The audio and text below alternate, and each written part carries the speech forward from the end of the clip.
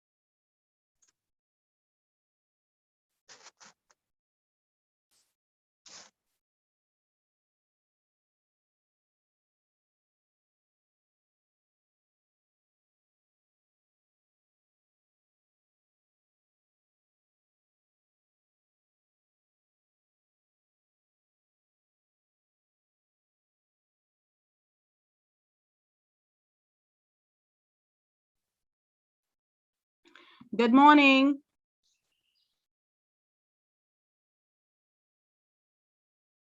Hello.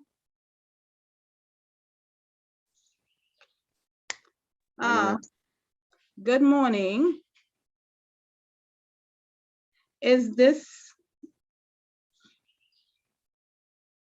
a student?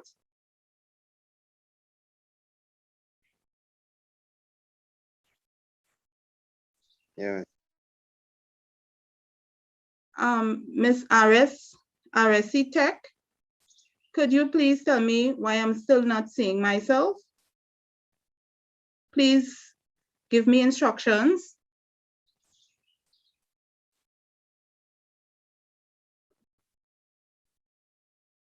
Ramos.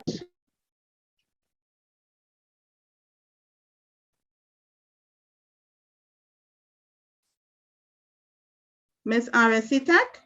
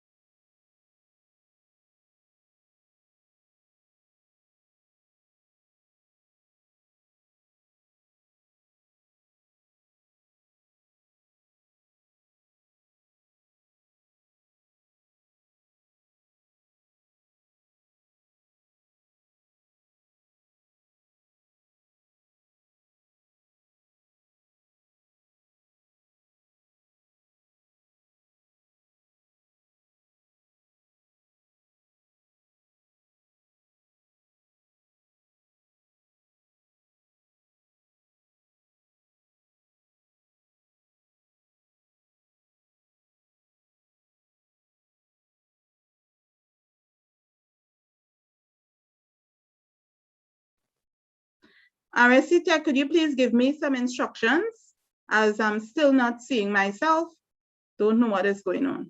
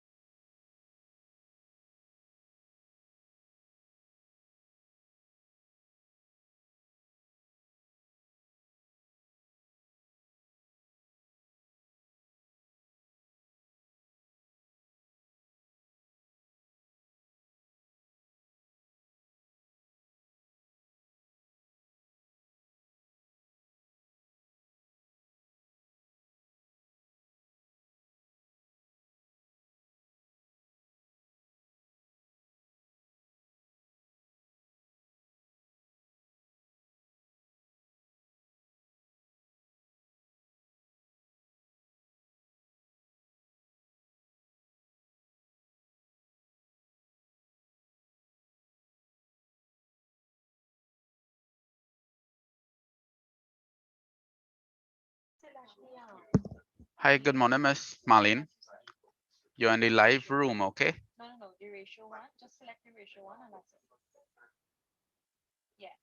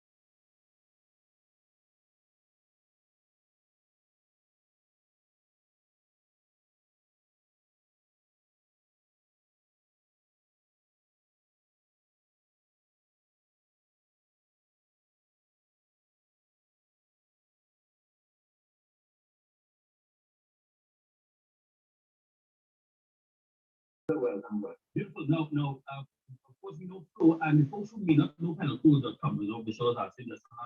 Penaltools.com is something I would have been I would have been having since my son, I think, was in Form 1. I think I joined, and I was like, wow, pretty cool.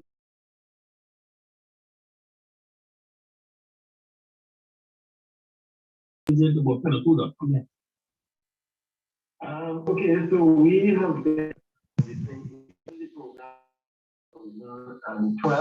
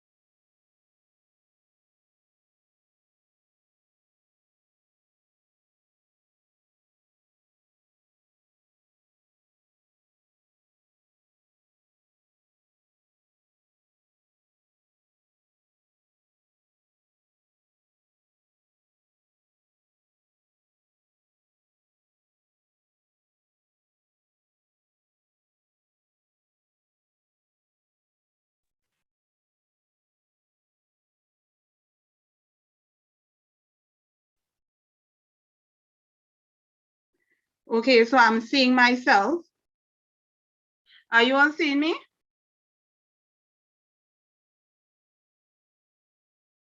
Yes, miss.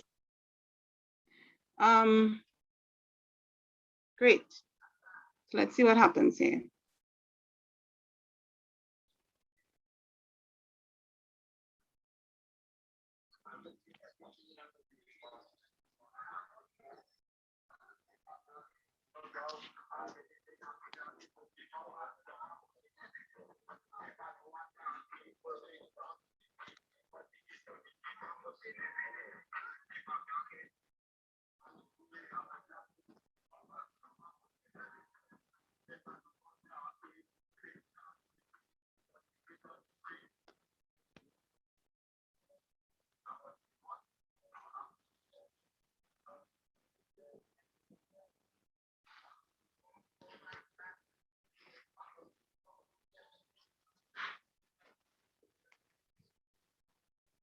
And I guess something to put my phone in.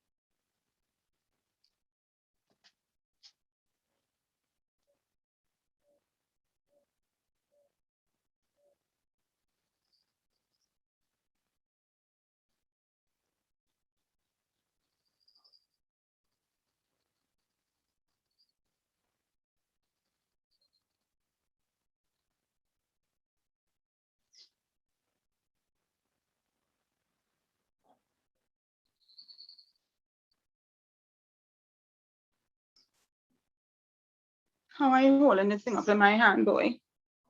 What to do?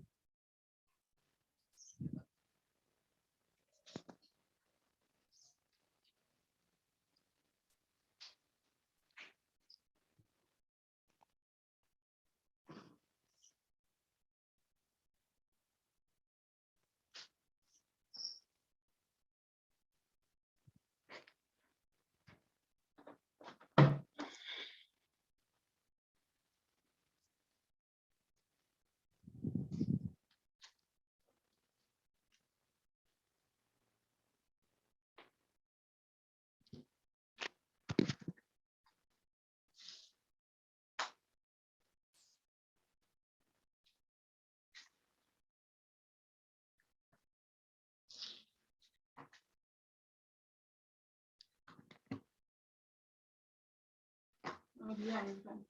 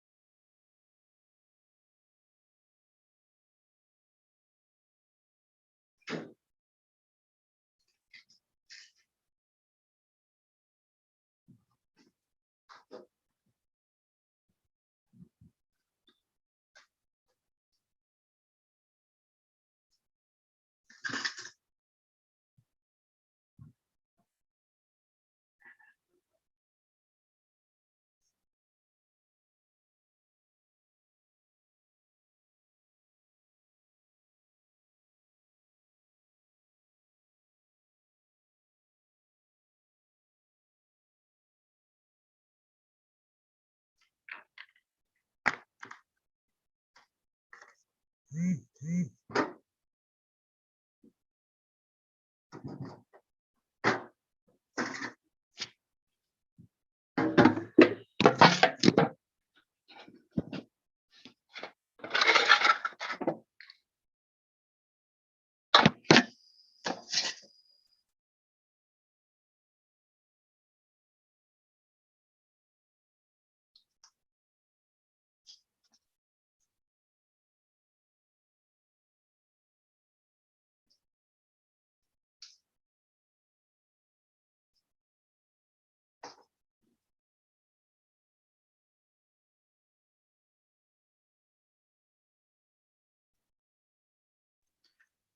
good morning. The program will start soon, okay?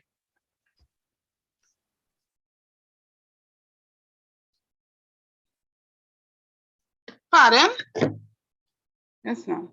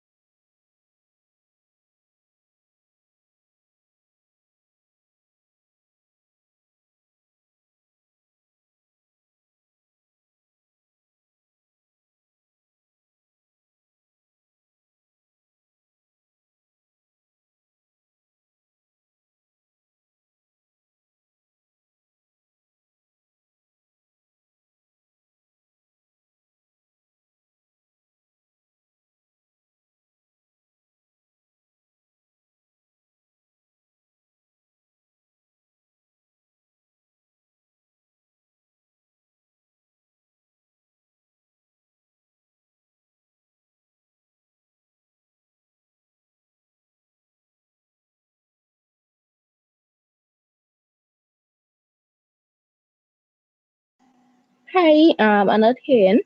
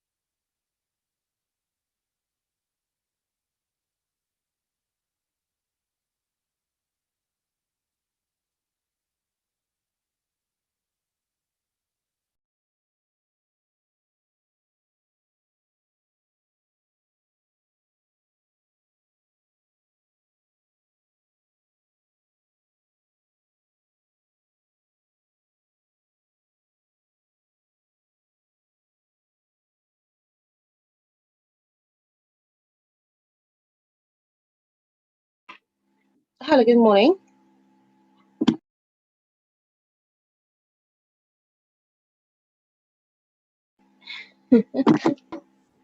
Hello.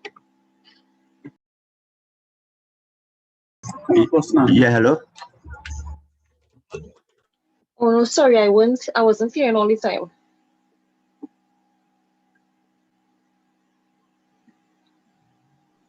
I wasn't hearing anything either. I'm just seeing persons and pictures.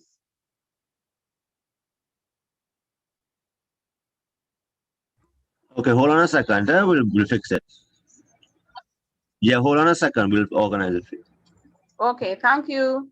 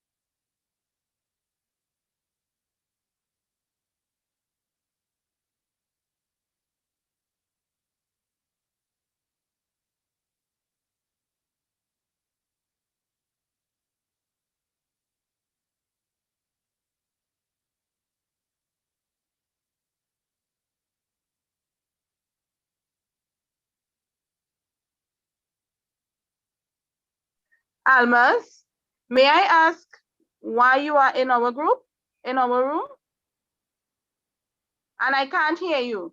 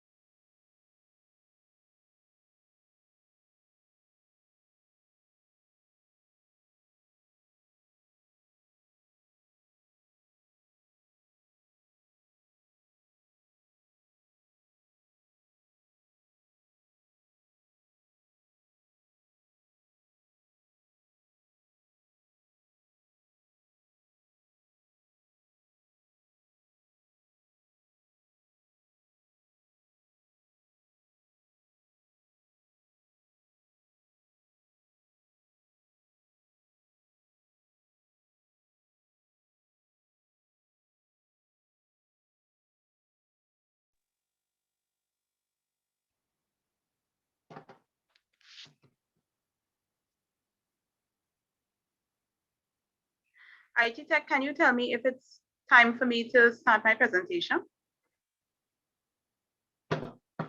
I know, not yet. We still are about to share the stream. Okay, so wait, take back off my camera and my Yeah. and me. Yeah. Pardon? Yeah, no problem. Okay.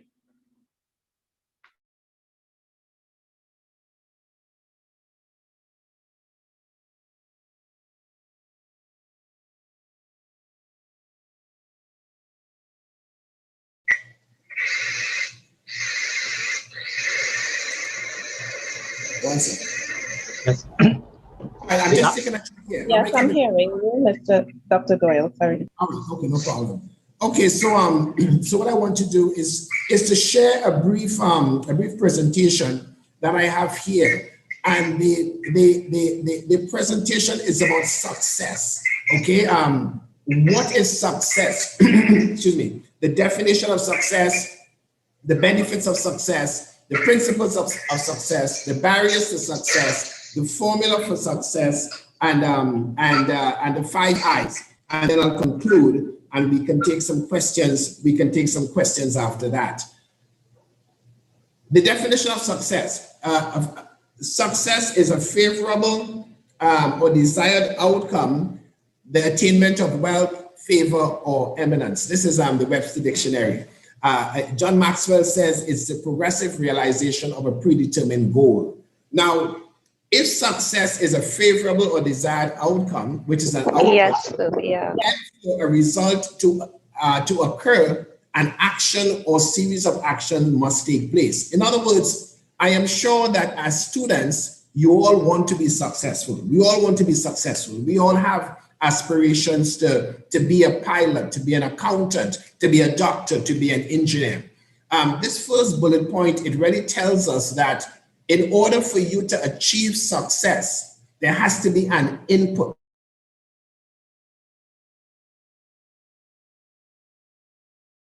If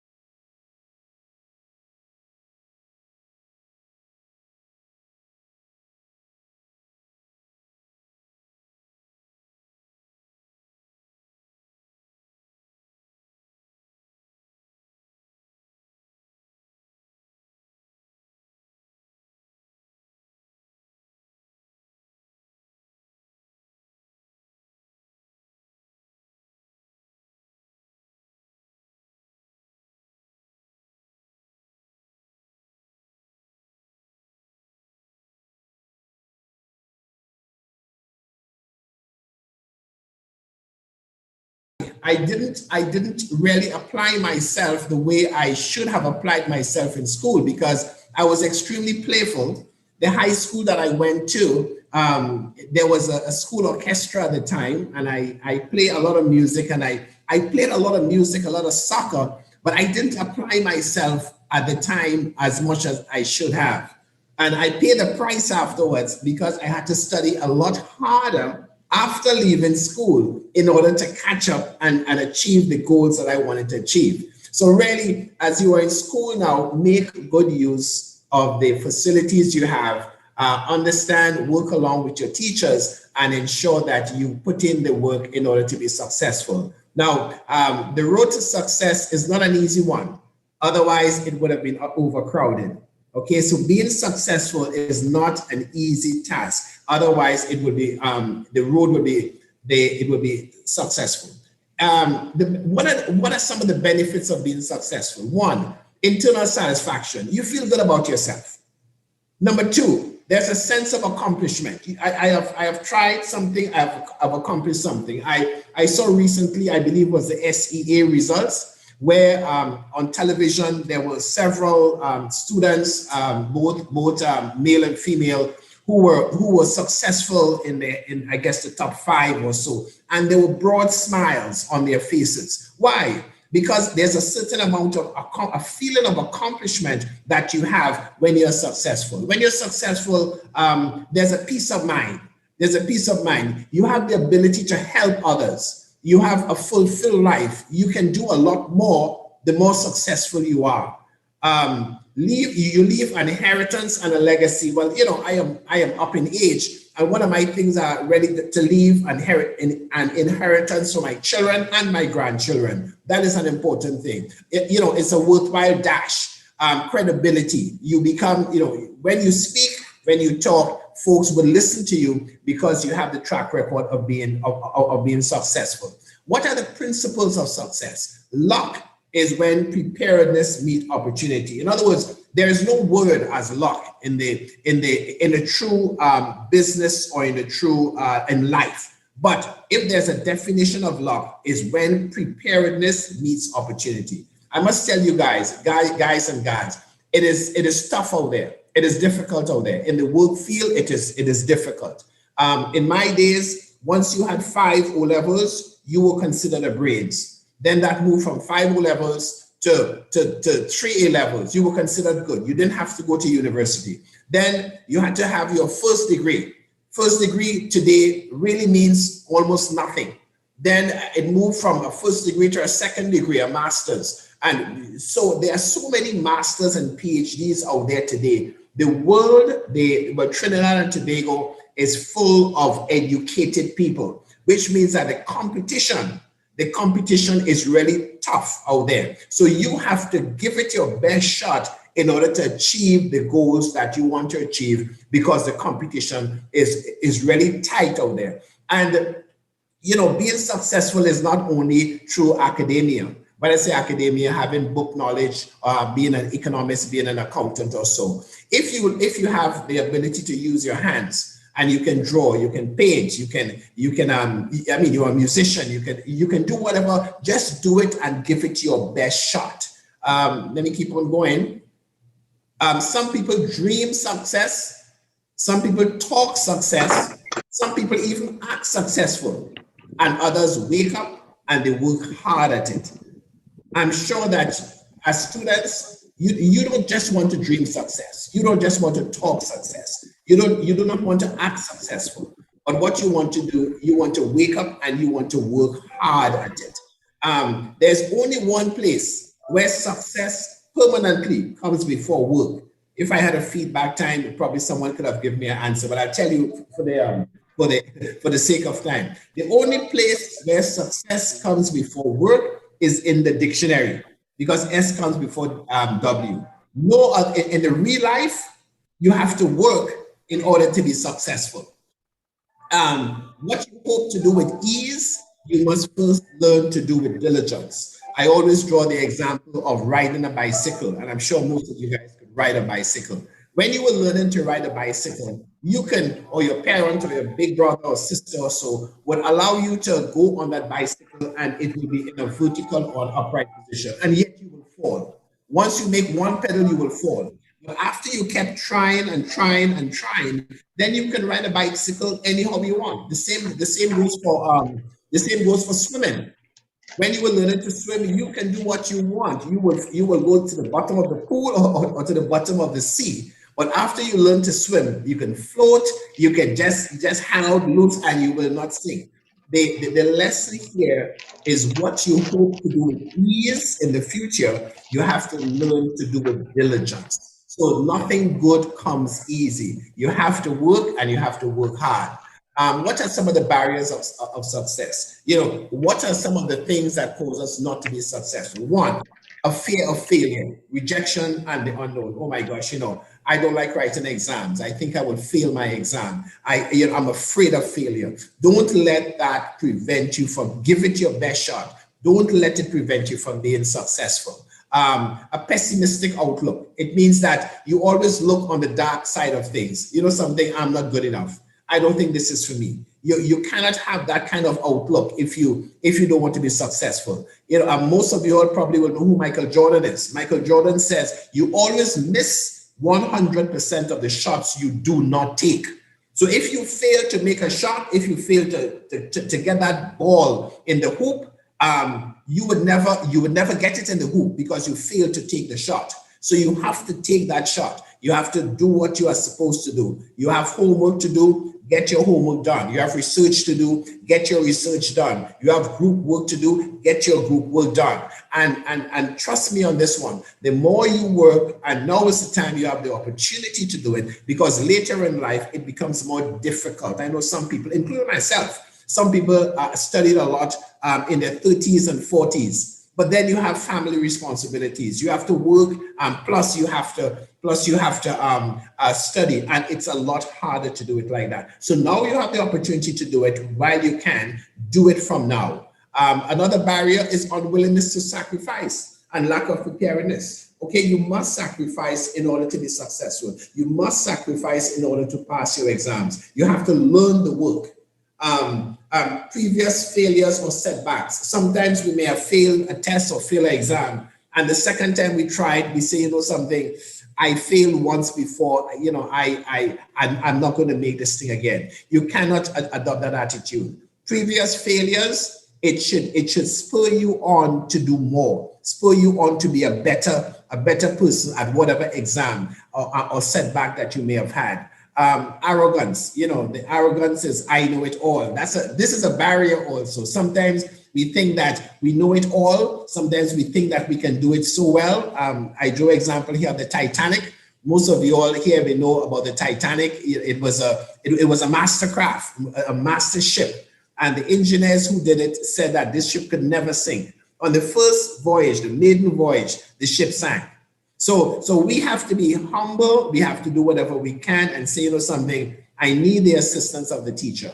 I need the assistance of a mentor. I need the assistance of a counselor, or guidance counselor. I need assistance. I need the assistance of my parents. And all of these things help. And if you do not have it, they become barriers to success. Of course, some of us, lack of financial resources. If there's lack of financial resources, don't make that a problem. Don't make that a problem. Give it your best shot. My own personal thing is that I grew up with a father alone. I didn't grow up with a mother. She's still alive. As a matter of fact, she's 105 years old and live in the Princestown area. I think you guys are from Princestown. There's a home up there that she's in right now. And I didn't grow up with a mother. All right, and we didn't have money. And I had to work hard in order to ensure that I could have gotten the education I got. So as a matter of fact, all of the degrees that I have were all scholarships, every single one. My first degree, my second degree, my doctorate, my professional qualifications. I have not paid a penny for one of them because I would not have had the money. So if you come from a family background that I came from, similar to what I came from, where your parents didn't have a lot of money to send you to university or so, you can still make it. You can still make it because the harder you study and the more you prove yourself, you will get scholarships. You will get assistance in order to overcome the financial challenges that you may have. What are the formula for successes? You cannot expect to reach new horizons if you are afraid to lose sight of the shore. Okay, you cannot expect to reach new horizons. In other words, the further out at sea you go, is the more you lose sight of the shore behind you. But if you want to reach new horizons, if you want to achieve your goals, you cannot lose sight. If you are afraid to lose sight of what's behind you, you ain't gonna make it. Okay, an opportunity of a lifetime must be seized within the lifetime of that opportunity. You all have a good opportunity now in some countries, in some islands, even at the secondary school level, you have to pay for it. In some countries, I mean, I've traveled around the world to Africa, Australia, Papua New Guinea, literally all over Europe, all over Asia. And literally, believe you me, the educational system that you have here in Trinidad, I've lived abroad for 30 years. The educational system that you have here in Trinidad is really as good as any. So take advantage of what you have and don't take it for granted. What are the formulas for success? Vision, mission, strategy, action plan, implementation, success. Always work with a plan. Always work with a plan. What you will achieve this year, at the beginning of every year. These are my goals for this year, and make it happen. And the stage that you are at, you want to ensure that you are in the area to make success. What is the formula for success? And I'm going through very quickly because I want to make certain that I leave some time for question and answers. 1, set your eyes. S. Set your eyes on the prize. Be passionate. Keep your goal in front of you and make sure and write it down. Don't just keep it in your head, but write it down. You understand the decisions to be made and the price to be paid. If you want to be successful at your exams, you cannot expect not to study during the course of the term, and the night before exam, you want to cram everything, or you want to go and pray and ask the Lord to help you to remember or help you to pass the exam. Ask your grandmother also to pray for you. Whatever you do not have in your mind or your brains, it ain't going to come out on the day of exam. And when you're under that pressure and intensity in that exam room, even what you know becomes blurred. So you can imagine if you do not know anything, all hope is gone. So you have to understand the decisions to be made and the price to be paid. Craft and implement a plan. You always have to have a plan in terms of what you do. Create a positive environment. Learn from successful people. Learn from your teachers. Learn from your guidance counselors. Learn from those who are parents and uncles and aunts who have been there. Find a mentor.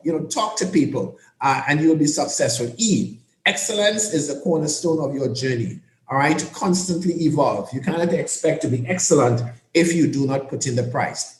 S, sacrifice, save, take risks, be decisive and be consistent. Soar to new heights each day. Unless you try to do something beyond that, what you have already mastered, you will never grow. You have to focus on being different. And the only way that you can focus on being different is by understanding what you are doing, how you are doing it, why you are doing it, and what it takes to be successful. There are also 5 I's that I want to share with you as I close. The 5 I's are intensity. Whatever you do, set your mind, do it with a passion. Number 2, integrity. Always apply rigorous standards to ethics, credibility, reputation, and morality. 3, intellect. Education and knowledge is the key. This is the knowledge is the key to success. A former Prime Minister of Trinidad and Tobago, the first Prime Minister, at the beginning of a school term, he said, "Your future are in your school bags." And that is so true. Education and knowledge is the key. Interpersonal, you have to know how to interact with your fellow students, you have to know how to interact with your teachers, and you have to build relationships in that capacity. Introspection, always review, adjust your strategy, and do things differently to get your success. Again, success is a matter of choice. Start your journey from today, all right, from impossibility to possibility to reality.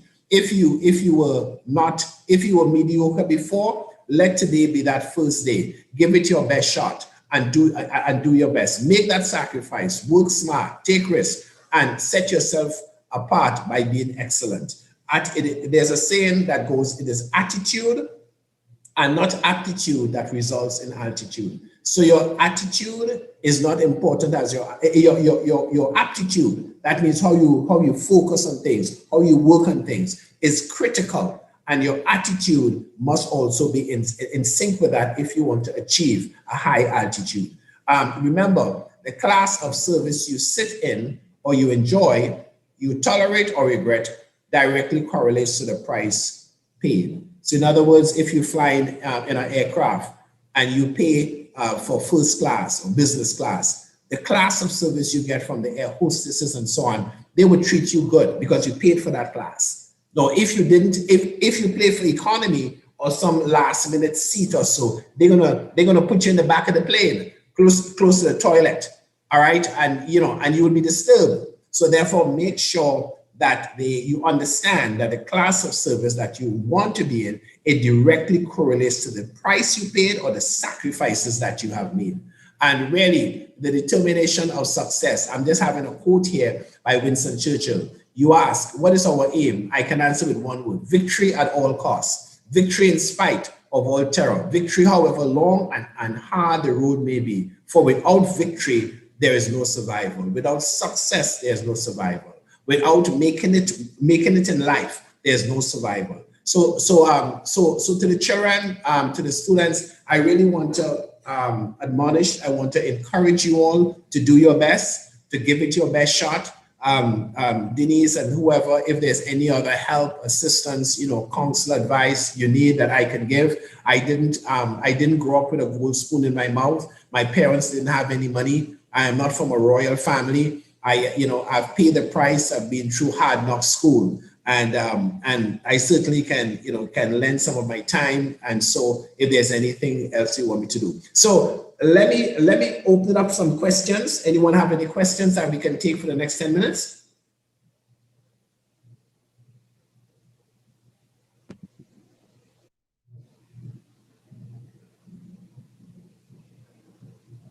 Ms. Tyson?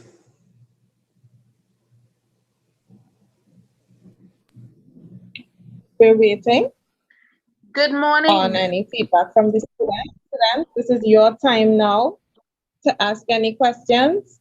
Do you need anything clarified? Anything that you would have liked to hear about that you don't think that Dr. Doyle touched on? Feel free to ask us at this time.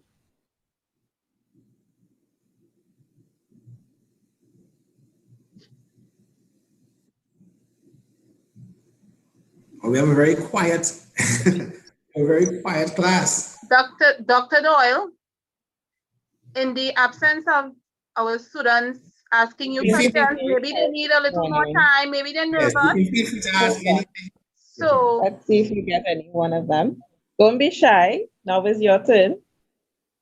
No maybe our question is a students stupid are, one. maybe our We students are a want to bit hear what nervous. you're thinking so that we could help to guide you better. Hi, good morning, Raj here.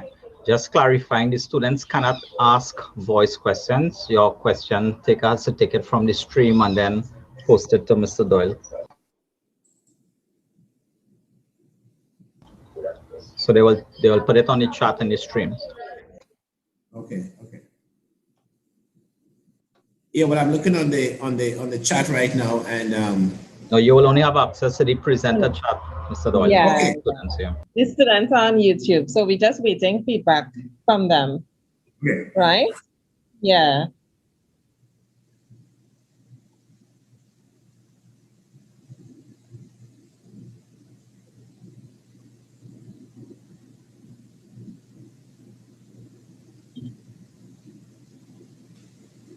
Well, I guess it was very clear.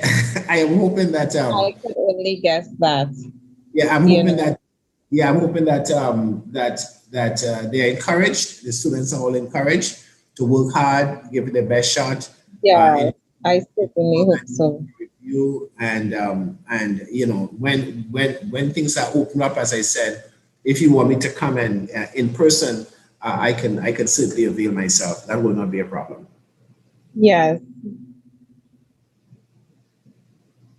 We certainly could get back on to you if we have any further need to present. Yeah.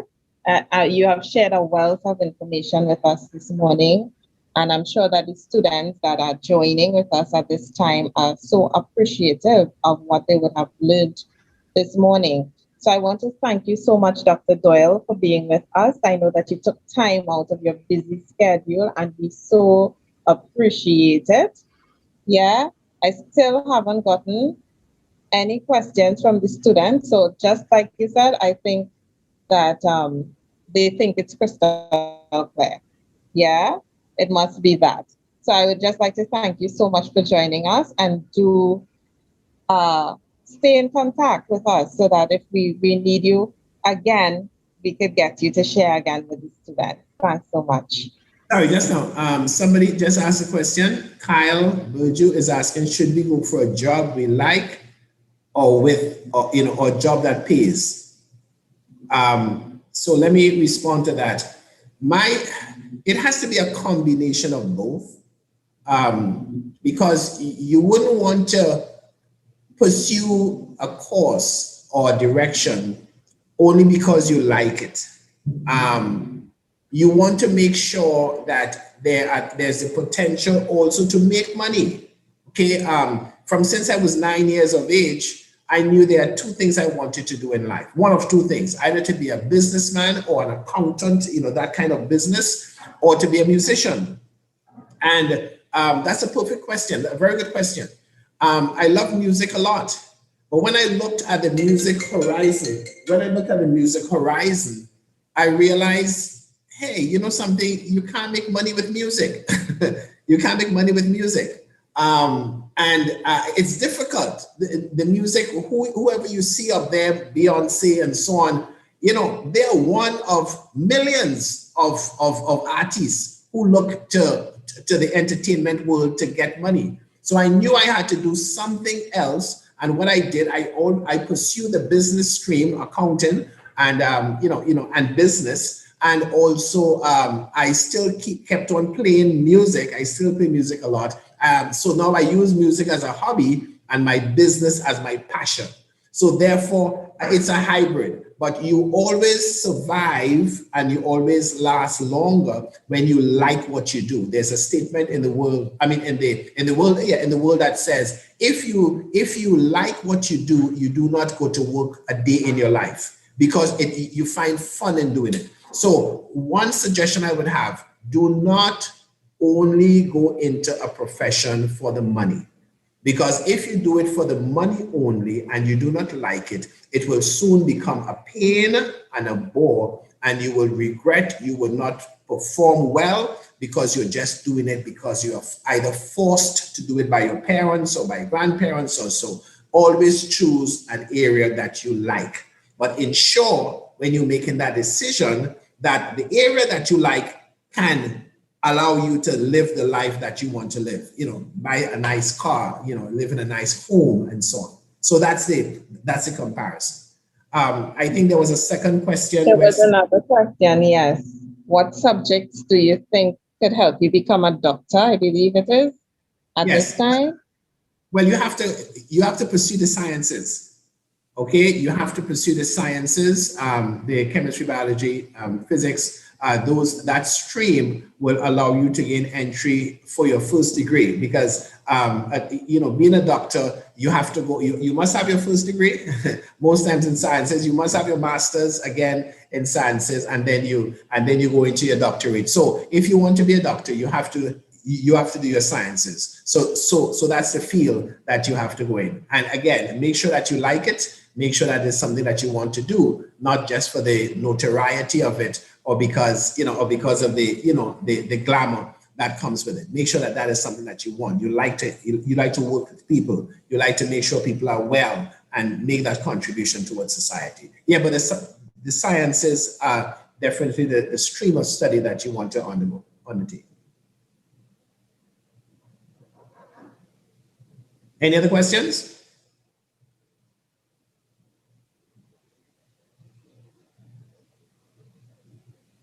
What subject should you pursue to become a head nurse?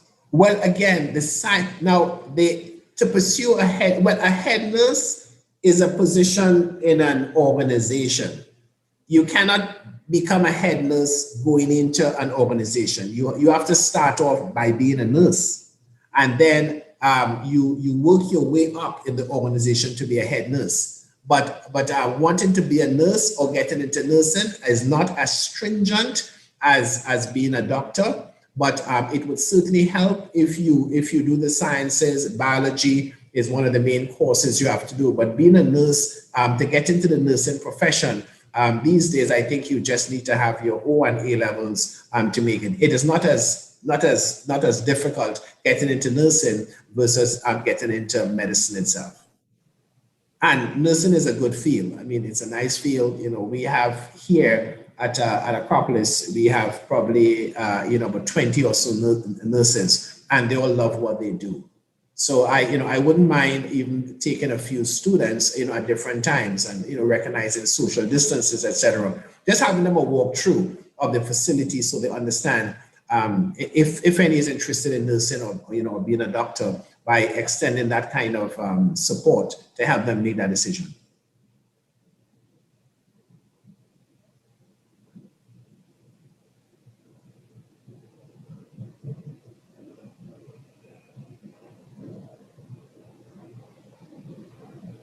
Thanks so much. We're just giving them a minute to see if there are any more questions. Well, while they're waiting, I just want to reemphasize hard work, no pain, no gain. Nothing good comes easy. And, achieving your goal is more than just writing your goal down. You have to work hard at it. You have to work hard. You have to sacrifice. Friends take you, but they don't bring you back. Okay, watch your friends. Watch those who you hang out with. There are a lot of young people these days. They get into the wrong company. They stop studying, drop out of school, get into trouble with the law. You don't want to go in that crowd at all. You want to make sure and stay in line. Do your work well, make an honest and a decent living.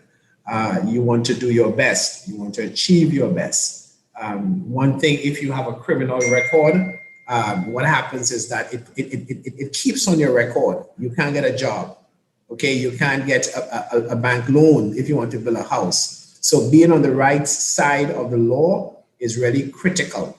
And you want to live a productive life. You want to live a long life. You don't want to get shot at 18 or 20 years of age or 22 years of age. You don't want to be in that category. So watch your friends. All right, watch your friends and be careful who you hang out with.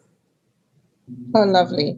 So we have students asking about pathology and dentistry. Do you know anything in terms of how you go about getting into those areas?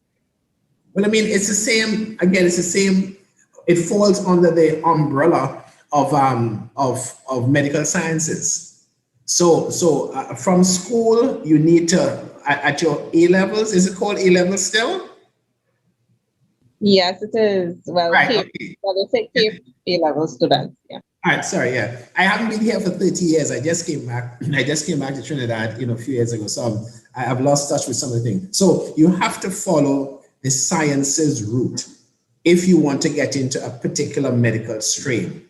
So you do not go into pathology first. You do not go into dentistry first. You don't become a cardiac surgeon first or an ophthalmologist. You have to go through, get your doctorate, your MD, which is your first layer or your first level. And after you get that, then you can branch off into a specialized area. If you like children, you can get into pediatrics. If you like to deliver babies, you get into gynecology. If you like your eyes, you get into ophthalmology. But you have to follow the path of getting into number one, the university or institution to do medical sciences. And that is where you have to do your sciences, your biology, chemistry, physics, of course, your English, you have to do that. And if you want to go abroad, you have to sit your SAT, etc. So you must go through your first degree, your second degree, your MD, and then you specialize after that. But the basis to get, as I said, into medicine is go with the sciences stream as you go through your high school, not high school, high school, as you go through your high school into your O and A levels. Mm-hmm. So we just have one final question because we're managing our time. I see we have some other presenters awaiting their turn. Can you go to university and still work or are classes full time? Well, I mean, you can't do full time for both, but but what you can certainly do is while working, you can study. I mean, I did that for part of my life. My first set of studies, I worked at Texaco in Pointe-a-Pitre, probably date a lot of you all. But I worked first and I studied part time because I didn't have the money to go to university in the first instance.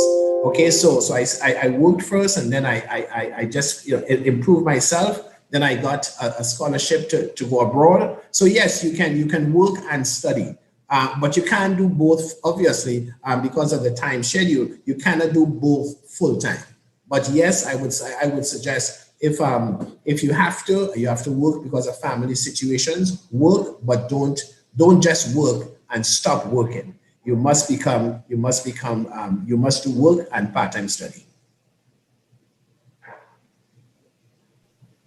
Okay, thank you so much, Dr. Doyle, for joining with us. We do have to go our separate ways at this point in time, but it was a pleasure having you on, sharing with us, sharing with our students. I'm sure students that he would have been able to enlighten you quite a bit.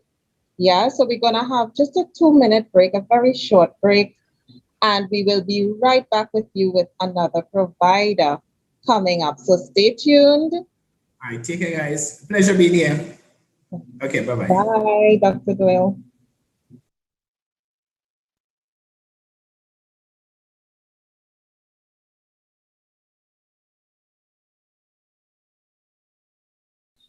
Two-minute break, and we will be right back.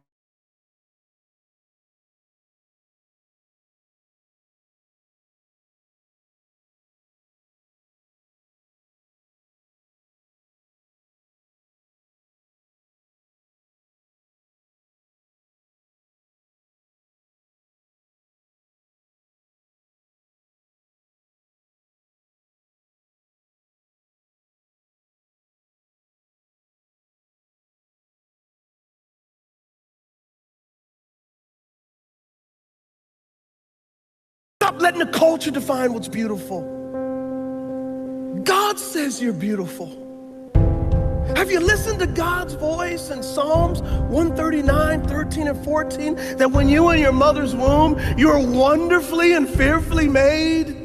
Have you looked in the mirror and said, I'm wonderfully and fearfully made because God says? Or have you looked at TV images? Have you looked at magazine covers and said, oh, I'm ugly because I don't look like them? And God is going, precious child, you are beautiful to me.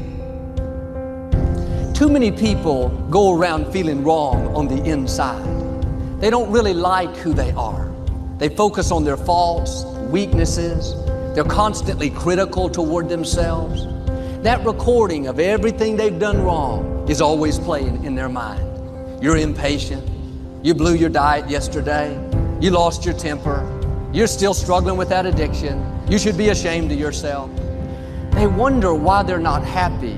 It's because they have this war going on the inside. But you're not supposed to go through life feeling wrong about yourself. Quit focusing on your faults. Quit overanalyzing your weaknesses. Quit beating yourself up because you're not where you thought you would be. Here's the key. You're not a finished product. God is still working on you. The scripture says God changes us from glory to glory. You have to learn to enjoy the glory that you're in right now. You may have some weaknesses. We all do. There may be some areas where you know you need to improve, but being down on yourself is not going to help you do better. Having that nagging feeling, telling you don't measure up, God's not pleased with you, you'll never get it right, it's not going to help you move forward. You have to accept yourself right where you are, faults and all. God is the potter, we are the clay. He's the one making you and molding you. It may not be happening as fast as you would like, but you don't control the timetable. Will you trust Him in the process? Will you accept yourself in the glory that you're in right now? Don't go around being against yourself. You may have some things wrong with you, but can I tell you, you have a lot more right with you. You may have a long way to go, but if you look back, you'll see how far you've already come. Keep your flaws in perspective. Every person has something they're dealing with. When you are for yourself, you are in agreement with God. And some people have never once said, I like myself. I like my gifts. I like my personality. I like my looks. I'm happy with who God made me to be. If you don't like yourself in a healthy way, other people are not going to like you. You project what you believe on the inside. If you feel wrong about yourself, you project inferiority, unfriendliness, discontentment. I'm asking you to feel good about who you are. You may not be where you want to be, but you're on the way.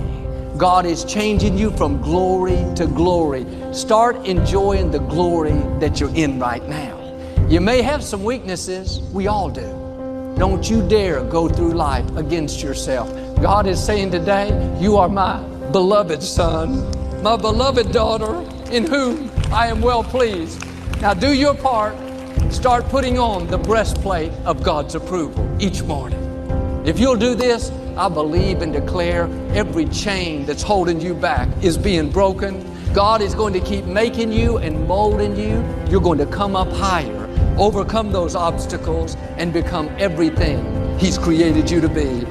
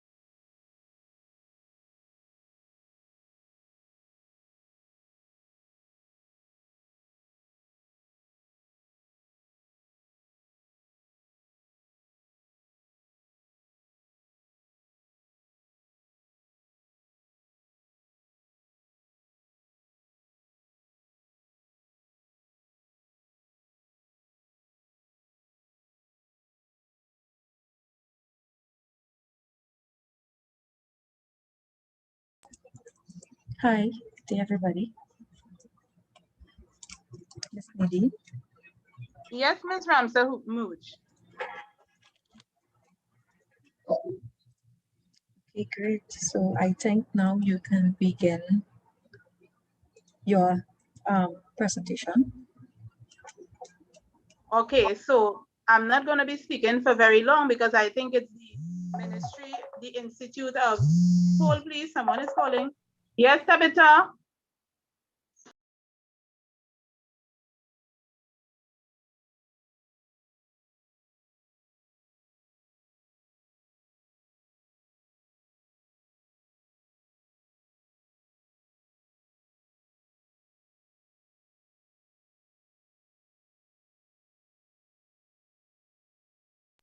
Ms. Ramsamooch? Hi. The stage manager is asking, how does she get the people from the ministry, the Institute of Marine Affairs up? Because they are next. Right, so and what she needs to do is share the Zoom link. all she has to do is share. Tabitha, you have to share the Zoom link, she says. Unmute your mic, Nadine. Unmute my mic? No, mute it.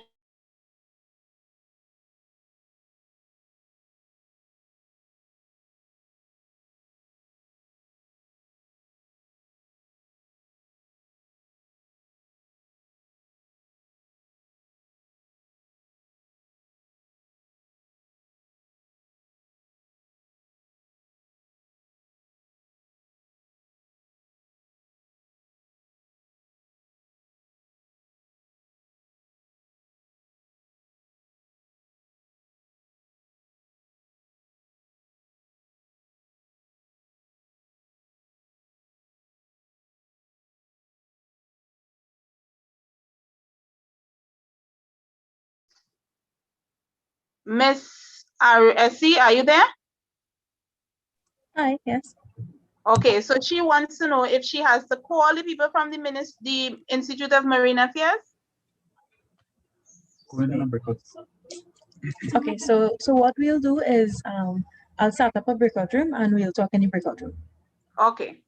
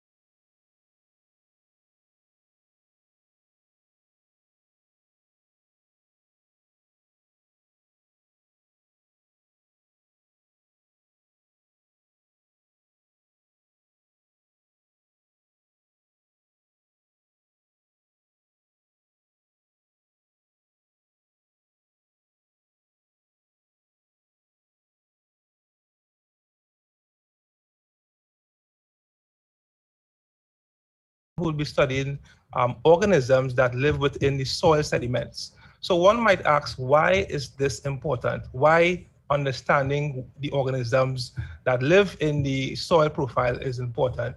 Now, these organisms can tell you whether or not an area is pristine or if an area is polluted, right? And we all know when we go to a beach, we like to bathe in waters that are pretty clean. So for example, the type of organisms you would find living within a river mouth area would be different from the type of organisms you will see living within probably a beach that has cobblestone, right? So the Benton ecologist has a very important role at the IMA. In this picture here, what the person is doing is taking a core sample. Within the core sample, you would have the soil, and the soil is taken back to the lab. They would remove the actual sediments, and what they would be left with at times would be the micro and macro organisms, okay? We also have coral reef ecologists at the IMA. The coral reef ecologist monitors the growth of corals, and they conduct research as it pertains to life in a coral reef environment or ecosystem. Okay, now we know that coral reefs are very important because for a lot of countries, especially Tobago for one, we have the Buko Reef, and it is responsible for bringing a lot of persons looking to look at things like for ecotourism, right? So a person would travel from all over the world to come to Tobago to look at our coral reefs. So it's a habitat for plants and animals. It also generates income by person visiting. And corals are, in fact, living organisms, okay? So we have a person that will be monitoring the health and the growth of coral reefs at the IMA. We also have persons that would measure seagrasses. That person will be a wetland ecologist. And that wetland ecologist, when they are monitoring these seagrasses, they're looking for things like whether or not how fast the blades of grass are growing, what are some of the types of organisms living in there, because seagrasses are a habitat for a variety of animals. You're looking at things like your conchs, your brittle stars, your urchins, which is the, for you all who, a lot of you all who would have gone to Tobago, sometimes you look on the rocks and you would see something like a porcupine that sticks onto the rock. So within our seagrass beds, we have all those things. We also have visiting turtles as well that feeds on the blades of the grass. But most importantly, seagrass beds are nurseries for juvenile fishes, right? So a lot of the tiny fishes, they would come into the seagrass beds to feed and gain size and then go back to the open ocean. So of course that is very important because you have, so that's why, you have a person that will be studying seagrass beds. You also have a wetland ecologist that focus on mangroves. Now mangroves are very important because they are part of our coastline structure and they provide, they provide coastal protection, as well as their roots. Because of how their roots are shaped, they actually, they encourage the growth of juvenile fishes as well. At the IMA, we are also involved in a program called the Mangrove Carbon Program, where we are quantifying how much carbon can be stored in a mangrove ecosystem. And you all know that carbon, we don't want carbon in our atmosphere because it will contribute to things like climate change and global warming and by extension sea level rise. Okay, so these are just some of the jobs that you would find right at the IMA. We also have persons that will be conducting tests, chemical tests, and they are from our chemistry department. So for example, you would have an environmental chemist and they were responsible for measuring things like heavy metals within a water column and the soil. Now, heavy metals are something that you don't want in your marine environment because they may have negative impacts on the living organisms in that particular area. We also have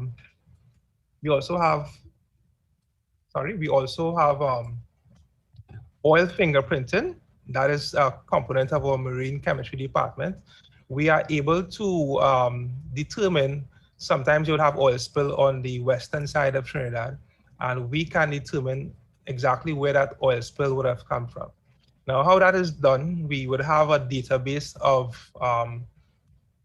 oil signatures, and when we go to take the sample, we can now match that sample to the signature. So we would know exactly where the oil came from, right? We also conduct educational outreach. In this instance, this what we are doing right now is part of our educational outreach program, where we would disseminate information to students. Of course, it is taking a different shape now because it's done virtually. But before COVID, we would have gone out to schools and interact, and sometimes school would even visit the IMA and for tours. Okay.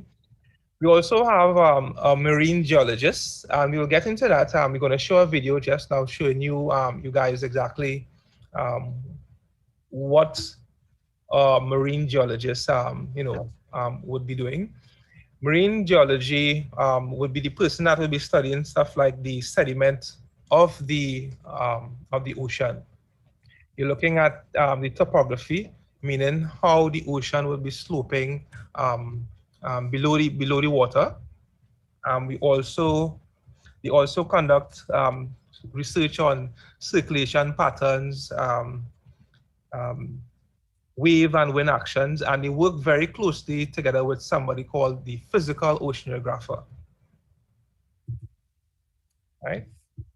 You also have maritime technicians. Now, the marine technicians are usually the persons that would be out on the field conducting the research and taking the samples and getting their hands all dirty. Now, a lot of the jobs at the Army are require that you at least at one point in time visit the field, okay? We also have fisheries biologists. Now, the fisheries biologists at the IMA is involved in something called, one of their projects will be fish age and growth. And they are able to tell the age of a fish by collecting a particular bone in the head of the fish called the otolith. Now, just as how you have rings when you cut a tree and you look at the tree, you will see rings on the tree that could determine the age. On this bone, there are also seasonal rings that comes on the bone of the fish during dry season and wet season. So every time you have a dry season and a wet season will be 1 year, and the bone called the otolith, you would see a ring appearing on the bone. So that is how our fisheries biologists will be able to determine how old a fish is. Now, why one would want to know how old a fish is? This is important if it is you're doing stuff like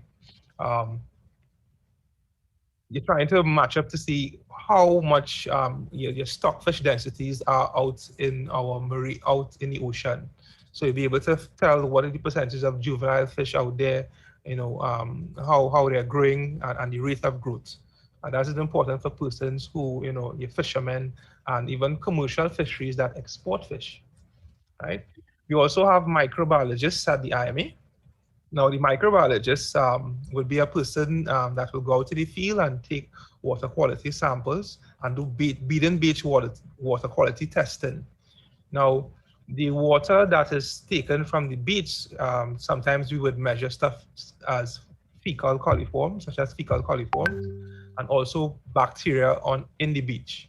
Now, you may go to the beach sometimes and you notice that your ear is scratching, your throat feeling funny. That is sometimes because of there's a proliferation or growth of bacteria in the water column. Anybody ever went to Williams Bay? Right, so you could think about that.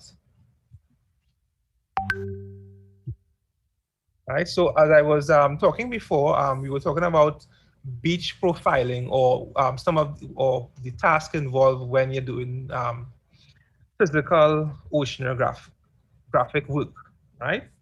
And let's have a look at this video so you would see what a day in the life of a marine technician and a physical oceanographer would be like.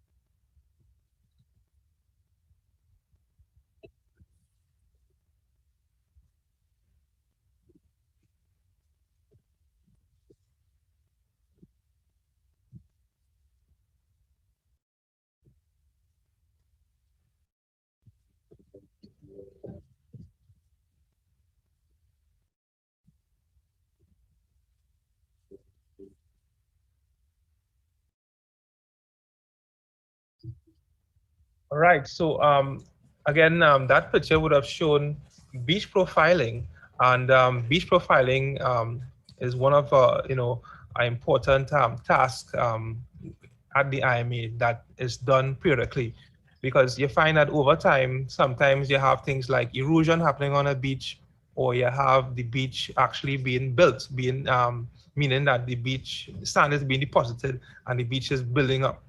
So I know you guys would have gone to beaches sometimes and you notice there's quite a large area for you to play football.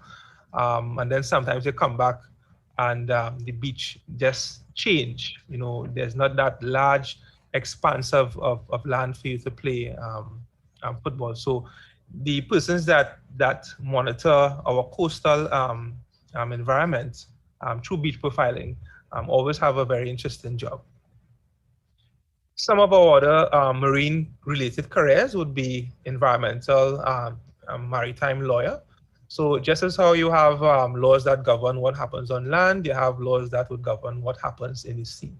You also have marine engineers, environmental science journalists that would conduct things like interviews and write about various marine environmental happenings that are trending. You also have ship captains and boat captains.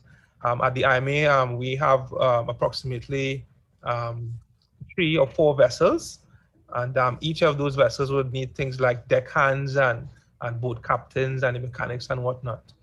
And even marina managers are very important as well.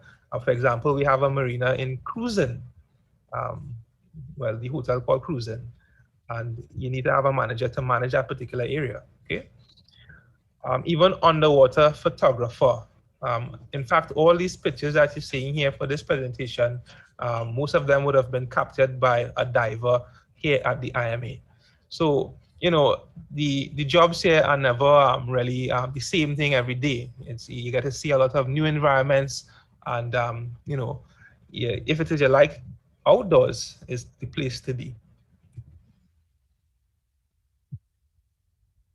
Okay, so moving forward, there are 2 distinct career paths. If you choose to enter this field of marine sciences, you can either go into it to contribute to the research, that is one area, or you can go in to educate and share your knowledge, science communication or education or teaching, right?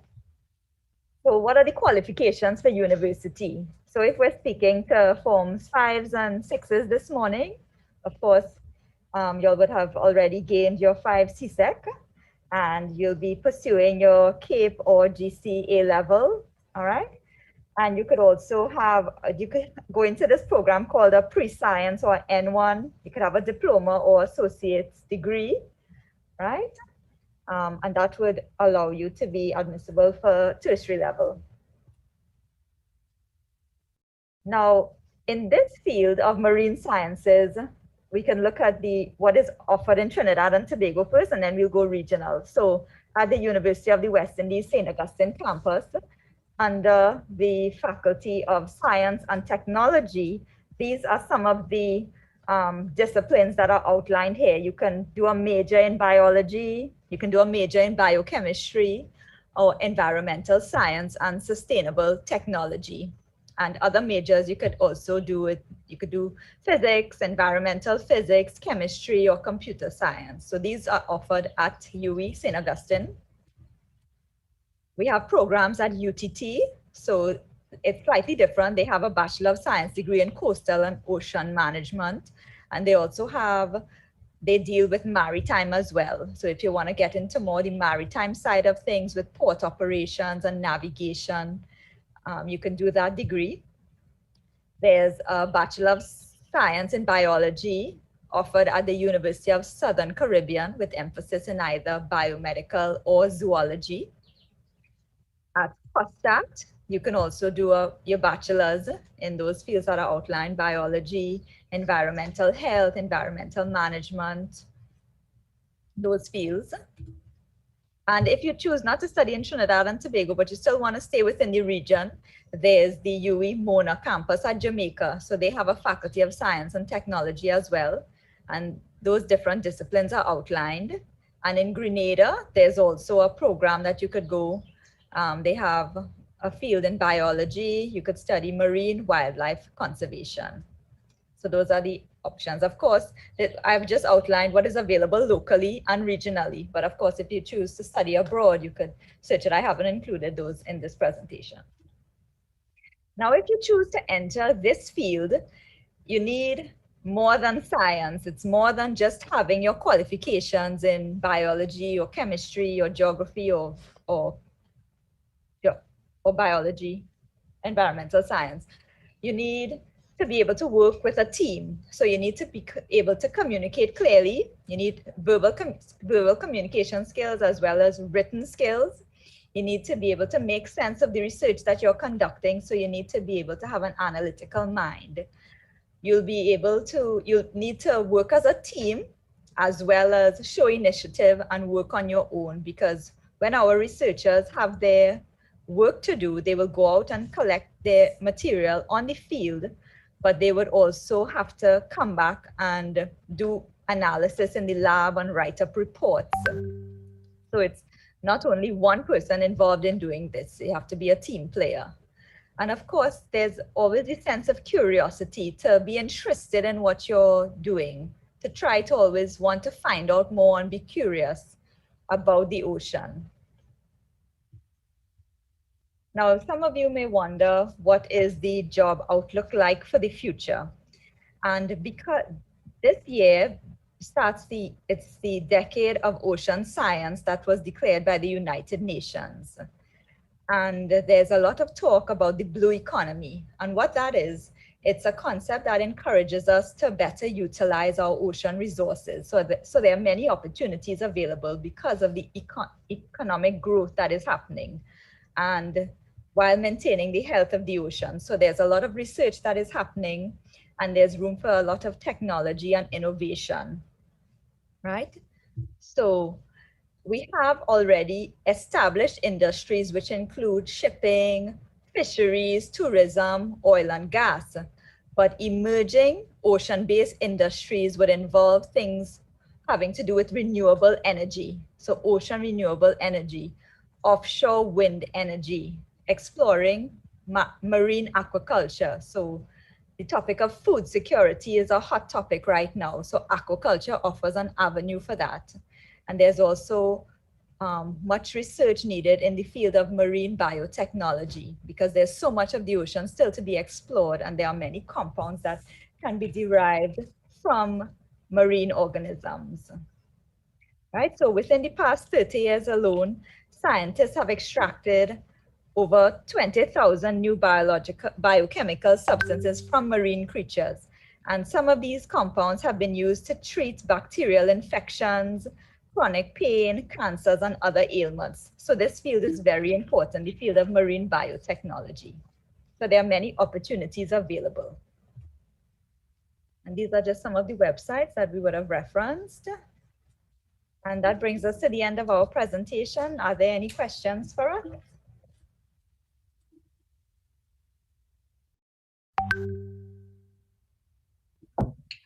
Okay, we're gonna give a minute for the students to ask their questions. They're on the YouTube link live. So we're just waiting for the questions to come in from the chat. Okay. Yeah.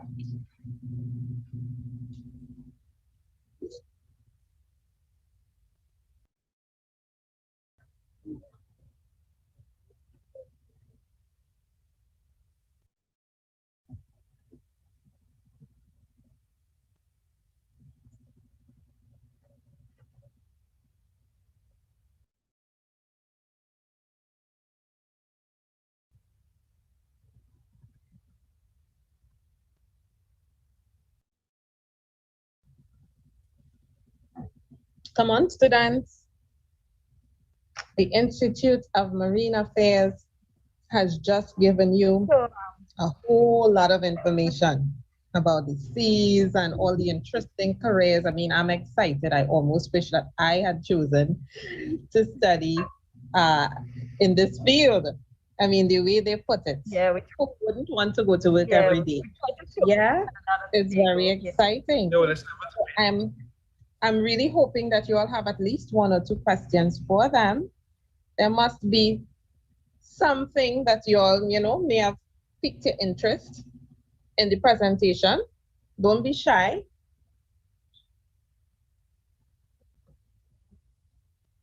One thing I'll mention while we wait for questions, persons may be wondering about the salary. Okay, we're a government institution, so we have different levels. We have technicians employed here. We have junior research officers, senior research officers, and then principal research officers. So of course, to be a marine technician, one would need a diploma or K for A levels to be admitted here. Our junior research officers, they would usually have a first degree and a master's as well. And senior research officers, the marine technician salary would start at about 5,000, approximately 5,000. A junior research officer would start at about 8,000. a senior research officer maybe approximately 9 or 10,000. And a principal research officer, those are persons who would have attained their PhD and had years of experience as well as publications. They would have published reports and information. Their salary may start at over 18,000 approximately. But again, when you get into this field, you don't really get into it for the money per se. You get into it because you have a passion for the marine environment, and you know, by extension, you would want to make some sort of impact and change. Because I always say that there's only one planet. We don't have another planet. So if it is we don't take care of it, we'll have nothing to leave for, you know, the generations going forward. Oh, lovely. So we have two questions. What subjects should I pursue to become a ship captain? And what subjects do I need to get into marine biology? Okay, so I'll take the question with the marine biology.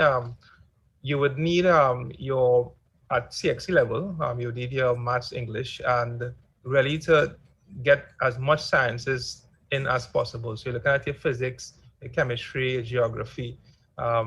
When it is you go to CAPE or E-levels, environmental science should be one of the subjects, or you could do biology, chemistry. And in your journey to being a marine biologist, it's very important that you have those things to then enter a tertiary level institution. And it's only there you can, you know, really branch out to decide whether or not you're going to be a benthic ecologist or you're going to be a wetland ecologist, because all these things really fall under the broad category of marine biology. So again, you want to take as much as, you know, as much science as possible. Over the years, we have seen a lot of persons coming in the institution with environmental science. That was that is still a degree offered at the University of the West Indies. But again, if you can diversify yourself by probably doing an out of faculty minor or so, it makes your resume look, you know, a little bit better. It gives you the edge, you know. The other question, about ship captain. Yeah, a ship captain, it would be similar subjects to continue to pursue the sciences, because if you're out there on the ocean, you need to have a grasp of what's around you and tides and ocean currents, and you would have to do navigation and be involved in more maritime studies. So it would be sciences as well. And of course, safety courses additionally. I'm not sure if we have that will be the UTT. UTT maritime program. They have a maritime program that you could speak to, you know, more of the qualification that you would need. But again, the IMA, we really focus on research-driven organization.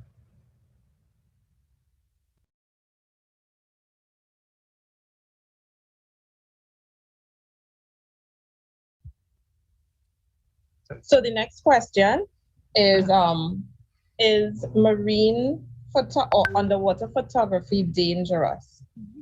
Is it dangerous? There is always a danger anytime you're doing any sort of underwater work. Of course, as my grandmother always say, the ocean has no branches. So you need to be able to swim, and by extension, diving is crucial. Now, as a diver, you would have a lot of checks and balances as it pertains to your safety.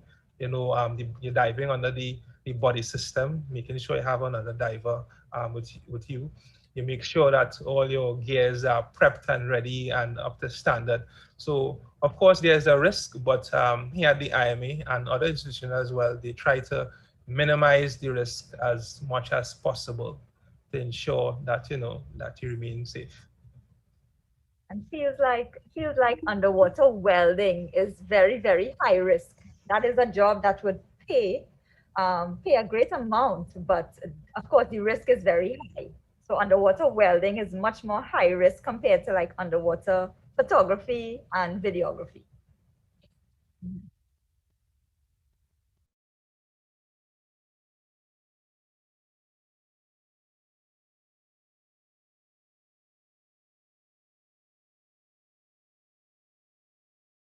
Any other questions? Keep the questions coming.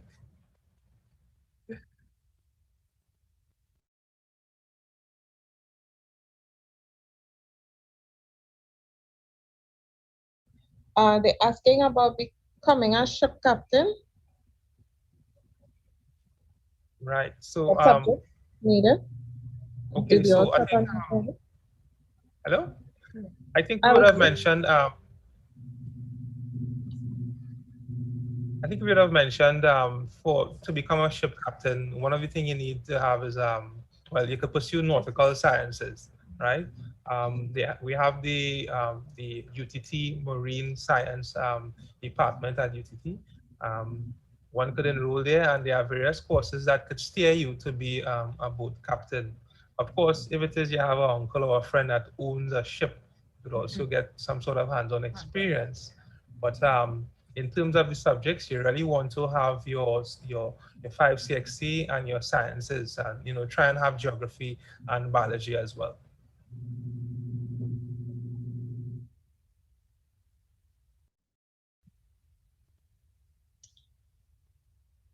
Okay, I think we're getting another question. Just hold one sec.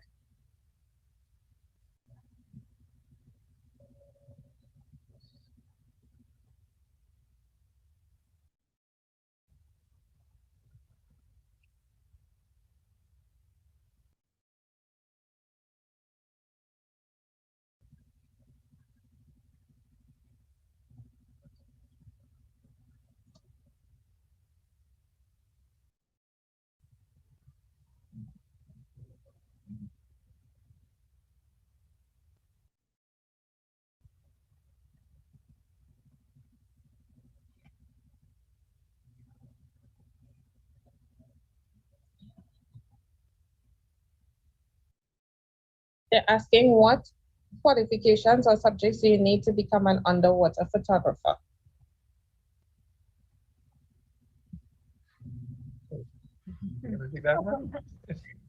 Okay, so if you're going into more the stream of, you don't need to do sciences if you want to become an underwater photographer. People who do photography, that would more be aligned to arts, and yeah, they would do more like arts, but of course they would have to learn diving.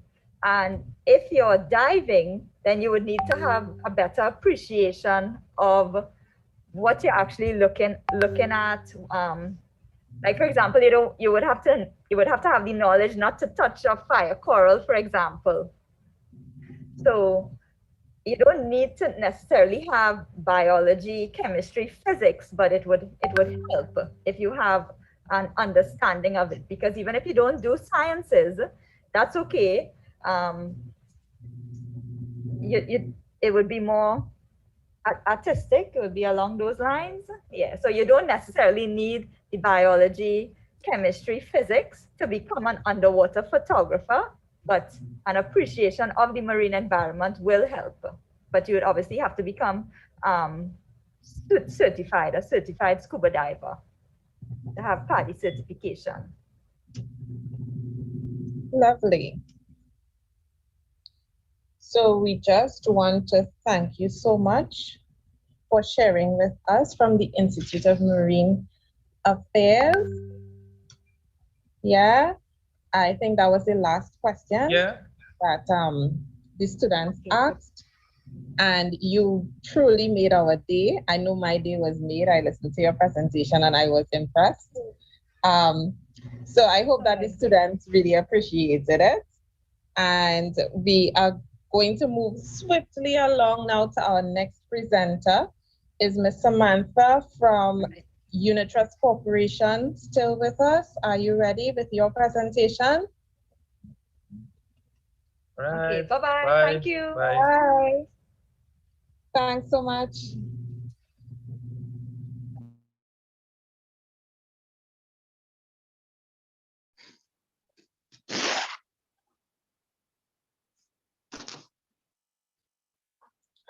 Up next, students, we have persons from the National Library and Information Services. And the National Library and Information System Authority was established in 1998, and it is the overarching body that is responsible for library and the related services. We have the Heritage Library, we have several educational libraries, public libraries, special libraries, a mobile library, and digital library. So up next, the NALIS, the National Library and Information System Authority.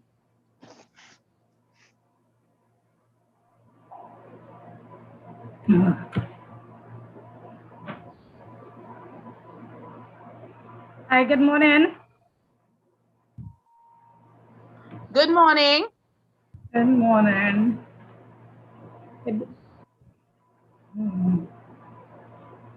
Thank you all for inviting us. At National Libraries, we are of course very interested in whatever students are interested in. So I am Mrs. Rampersad and my colleague, Miss Linda Ann Dial is here. We would be running through a PowerPoint and we want to share it with the students in case they want to jot down any information. And of course, it will be available at the end of the session. So just to start, this is an image of the National Library in Port of Spain. We have branches throughout Trinidad and Tobago.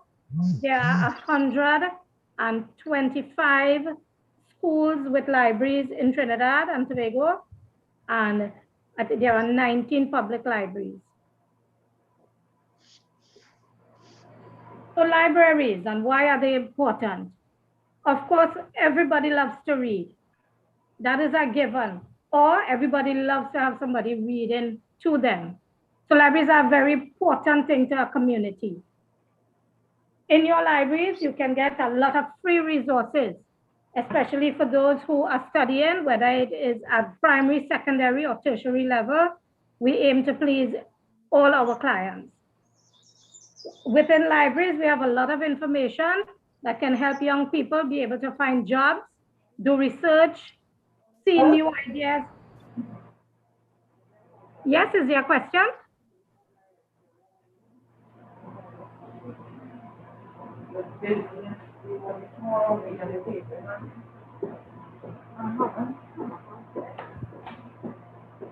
Okay. And of course, libraries play a key role in distance learning. And for the current secondary school student, blended learning is now very much in the present, so that libraries can also help you in getting yourself very much acquainted with what is happening in your school environment.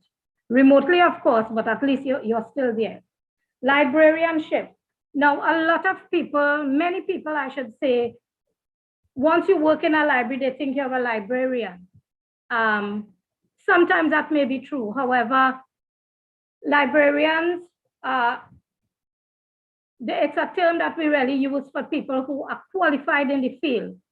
That is to say, you must have your either a BSc or a master's degree in librarianship to be afforded the title of librarian.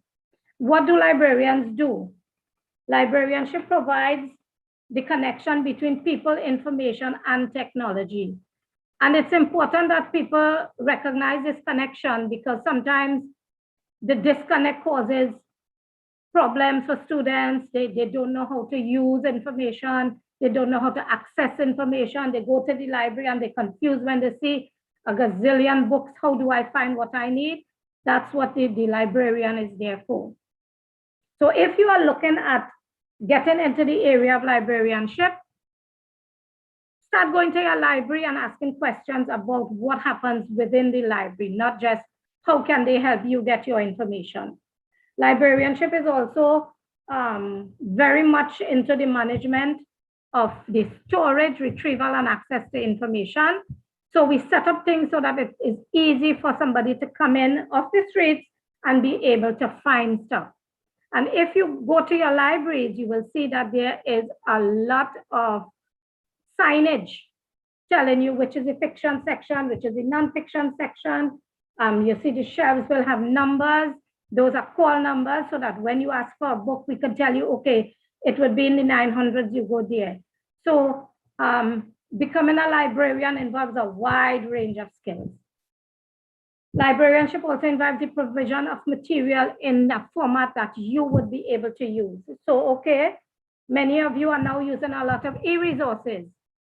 We are providing e-resources in our libraries. And later on down the line, my colleague, Ms. Linda Ann, will go into some details with that. Librarianship is, as I said before, it is a specialized profession, and we will go through the wide range of job options there are within NALIS. Literacy, and of course, with literacy and with libraries, you always have the whole concept of learning how to. Literacy is not just about reading and writing. You have to be able to understand what you are reading. And literacy involves being able to assimilate, to use, to understand the information that you are seeing. I don't know if anybody has ever gone into a business place and there's a sign up there and you read it and you just don't know what they're saying. And you still have to ask somebody. I mean, there's nothing wrong with that, but it means that you must have the basics of literacy. And for those of you who sometimes, you know, we feel that, oh gosh, why am I going to school? Why am I learning all these things? I won't use it. Somewhere along the line, whatever you are learning in the school environment is going to be of use to you. So literacy is not just about reading and writing. It's about being able to use digital information. It is about being able to understand and to use what you see on the media, what you hear on the radio, what you see on the TV, what you see on Facebook, things like that. Information literacy is being able to find information, use information for a particular, maybe you're doing a paper or you're doing a particular type of research. And the libraries in your schools will teach you how to be able to find information, use information, present information. All of these things involve forms of literacy. And there's a host of literacy stuff that you will see on the slide here. We won't go through everyone, but it is a good thing to be able to know that literacy is much more than just reading and writing. Understand too that what we know as writing is constantly changing. You all are from what? From 4s and 5s, 3, 4s and 5s. So we all texting. So we no longer spelling out complete words. We are abbreviating them. We are forming new combinations of letters to mean an entire word, which is why the whole concept of reading and writing abilities, we say that it is shifting and expanding. And you have to be in the know if you are to survive in this current global environment. And saying that it is dynamic is just one little part. It is more than just dynamic. Every day things change. Every day language is changing. The use of language is changing. So that being part of a studying and a learning environment is critical for students to be able to function in the later years. Now, as I go along, if you all have any questions, feel free to ask. You can put it up in the chat. Again, the importance of literacy, and we want to look here at 2 specific forms of literacy. And digital literacy is something that is upfront. It's in our face. Right now, those of you who are online, you all are looking at this slide. And all of this is part of your digital world. And it is important that you understand the role that your digital world is playing now. Critical literacy for students who are doing their IAs and SBA. You must be able to look at things and critique, understand what is being said. So if there are words that you don't understand, don't just skim over it and bypass it. I know you all no longer use the book dictionary. You go on Google, or you go on Google Scholar and you use the information that is there. And information literacy, there is actually a curriculum that your librarian has to deliver during either the first 3 years of your school life or the first 2 years of your school life.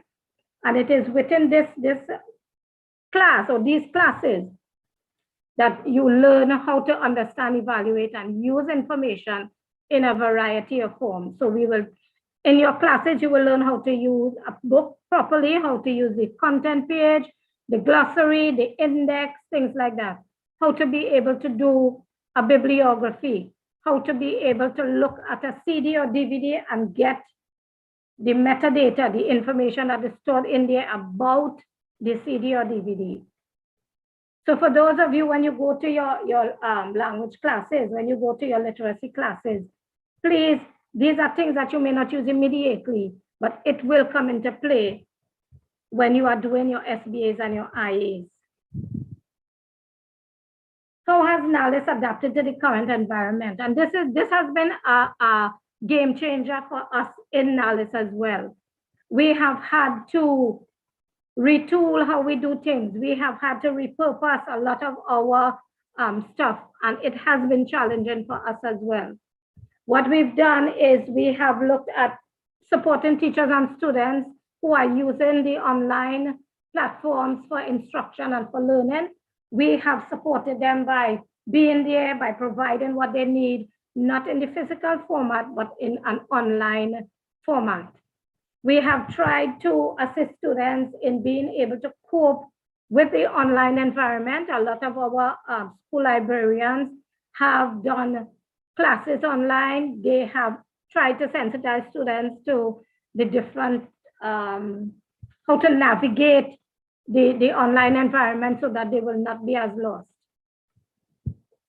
Within our unit, within the secondary school library services unit, we have been curating online resources since last April. To date, we have more than 6,000 CSEC resources. These are resources that we have vetted, we have validated. So when you use those resources, you know that you are getting it from a reputable source, from a place that you don't have to worry about whether the authenticity is valid or not. For the CAPE subjects, we are still working on that. Some of the subjects are completed.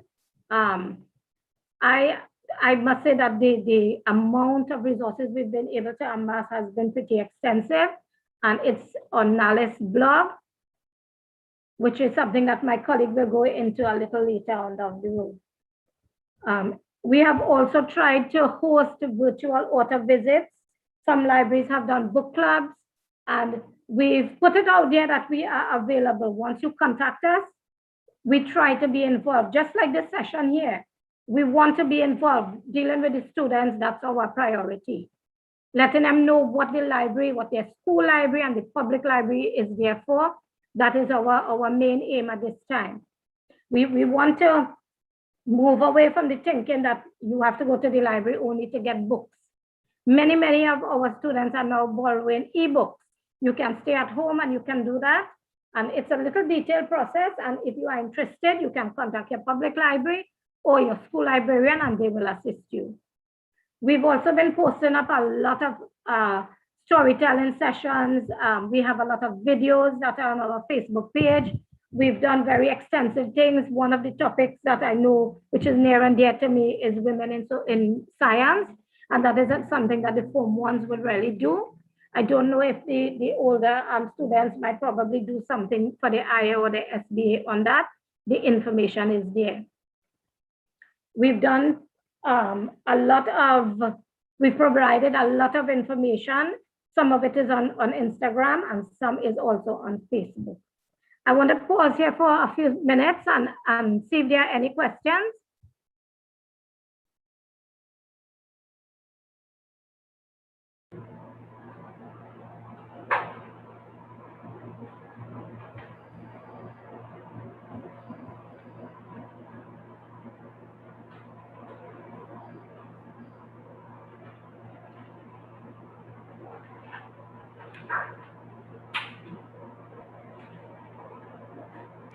All right, so I take it I can move on.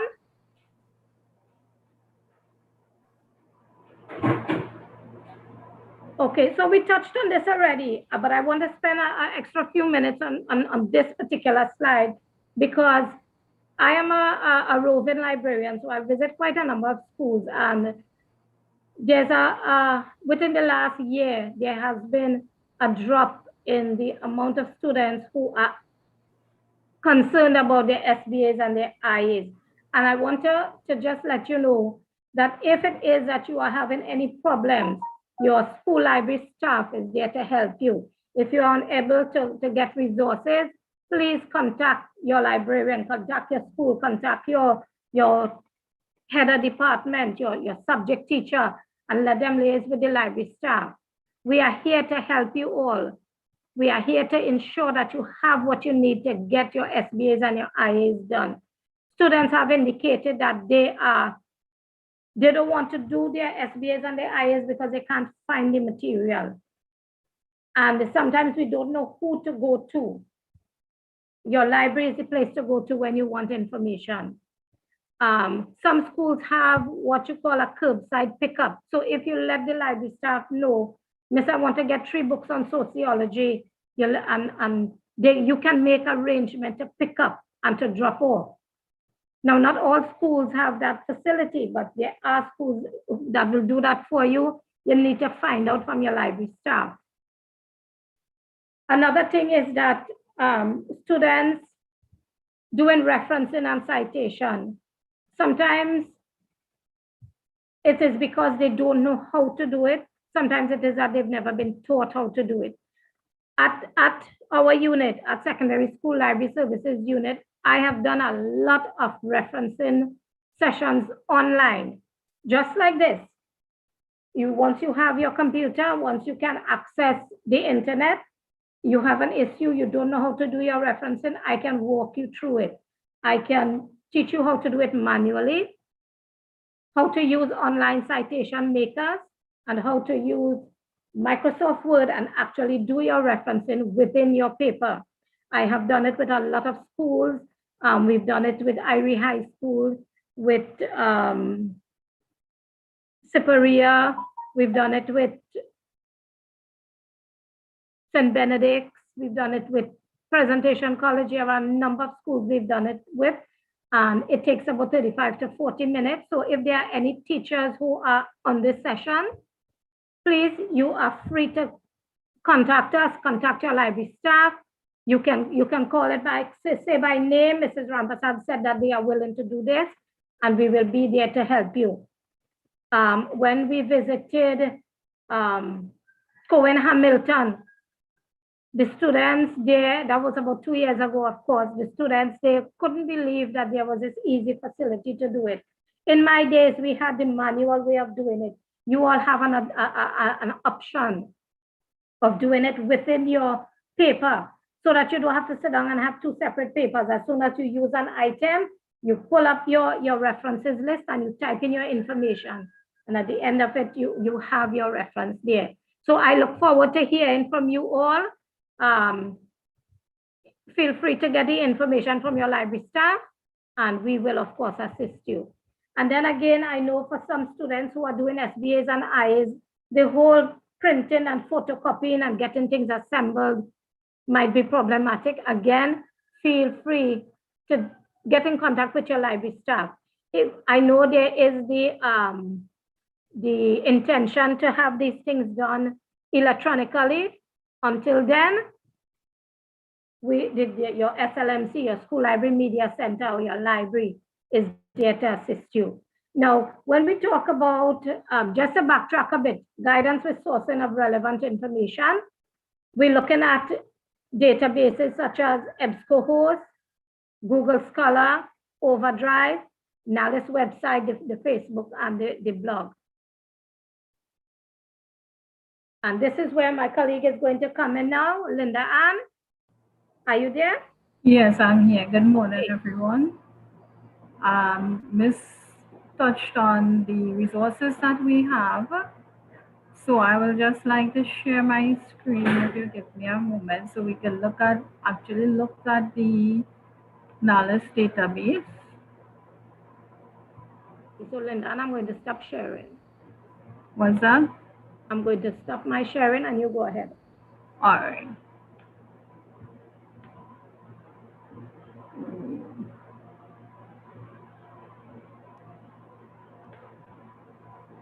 Right.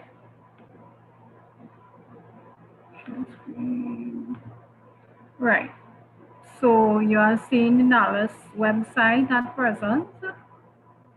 So on the NALIS website, as Ms. Rampasad mentioned, we have a lot of resources that you all can use in your studies. At the top here, we have the different tabs, and if you go to the resources tab, you'll see that we have ebooks, external resources, database, exhibitions and photo galleries, Flipster, subject guide, and the NALIS blog. Today, mostly I will be speaking about the subject guide and the blog. These are free. All of the resources are free. However, like the ebooks and the databases, you need to have your NALIS card with your PIN number to access these. And most of you would have your card because you were registered when you became a secondary school student, or some of you before that. So we are going to the subject guide.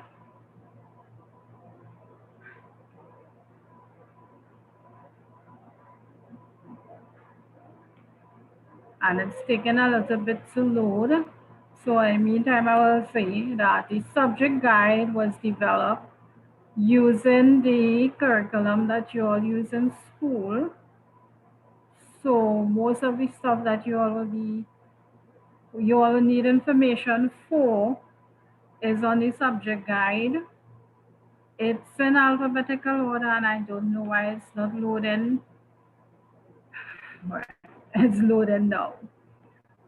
So as you can see, some of the subjects are art and craft, Easter, Eid, culture, cricket, festivals, governors, Independence Day. So all you have to do when you go on these is you click on whichever link you want to go to, and it takes you to the information. And you know how we librarians always like to tell you about doing your research properly. You are not supposed to be copying and pasting from the NALIS website wholesale. You're supposed to read and take your information, right? So when you all have time, you can always go through it. You can go to your school library, and the staff will also show you in-depth information, but we don't have time today to do all that. Ms. Rampasad spoke about the resources that we compile, is under the NALIS blog. So we have information for primary schools, information for secondary schools, and if we scroll down, we'll see recommended resources for CSEC. Now with the CSEC resources, we have done all the subjects. We may not have done all the topics within the subjects, but we are still working on updating. So you have all of the subjects for CSEC. However, although we have a CAPE, I think Ms. mentioned this, we have now started working on the CAPE, so we don't have much in the CAPE subjects. Okay. We also have a Facebook page that we share information from time to time on different topics. Like for instance, this post is dealing with mold from our preservation and conservation librarian. And we also have our schools sharing, our school librarians working on sharing things that you will use. So for example, here we have a history of Faizabad. And then we have from one of our schools a crossword on folklore. And other schools will have things about the volcano. and current affairs. So we invite you to look here for things for your studies. At this point, is there any question? Are there any questions?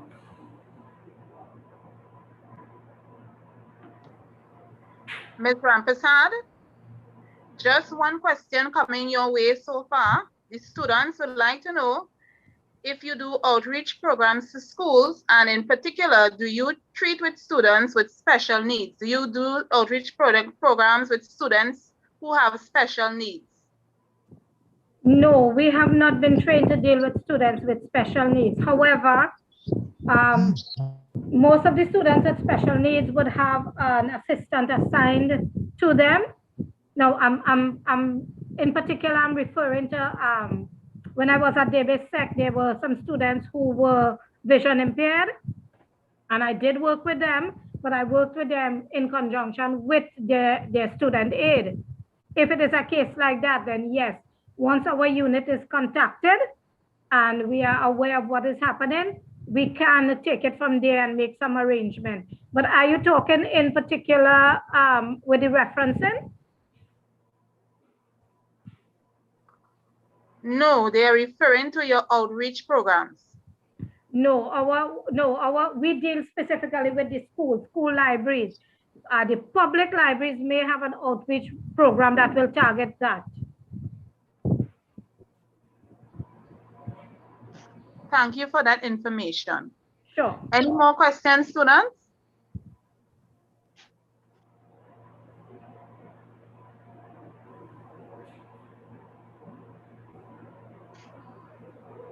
It seems like let's give them a little time. All right. But I have a question for you. Sure. What do you think is the biggest challenge in your field at this time? I know that presently we are more so functioning in the virtual world, and we are very grateful for the resources that NALIS is providing, because we know that these are valid sources. But tell me, what do you think is one of the greatest challenges in your field at this moment? I think getting students to recognize that their computers and their phones and whatnot, their devices can be used for educational purposes as well. You see, we initially, our devices were just used for entertainment and that kind of thing. Transitioning from looking at your device from a purely entertainment tool as to now an education tool is taking a little time. And it is not that our students can't do it, you know, is that the time frame in which it takes to make that jump is affecting what they are doing with their schooling. For example, most of our students have at least a smartphone or a tablet, and they prefer to go onto it and be entertained rather than look at our website, look at what is available, pull down what you need to do your research. Now, I know we have students who are also handicapped because of the internet situation. There are times when I am working, I have issues with the internet as well. But we have to make a concerted effort. Go spend a half an hour in the library, in one of your public libraries. So getting our customers to understand what it is we are about and what we can provide. And I'm not only talking here about the students, quite a few of our teachers bypass us because they don't see us as being an integral part of the teaching and the learning community. And we've been trying. I've been a librarian for so long, I can't remember how much years. And every new school you go to, the situation is the same. You have to rope in people to come to the library because the importance of the library is sometimes not stressed enough by those who should do it. And I'm talking here about admin, and I'm talking about the teachers. If you don't underline the value of your library, of your SLMC, if you don't go to the NALIS website and look at what is available, your children are hardly going to do it because Miss is not doing it. And one of the things I always tell new librarians, once students see a teacher or a person in authority doing something, they think that validates the action. So I think, as you said, the biggest challenge is getting students and people to recognize the amount of stuff that the libraries and NALIS can provide for them, free of charge, of course.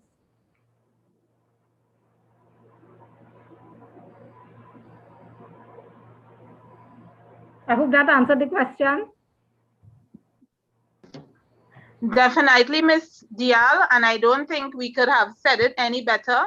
Students, we are reinforcing the use of your devices for your education. Nothing is wrong with entertaining yourself, but somehow, for a lot of us, entertainment becomes the priority on a daily basis. And we are really placing ourselves at a disadvantage. So please, visit NALIS today. Any further questions at this time?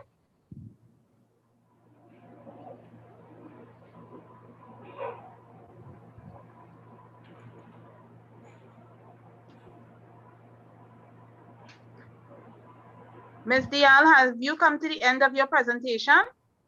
We were just talking about jobs in NALIS, and you know, most times students see jobs in libraries as just packing the shelves, stamping the book when they borrow. But we would like people to know that there are more jobs available in libraries. In fact, one of our newest additions to our team recently has been a digital librarian. And I know most students do not think, well, you know, if you go into computers, you cannot work in the library, but it's an exciting job. And we also have things like records manager, who maintains control of paperwork and record activities. We have technical information specialists. We have a preservation and conservation lab. We have reference librarians. We have editors. It's a very wide variety of jobs available in knowledge, not just packing shelves as most people see it. So I would recommend that students visit their school libraries and find out from their librarians more about NALIS. We will make this stuff available. In fact, most of our libraries have the information, so you can visit, and yes, that's it for now.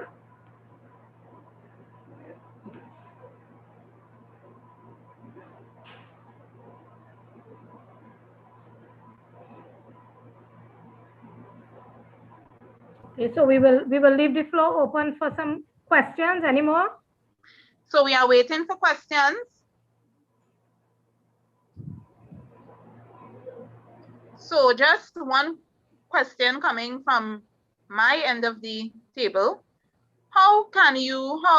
What subjects do students have to engage themselves in to get into your field?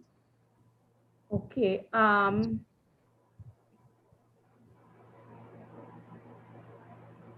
Okay. Sorry, Mr. Apasad. Initially, the qualifications for library assistant is just 2 A-levels. It could be in any subjects. Once there's 2 A-levels, you are qualified to be a library assistant. Then we have the librarian who has to have a degree in library science. And the other qualifications, the higher levels, you have to have certain years of service as a L1. Did I leave out anything, Ms. Rampasan?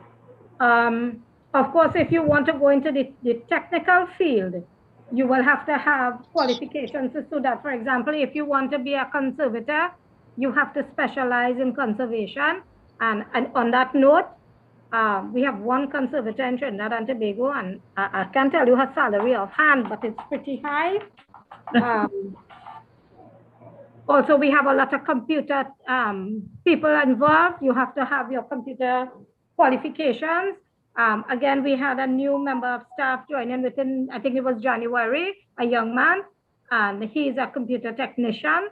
You have to have your license to do whatever you need to do in the computer field. We also have things like accounting, HR. It's a wide range. And if you look at the last slide on the PowerPoint, which we will of course share with you all, you will see the links to go in, and there's a section that deals with careers in NALIS. Of course, we couldn't deal with all right here, but it's an organization. So you have departments throughout. Anything that it requires to run a business, you can be employed there. Okay, I see Miss put it up, the slide, and if you look at the last slide, Lindan. The last yes, the last slide, you will see in the fourth one, it says career opportunities. If you go to that link, you will see all the different careers that are available within NALIS. So you can start from entry level.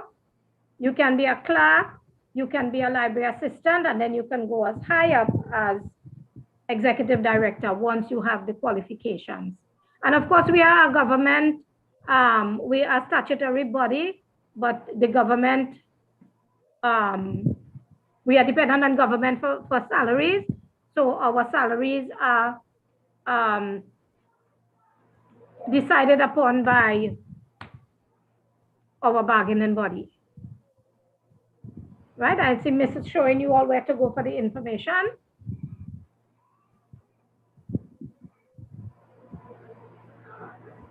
And if you don't want to work in a school library, you can always go to a college library. You can go to a special library. We have librarians in Ministry of Energy, Ministry of Agriculture, Ministry of Health. There are also people in tourism, UNESCO. So you're not limited if you like the library field. You're not limited by just the school libraries or the public libraries.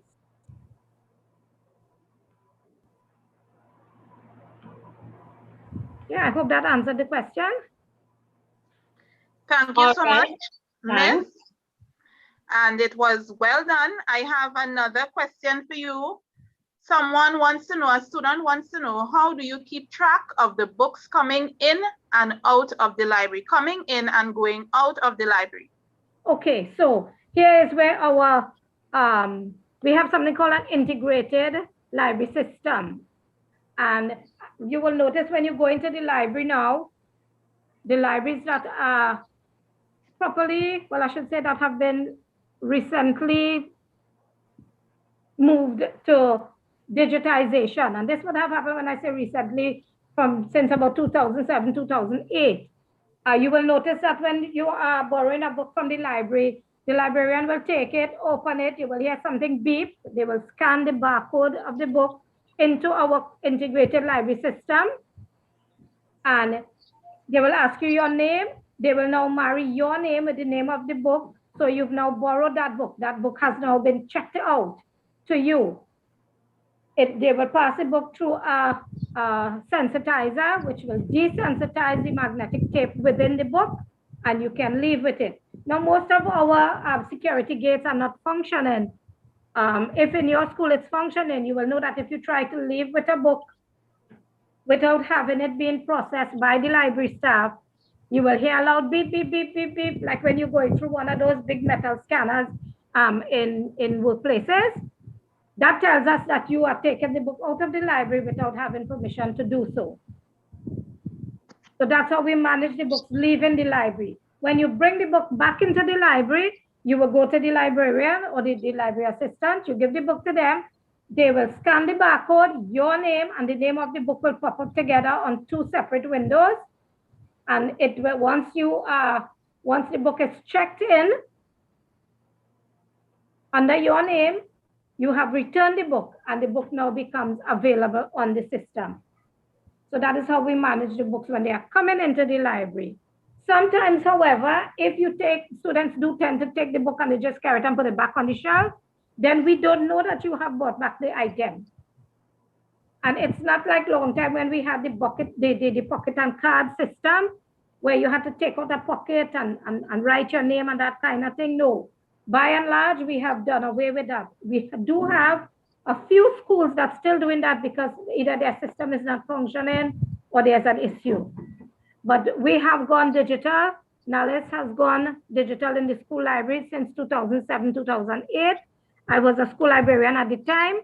So I can tell you from scratch, it makes life so much easier when you have to just You know, like you go to the grocery and you check out an item, that's what we're doing. Thank you so much. And Miss, just a follow-up to the previous question, how do you track books that are brought in from abroad? How do you track books that are brought in from abroad? Okay, when items, you are talking about items that are donated here, I would take it. I would think so. Okay, once an item is donated to a library, it comes into the library, it goes through a process. It would be recorded. Let's say they brought in a book on physical education. So the book comes into the library, a record is made, a stamp is put onto the book, and then it is passed to the librarian for cataloging.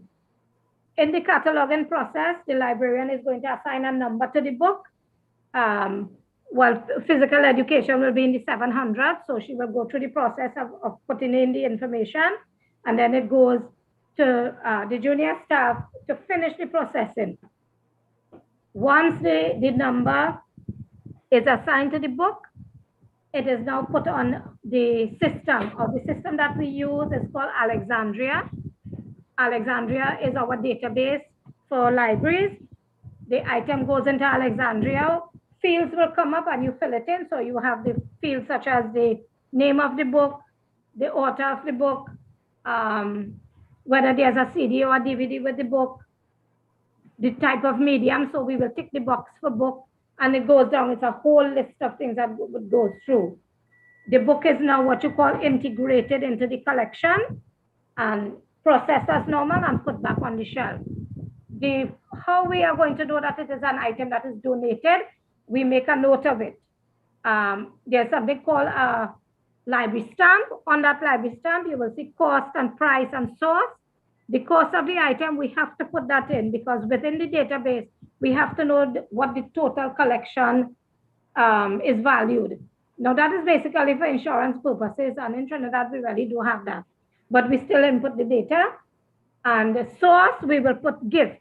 So let's say, for example, Ms. White donated a book, we will indicate Ms. White, guidance officer, donated item. And that is how we keep track of items wherever they come from.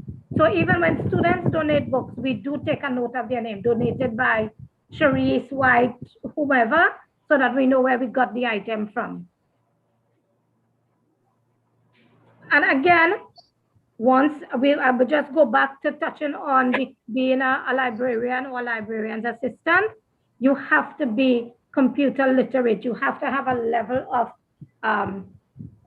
comfortableness with the digital environment because a lot of our work is done on a computer. Thank you so much, Ms. Dial. I am not seeing any further questions at this time, but I would like to share some of the comments that have come forward based on your presentation. The students and the other persons who are online at this time are telling us that your presentation is so very informative, it's invaluable, and several students have indicated that they do use your website for research. So for this, we are very, very grateful. All right, so we are coming to the end of this presentation, and we would like to say thank you so much. And Nalis, keep up the good work because I'm sure many of us out there will not be able to function without you, particularly in this virtual world we are moving into. So thank you so much. Most welcome.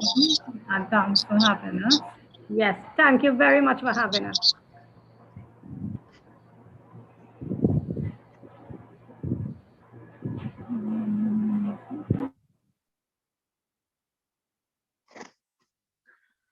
Up next, we have the Trinidad and Tobago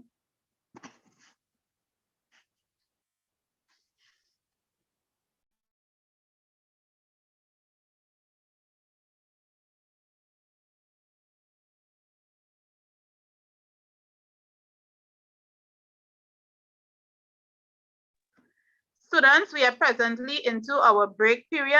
We are going to be on break for the next 5 minutes. So do refresh yourselves and come back.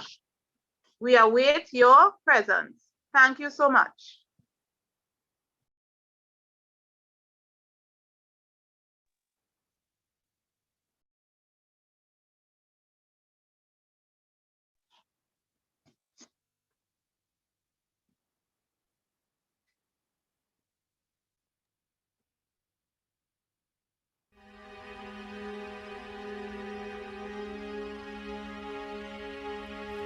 There's no other way around it. If success is the result that you are ultimately seeking, you must be obsessed with the process. You have no time to let fear, doubt, failure, quit, negative thoughts, or give up enter into your mental. See, you have massive potential. So from the moment you open your eyes in the morning, your mindset has to be win. Meaning winning that particular morning and carrying that winner's mentality with you as you enter your classroom. So what the person to the left of you is pessimistic. So what the person to the right of you is zoned out. You, yes you, can only be concerned with staying locked in because you refuse to let the aura of your classmates or classroom enter into your mental space. See, this race is won by the one that can distance him or herself from the rest of the pack. And those are facts. So I need you to realize that there will be bad days. There will be times that you feel like you have no earthly idea what your teacher or professor is talking about. But what you will never ever do is throw a pity party. What you will never ever do is tap out. What you will never ever do is concede and throw in the towel. What you will do is knock on his or her door and say, listen, I only have one option, and that is success in your class. But right now, I'm confused about the lesson you taught today, and I need clarity, and I need it now. I guarantee, if you are passionate about wanting to achieve success in that class, he or she will bend over backwards to help you. But if you settle for mediocrity and never say anything, you are setting yourself up to fail. And failure, my friend, is not in your DNA. I promise. You're not the first person to question whether or not they have what it takes to achieve at a high level. I promise. You're not the first person to feel like they are underperforming. I promise. You are not the first person to feel like their brain is about to explode. Listen to me. Those that can push through no matter what storms arise are in the small minority, that small percentile of those that ultimately break through and make their goals and dreams a reality. So the reality is this. You were born with everything you need to pass every class with flying colors. You were born with everything you need to overcome the anxiety that may pop up from time to time on a mission to derail your lifelong hopes, dreams, and aspirations. See, my favorite acronym is HWPO. And just in case you forget, or just in case you don't know, that means hard work pays off. So winners like us never lose focus. And we're horrified and petrified whenever someone tries to tell us to take the easy route. Because we already know there is no easy route. Because if it were easy, everyone would do it.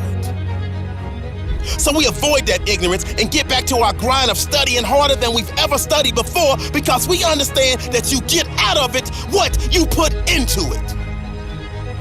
So we pour our heart and soul into our homework. We pour our heart and soul into studying for exams. That way we sleep like a baby, because we know in our heart of hearts that we have put every ounce of our being into our work, and therefore success is a foregone conclusion.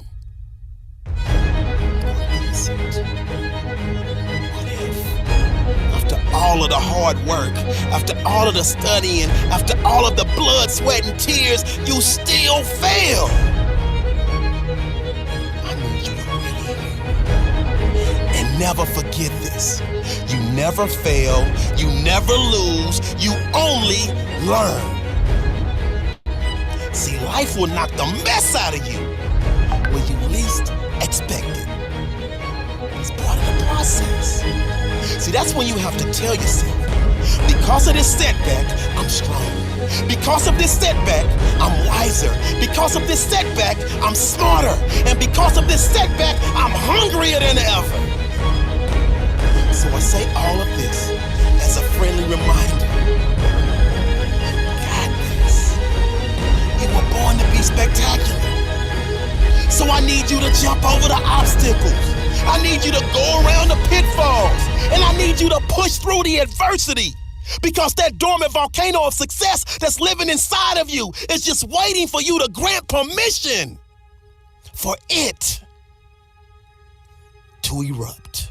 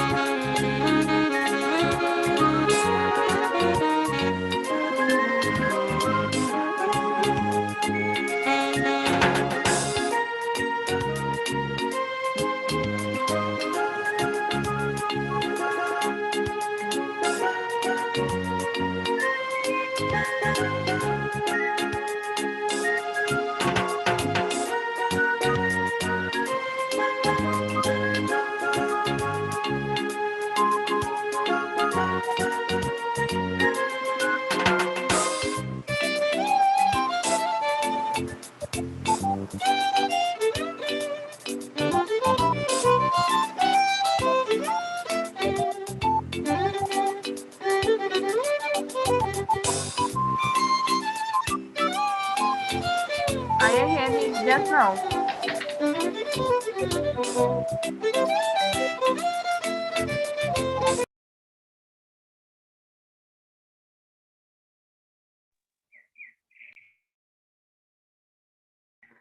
Miss Aristitek, I'm not hearing anything that you just said. I didn't hear anything that you just said.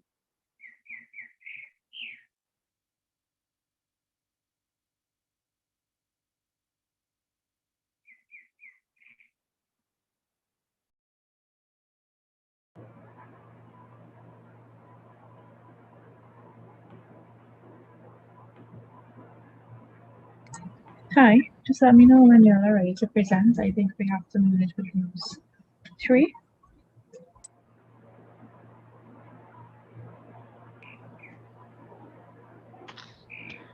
Miss Ramsamuj, once again, I'm not hearing you. I don't know why. Should I come out and come back in? Are you hearing me now?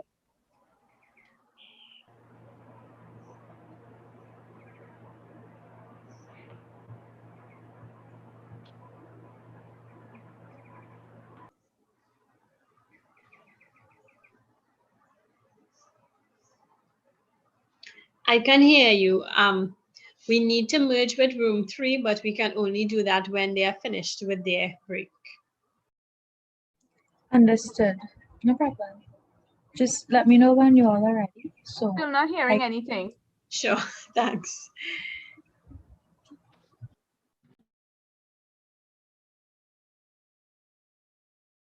I think I should come out and come back in.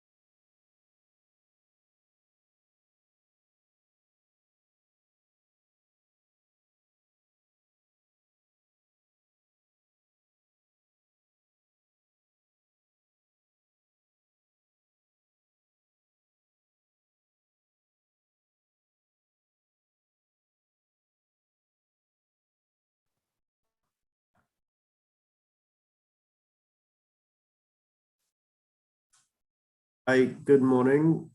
This is Ruben George from the Water and Sewerage Authority.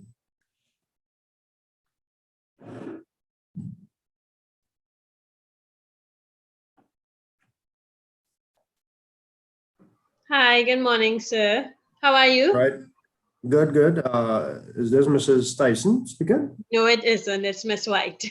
Okay, Ms. White. Okay, so I am on the session, so I don't know when would be our turn. So I'm just letting you know that I'm here. So if whenever you are, I am here. I'm ready as well.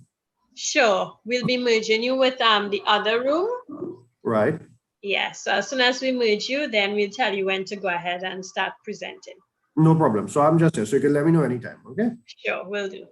Okay. Thanks much. Welcome.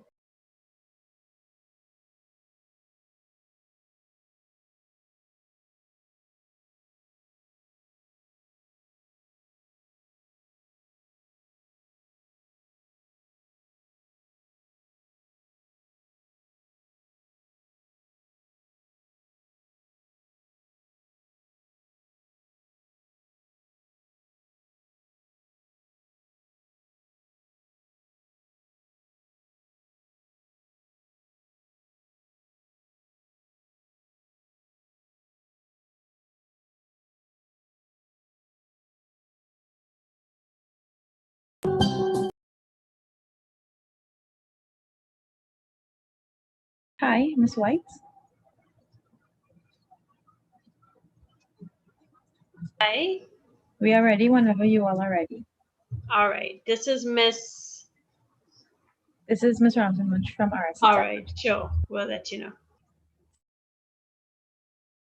We have already merged the two rooms, rooms 2 and 3.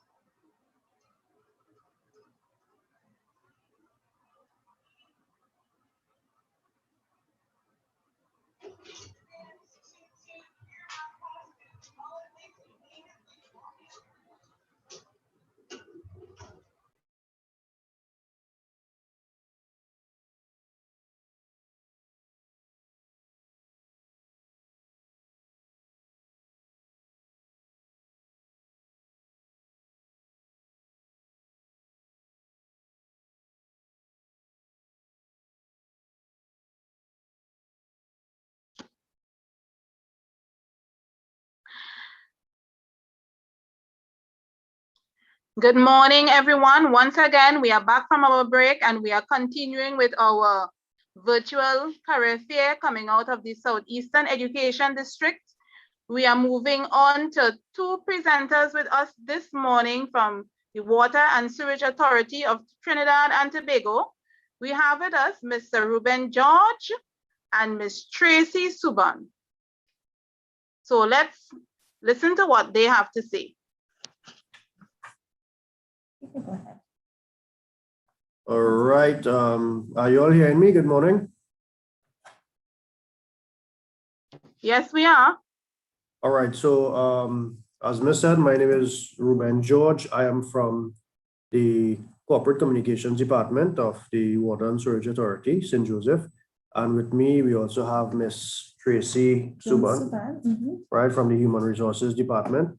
So we are here for, as Ms. said, for a short while to just go through a bit of information concerning WASA. We know it's a career fair, So we know the students and those who are on the platform this morning kind of inquisitive as to the jobs in industry in terms of water and wastewater. So just to give you a little background on WASA, let me see, I just want to be able to share my screen. Just give me 1 second so I could share my screen.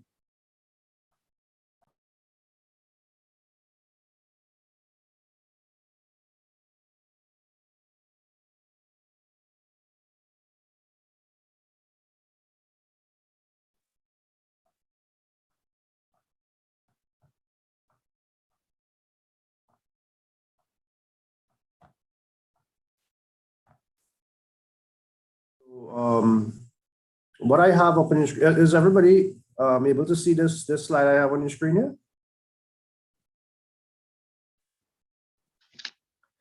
I would think so. I'm seeing it. Right. You have right, a beautiful. Okay, so what we have here is the logo for WASA. I think everybody should be familiar with WASA's logo. What you see in there is you would be able to see a blue line and also a black line. It represents the two aspects of WASA. All right, WASA is not only water, but WASA is also wastewater services, or in other words, sewerage, right? Now, the blue line represents obviously water, or drinking water, that is, potable water. And the black line underneath would represent sewerage, right? So there's two aspects of WASA. Now, in a lot of other water companies around the world, a lot of times they would only be one aspect of the company, either wastewater or water treatment. I know some of you all probably would have been hearing on the news that one of the things that they are kind of throwing up in the air right now is if they should actually separate WASA now from water and wastewater and make it two separate entities. But traditionally, it has been the both of them as one, and so that is what WASA is: water and wastewater, or sewerage. Now, something I want to mention here quickly before I move on: the word sewerage there. To those of you who probably might kind of be inquisitive, that word is totally different from the word sewage. Now, a lot of times we would say water and sewage authority, which is wrong. It's not water and sewage authority, it's actually the water and sewerage authority. All right. The word sewerage, if you take the first 5 letters in the word sewerage, you would get sewer. And that is what a sewerage system is a network of sewers that actually transports wastewater. All right. So if and to give you all an idea to understand what we are talking about, if you all I think everybody, all the students probably would have watched the movie The Ninja Turtles, right? And when they going home, they open a manhole, jump inside a pipeline underground, and run through those big lines with water and things in it. Now, those big lines are actually sewers. And those sewers, it transports wastewater. Now, the word sewage, S-E-W-A-G-E, is actually the raw wastewater itself. That comes from different places. Wastewater is generated from a lot of different places. For example, the water that you used to bathe with this morning, that water, when it is it goes down into the drain, that water would be considered wastewater or sewage. It's water that you would not use again, right? At least not for now. All right, so that water is considered wastewater or sewage. Water used to brush your teeth, flush the toilet, bathe the dog, wash the car, whatever. That water, once you use it and you let it out, is considered to be wastewater or sewage. All right, so that's the difference there. Okay, now what does WASA really do? Who is WASA really? Now, a lot of times you would see when you're driving on the roads and whatever, you would see sometimes WASA crews, they would be digging the road. I know a lot of times people complain about that, laying down pipelines and stuff like that. So WASA is about sending water into people's homes, right? So we take the water from different places, different sources. We take water from rivers, we take water from reservoirs, we take water from wells, underground that is, and we treat it, we clean that water and send it for persons for drinking. All right. Now, WASA is the major suppliers of water in the country. All right. WASA may not be the sole supplier, but we are the major suppliers, right, of water in the country. Right. We were mandated by the government in 1965 to handle all issues that relates to water in the country. All right. So WASA is mandated to take water from the rivers, because definitely we cannot take the water straight from the rivers or the reservoirs and shrink it just like that. All right. So we have to send the water through a purification process. And in sending it through a purification process, we would then distribute it to different communities in the country. All right. Also, WASA would take wastewater from persons' homes and different places in the community, like schools and businesses and religious entities, whatever you have has in the community that generates wastewater. WASA would take that wastewater and then treat it, bring it back to an environmentally friendly standard, and then send it back into the receiving streams of the rivers, back into the environment. All right. So in a nutshell, that is what WASA do. That is who we are, right? We treat water and wastewater in terms of water for drinking purpose, and in terms of wastewater to get it clean, to send it back into the environment. The vision of WASA really is to be the best performing water utility in the Western Hemisphere. The mission of WASA is to be a leading provider of water and wastewater services, to deliver customer service along the highest international recognized and accepted standards. All right. To continuously develop best business practices utilizing advanced technology and a well-developed and motivated workforce, to leverage on industry expertise to offer global water and wastewater services, right, and to sustain a commercialized business while remaining sensitive to our stakeholders and our environment. All right, so that is both the vision and the mission of WASA, all right, as it is right now. Now, it was formed, as I said, in 1965 is when WASA actually came into being. But before 1965, WASA never really existed before 1965, but the water sector was existing. All right. And we had about 7 different agencies that used to handle our water and wastewater concerns in Trinidad and Tobago. All right. This is prior to 1965. You had the Central Water Distribution Authority. You had the Port of Spain City Council, right? You had the San Fernando Borough Council. Well, back then, I think there was only one city, which was Port of Spain, all right? You had San Fernando, Arima were boroughs. So you had the Arima Borough Council, then you had the county councils. You had the Water Division of the Ministry of Public Utilities, and then the Sanitation Division of the Ministry of Public Utilities, which would have dealt with the wastewater services and stuff like that. So these were the different agencies that handle the water and wastewater services prior to WASA, before WASA was birthed. WASA was birthed in September 1965. All right. So when WASA was birthed, you had these 7 different agencies came together to form what we now know as WASA. So WASA has been existing since 1965 to present. Maybe chances are in the near future, as things go, it may change again. It may develop into something else. So we just have to wait and see. All right. So I know you all will be waiting for us to discuss what are the different jobs in the water and the wastewater sector. Now, WASA is just like any other company. We have a lot of different areas, not only now. Traditionally, WASA is deeply rooted in engineering, because that is the main function of WASA is in terms of distributing water, laying over pipelines, pumps, valves. That's the core service of WASA. All right. So we are deeply rooted in engineering. So you would find a lot of engineers existing in WASA. All right. Technicians and these kind of things. But that doesn't mean that that is the only skill set that is required in WASA. All right, WASA is a very vast and diverse company with a lot of other departments, right? So we have different departments in WASA, and I will call a few, right? I would not call all of them, but I would just call a few so you can get an idea. Now, WASA has executive chairman, and under that you have different departments like the human resources department, which is the HR department. And in the human resources department, you have human resource officers, right?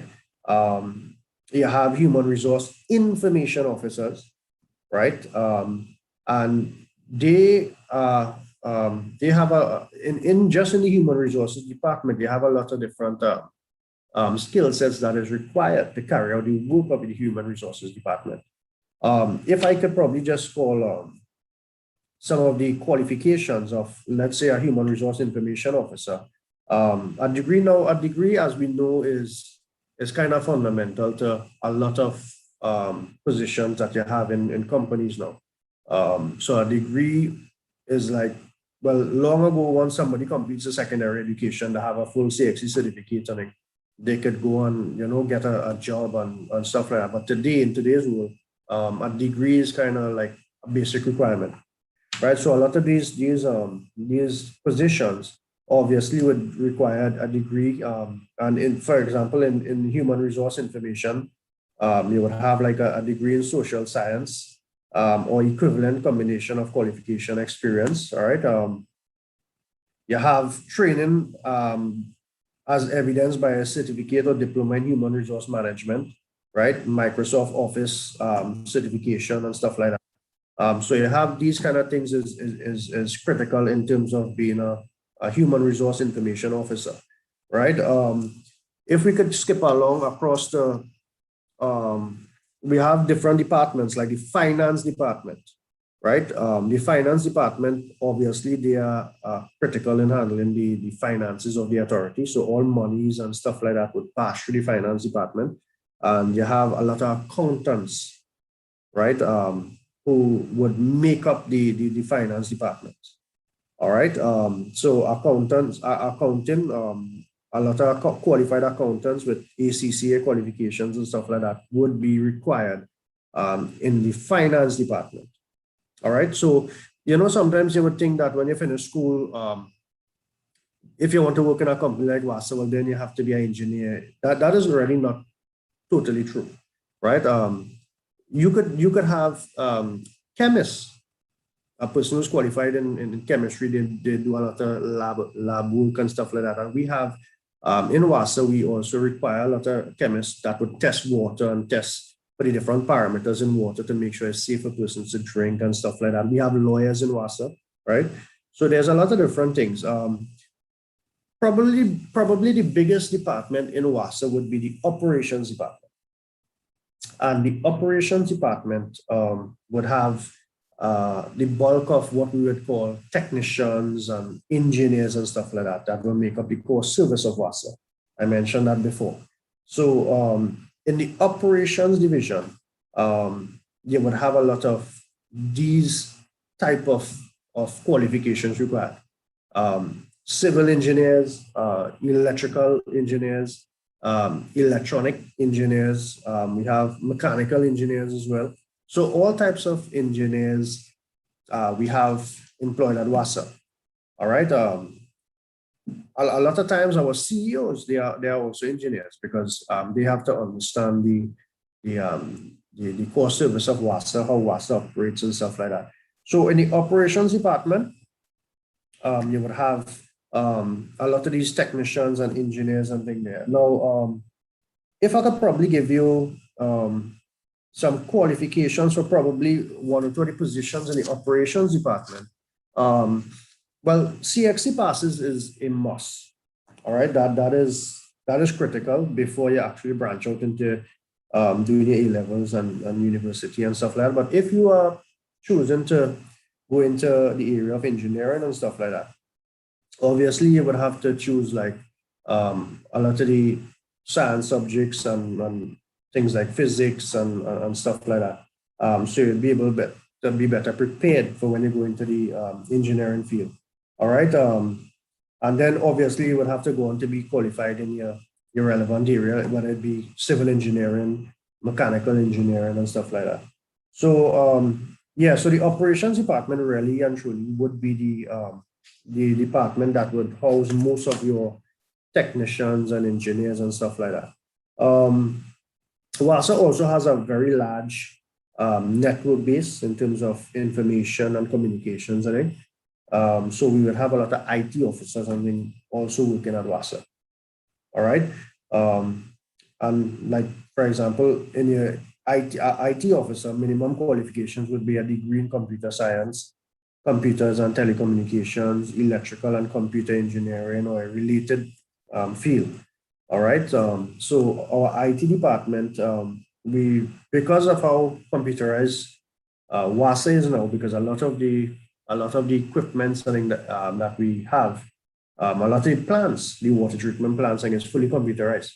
Right. We use systems like SCADA, where we have all the pumps and everything is controlled via the computers and stuff like that. Whereas in times past, those things would have had to be controlled manually, pumps and stuff like that. But now a lot of WASA's equipment is actually fully computerized. So the information systems and computer systems, I think, is very critical today in the management of WASA and its services as well. So yeah, so WASA has a lot of different areas that is not really only streamlined to engineering and stuff like that, but we also have a lot of areas where you have persons being qualified in, as I said, in a lot of different things, accounting and legal stuff and stuff like that. That is really important for the day-to-day runnings of the authority. So anybody has any questions that they would want to ask concerning jobs running at WASA?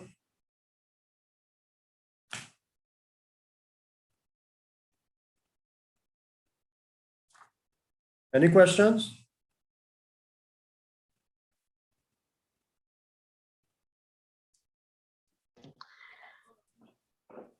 Sir, the questions are coming from the chat online, so we are waiting. Okay, no problem.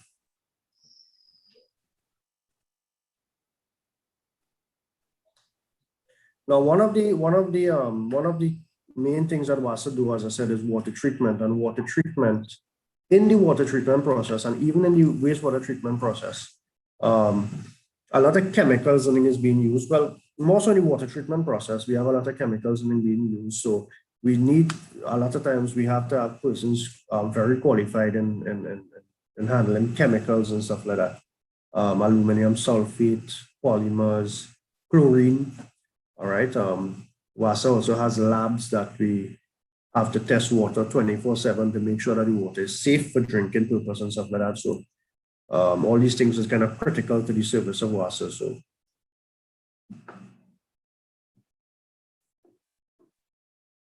if we don't have any questions as yet, maybe I could just hand it back over to the teacher, and when the questions come in, you could come back to me, miss, if there's not a problem.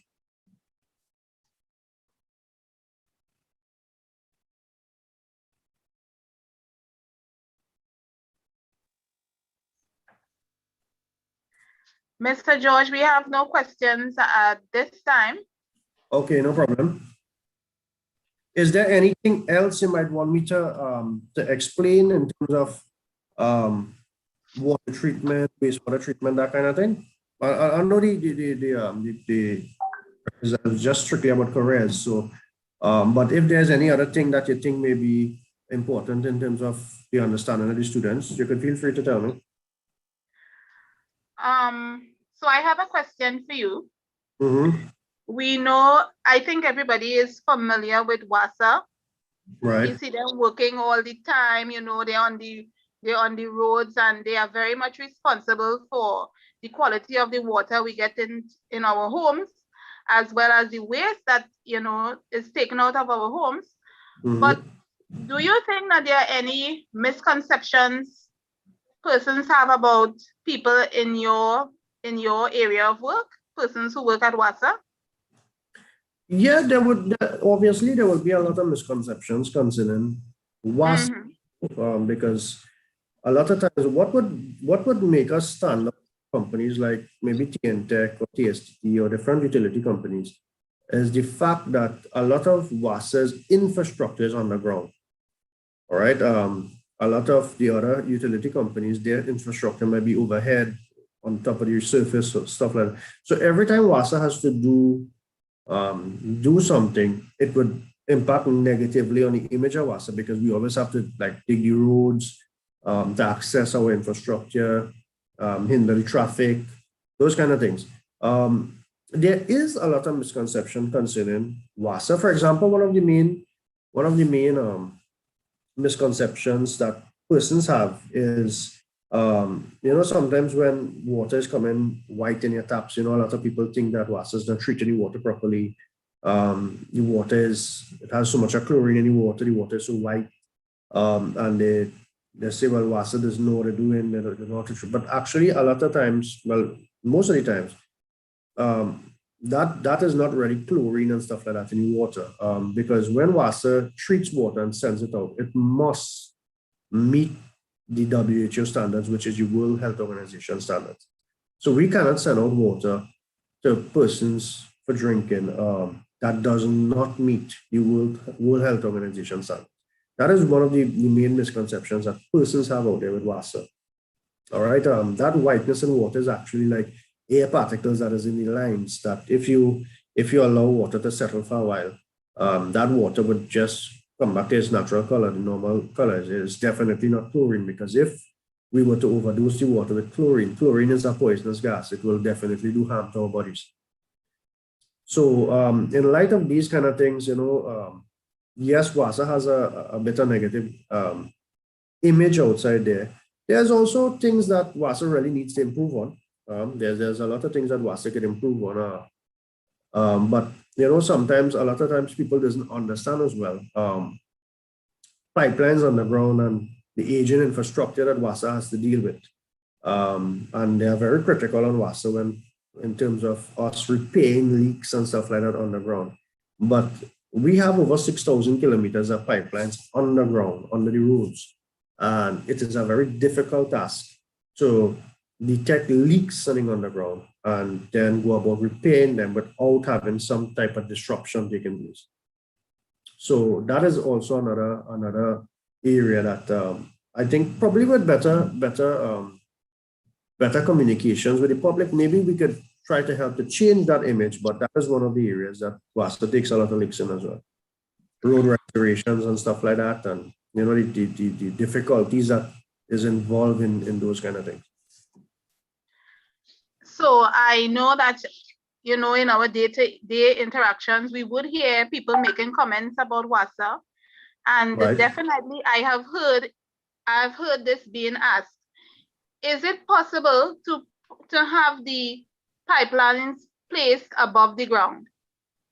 In some cases, it may, but in most cases, the safest thing for our drinking water pipelines, a lot of times the safest place to be is on the ground, out of the public eyesight, being able to come in contact with these lines and stuff like that is the safest place to have them underground.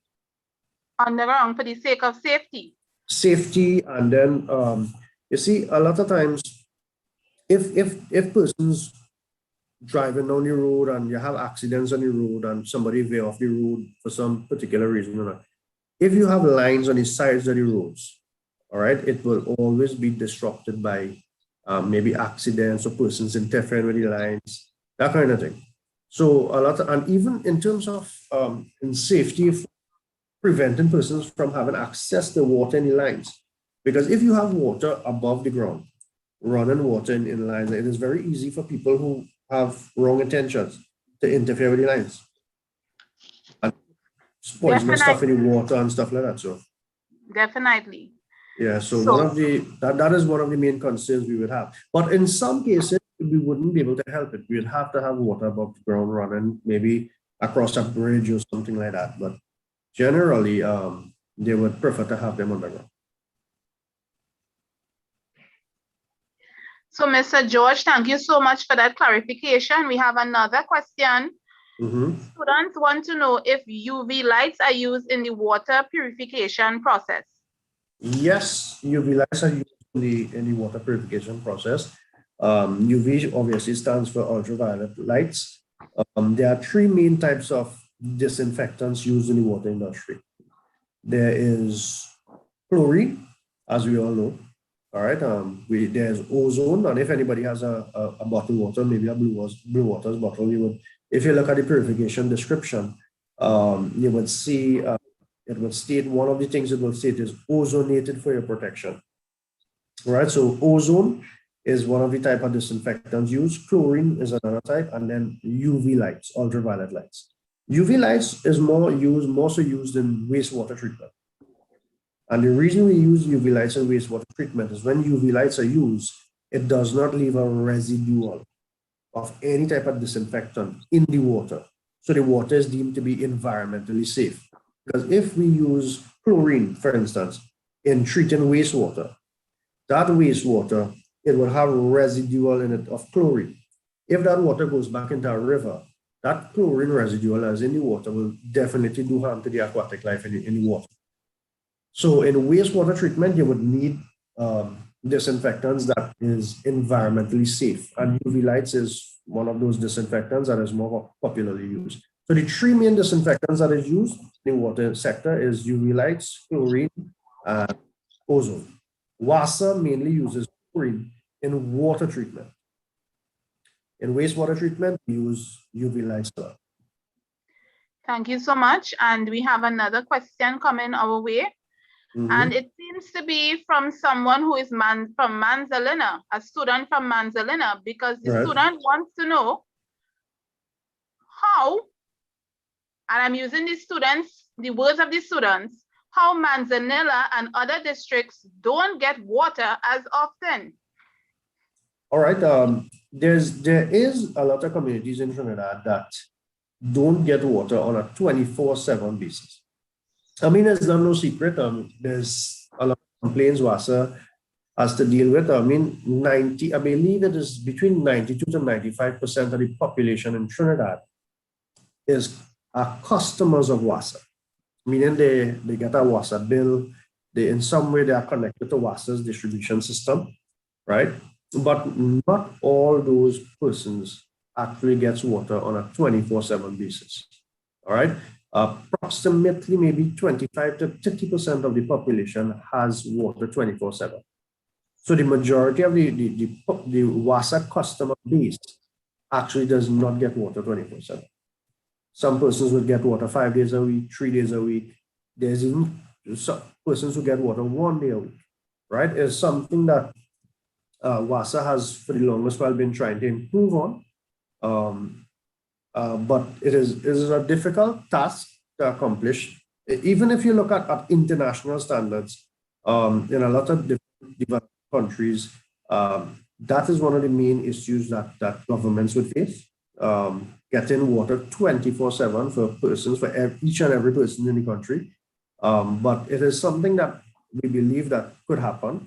And WASA is definitely working towards achieving that. The government currently is trying to do its best in that regard to improve the service that WASA gives in these areas as well, in Manzanilla areas, rural areas, and way down south and different places. It's something that WASA needs to improve on, but there may be certain challenges in certain areas. All right.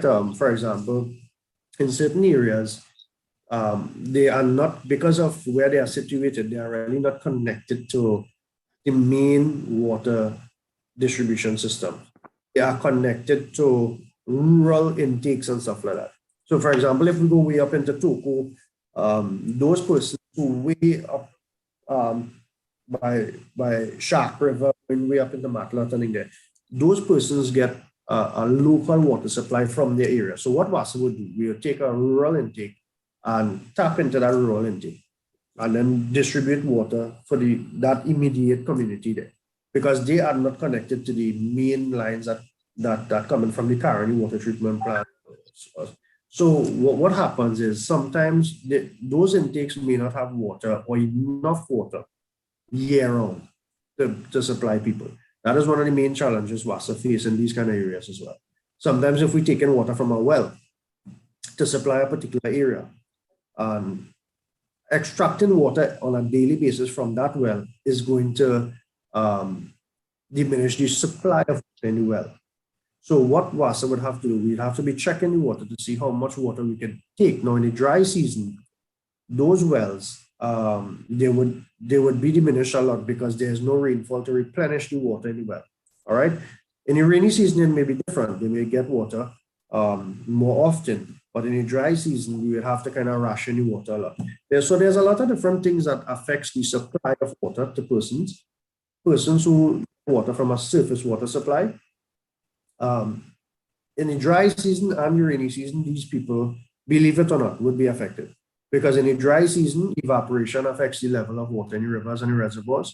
So we have to ration the water, right, to kind of make sure that we have water for the entire dry season. So persons could at least have a supply of water for the entire dry season.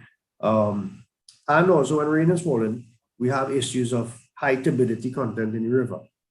All right, like a lot of mud and slush and coming on the river that prevents WASA from actually treating the water effectively. So a lot of times we'd have to stop, allow that water to flow until it clears up a bit and then start back to take water for treatment. So there's a lot of things that challenges that WASA face in that regard, but there's also the intent to improve on the amount of persons that gets 24/7.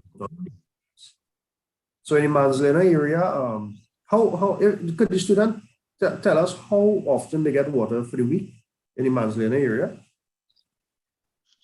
Okay, so we are waiting on that information.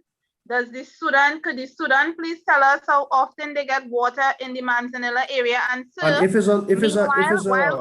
if it's a normal thing for them to not have water like that, or is it just a recent problem they're experiencing in the past month or the past 2 weeks, those kind of things. Maybe if they could, on this, what we could probably do, if we have any concerns or complaints, they could email us the information, and we could try to see if we have it sorted out from on this end. So definitely. Ms. Balkaran to send you all our contact, the email contact, and you all could email any complaints like that they have. We could try to see what best could happen.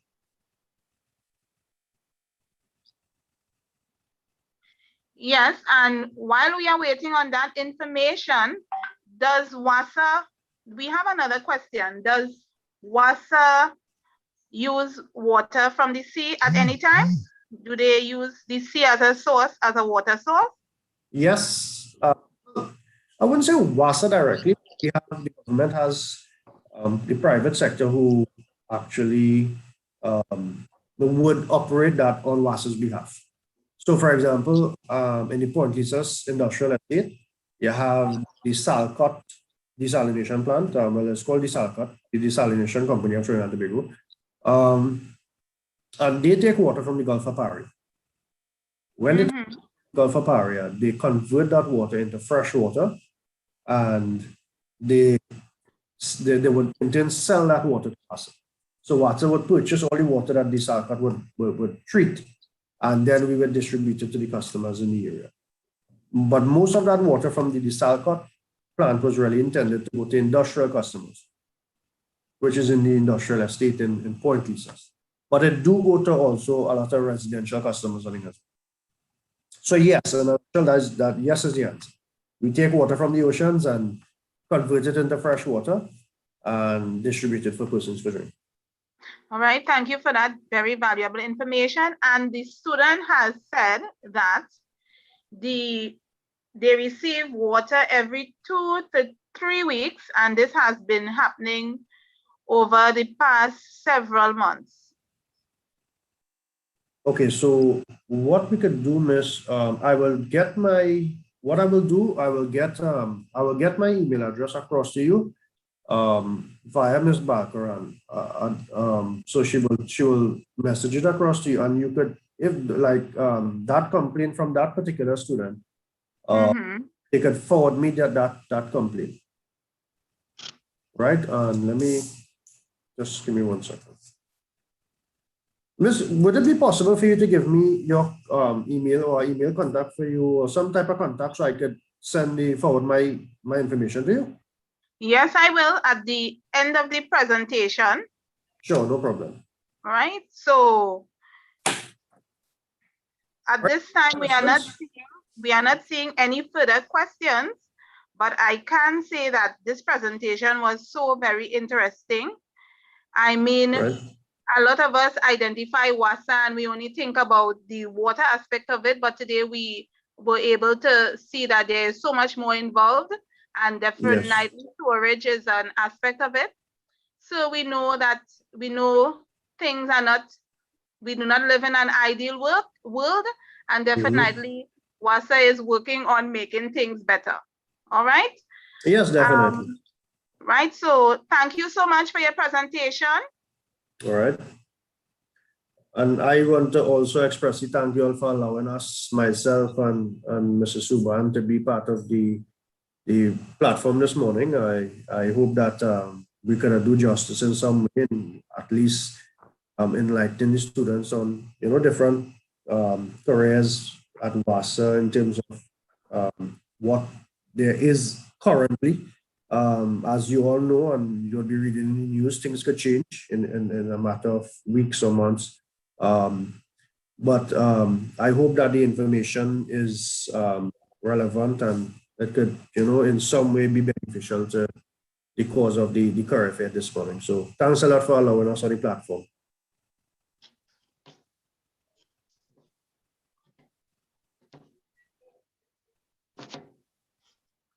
Thank you so much for taking your time, your valuable time, to share this very, very important information with us. Please extend our gratitude to all persons at WASA. Okay, will do. Thanks. Okay, keep well.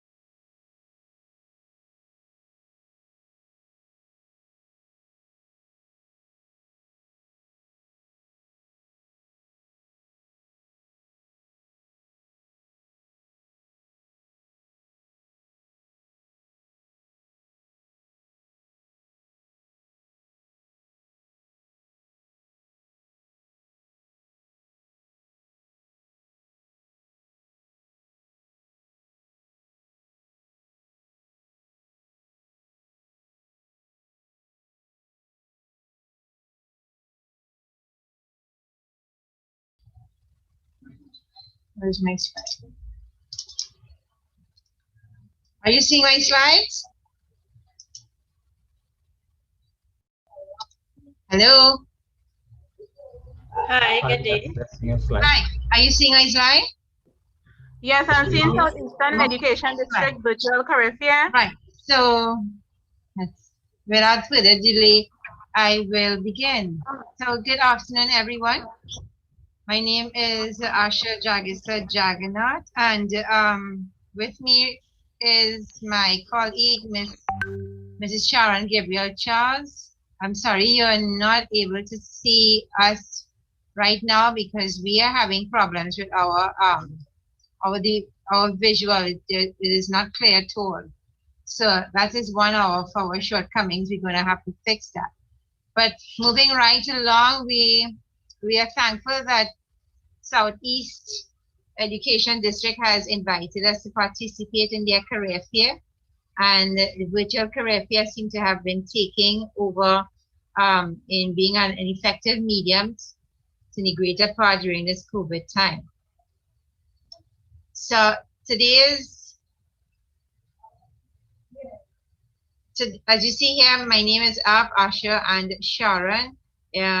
We would like that when persons have questions, you can ask us at the end of the presentation just by using the symbol of show of hand. I think I'm going a little too fast. Right. So what we do, the National Employment Service is a unit that is part of the Ministry of Labor. What we do is we do job placement, career counseling, we do assessment of persons who are seeking employment, e-recruiting, we refer persons to employment in the private and the public sector.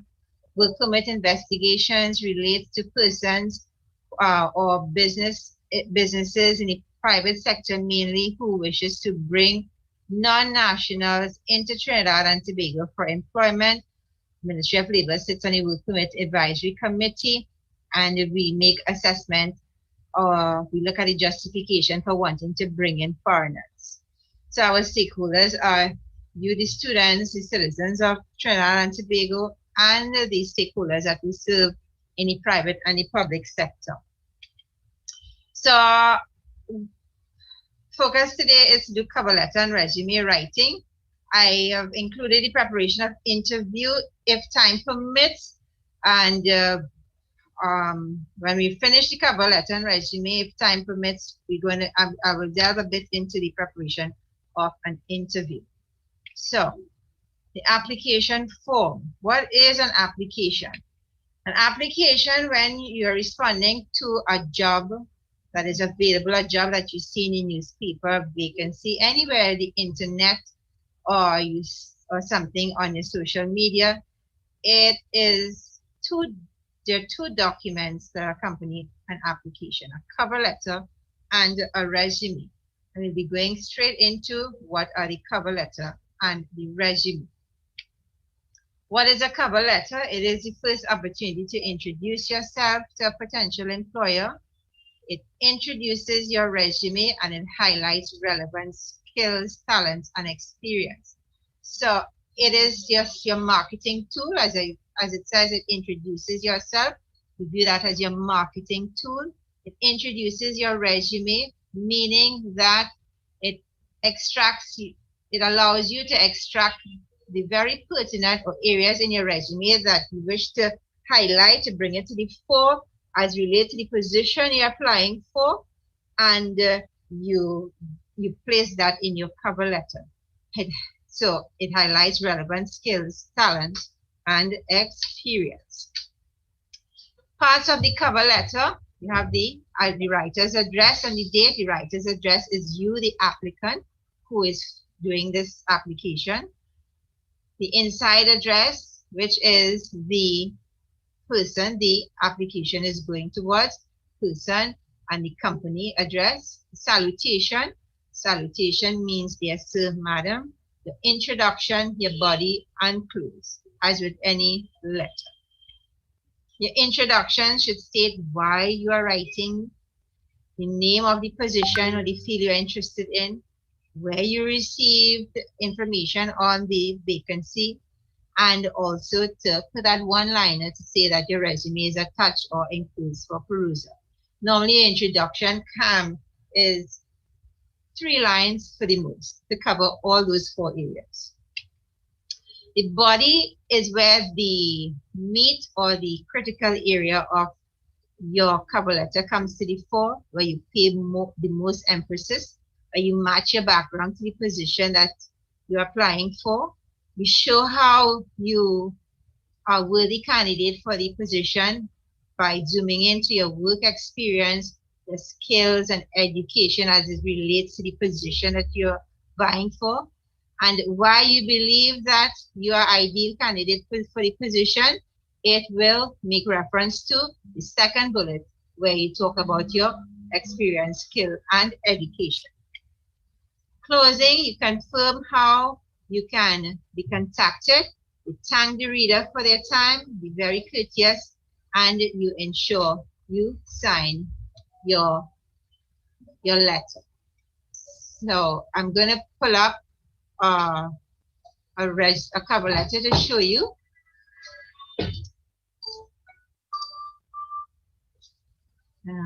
Sharing my okay. Minimize.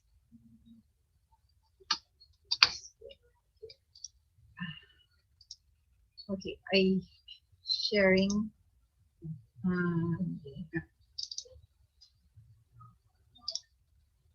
Are you seeing the cover letter? Hello? Hello? Yes, we've seen. Yes, we are. Yes, we are. Excellent. So I'm just going through what we have done so far with the cover letter. The name is at the very top. The applicant's name is Joanne Smith. Joanne Smith address is 99 Bonaventure Road, Gasparilla. The email address, smithj@gmail.com. The telephone number. This email address I must impress upon that the email address must create something professional when you've decided that you are going out there sending out your application in response to job vacancies or your own job searches. Must not be something that you use for your friends like Blondie Wong at gov.tt or something like that, or sexysusie@gmail.com. It's dated February 24th, 2021. Mr. Hayden Thomas, Human Resource Manager, XYZ Enterprise Company. The address. Salutation, dear Mr. Thomas. The subject, application for employment as an administrative assistant. Introduction, I am pleased to see your advertisement in the Express newspaper dated for an administrative assistant. Please accept this letter as my application for this position. I have enclosed a copy of my resume for perusal. Just permit me to make a change in something I forgot to edit when I was trying to make this letter recent. I forgot to change the date on it, so it's not in compliance with the date of the newspaper. So just PM me your review on that. Okay, so the body, I am an organized, dependable, and committed individual in getting the job done. Review of my resume will demonstrate that I have over 2 years administrative experience that covers the areas outlined in the job description. Additionally, I am very good with all packages of Microsoft Office Suite and possesses very good oral and written communications and interpersonal skills. In this regard, I feel confident I am a worthy candidate for consideration. Trusting that my application finds your favor, I am willing to attend an interview at your convenience. Should further information be required, please do not hesitate to contact me via my mobile. You give your number, your email address. I look forward to hearing from you. Thank you for your time and consideration. So I'm going to make a clap back to the error that I spotted on the cover letter. the classic example that we do not read cover letters under what we have produced in advance. So be sure not to make this error, because at some places it can be very unforgiving. Great. Okay, so we are moving along.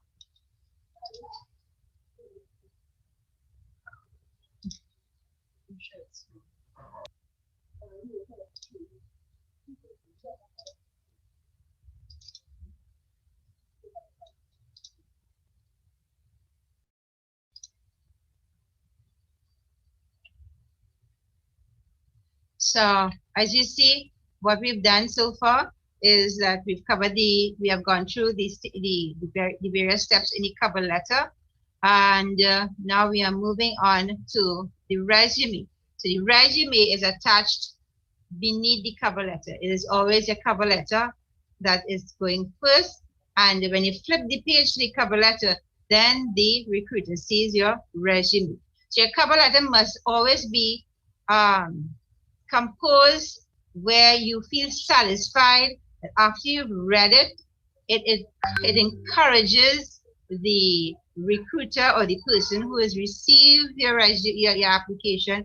It encourages the recruiter to flip the page and want to read what you have presented in your resume. So never devalue the importance of your cover letter. What is a resume? The resume is a marketing tool, as I mentioned earlier, designed to interest a potential employer in your qualifications and skills. So in this case, just keep in mind the position as an administrative assistant. At this point, I want to take the opportunity to indicate that the word resume, do not forget to put those accents on the E, because without it, it is pronounced as resume. The resume is your advertisement and a selling piece that will persuade an employer to contact you to hear more about you at the interview.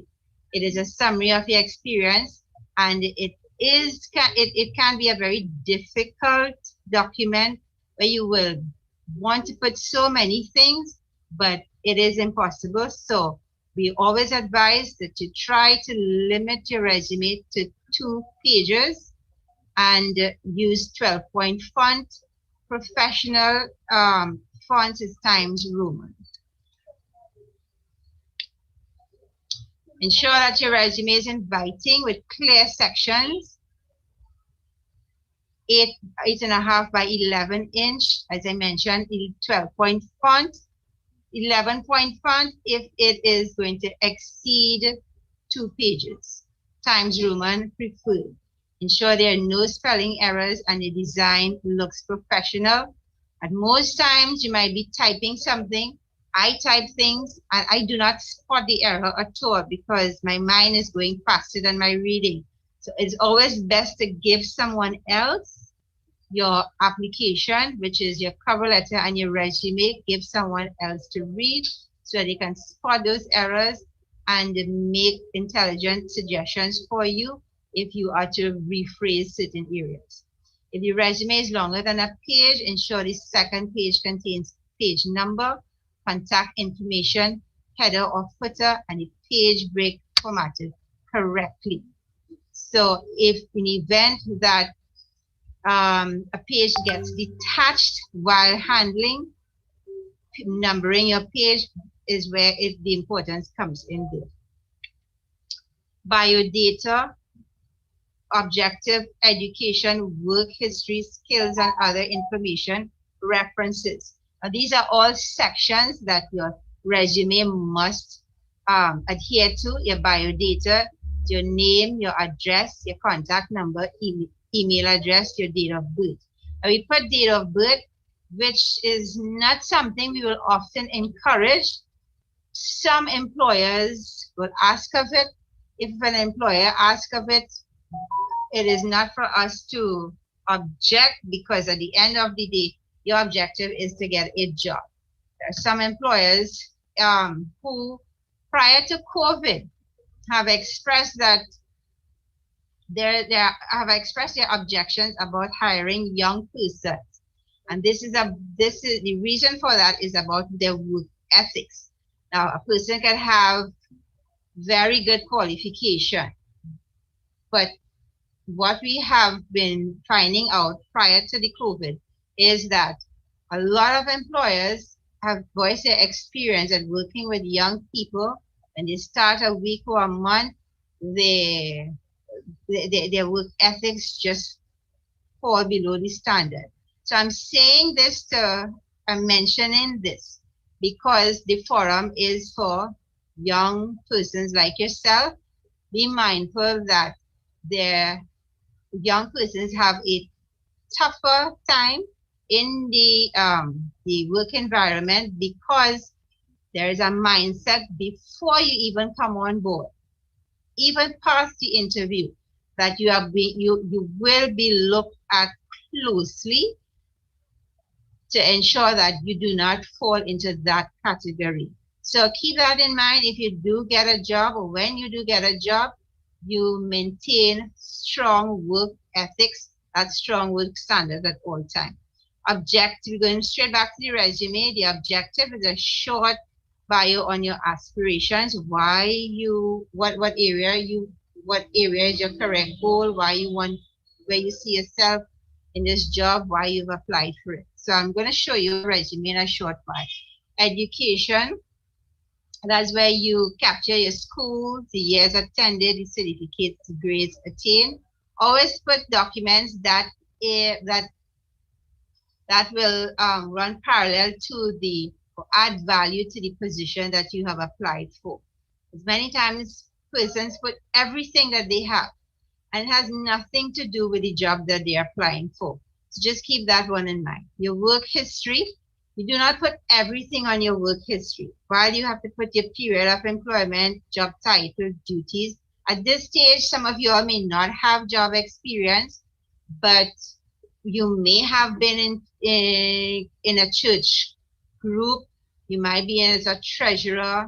You may have been in a football or whatever sport area and you held a position, not just as a player, but a team leader in some way. So you do not have to be actually employed in a paying job, but if you are in an area where you see the qualities of being in any paying job resonates with a position you're applying for, I all well put it.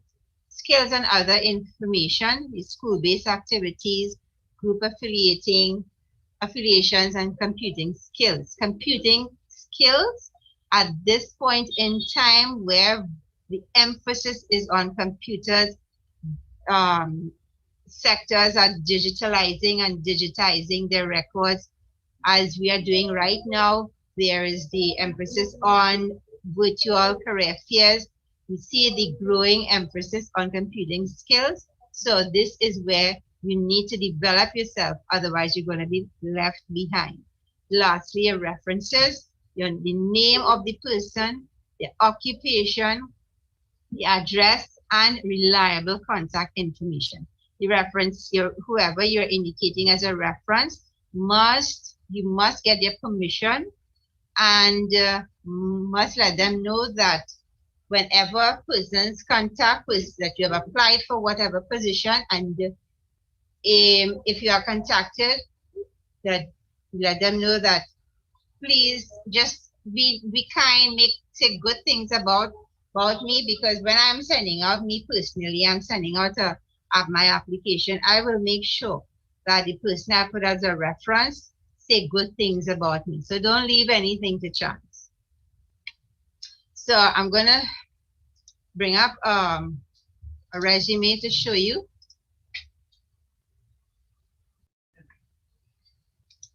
Are you seeing the resume? Can someone tell me if they're seeing the resume? Hello. Good day. Yes, we are not seeing the resume. We are not seeing the resume. But I would like to inform you at this time, we have just a few minutes again for you to present and take one question. Okay. Yeah. Okay, I think you should be seeing the resume now. Yes, we are. Okay. So while I put the resume up, if anyone would like to ask any questions. Sorry that I did not have more time to delve more deeply into some of the areas.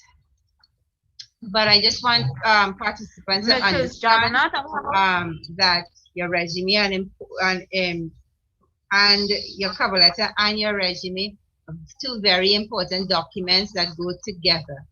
It is not that most persons just submit a resume alone, and that is not your complete application form.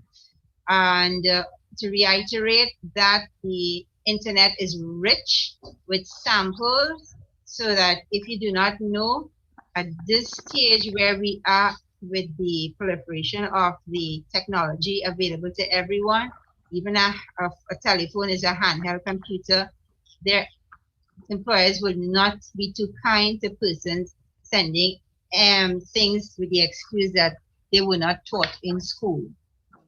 You have no excuse but to teach yourself in areas where you are deficient. Use the internet, it's there for your advantage. Use it wisely and train up yourself in areas where you see you need to be trained up. So thank you for your attention and your time, and I believe I am out of time right now. Yeah, okay, yes, Mrs. Dixon here. There was just one question, but I believe you answered it, where the student would have asked, what happens if I do not have any work history or experience? I know you noted that you can put, if they're involved in organizations like church groups or even sporting groups. So if you can reiterate that for them, please, quickly. Okay, great. So anything that you've volunteered in, even conservation project, cleanup project, where I know students have gone to beaches and they work as groups. Look at the work environment. What is the employer looking for? He's looking for qualities. The employer is looking for team, you being a good team member, you being able to work as a group and not just independently. You being able to assume leadership roles, being able to use your initiative, what projects, take on projects and enjoy the nature of your project, what makes you enthusiastic about what you did in the past, and what challenges you and how you overcome challenge, how you manage conflict. We all have emotions in the workplace. You're not working alone. You're working with other people. So in your sporting activity, in your whatever groups that you belong to or worked in the past, how you manage conflict. Talk about an area that was an area of responsibility that was charged upon you, and what you have accomplished. So those are things that you need to keep in mind. And even if you do forget what I just mentioned, you can search it on your internet, and suggestions will come up that will spur your thinking. So let it not be that you do not have a work experience in any private or public sector organization, and you see yourself as not being able to compete with other people. Don't lose your confidence in that area. You have experience which gave you the qualities that the employer is looking for. Dig into those areas, pull out those qualities, use the adjectives for the work environment, and put it on your resume and give it to someone to read and get their opinion, and then hit it. I hope that covers what you are interested in. All right, thank you for Mrs. Jagannath, just before to be with us today from Ministry of Labor. I know that your sessions are always informative, and they are even up to date to what is needed now in different work environment.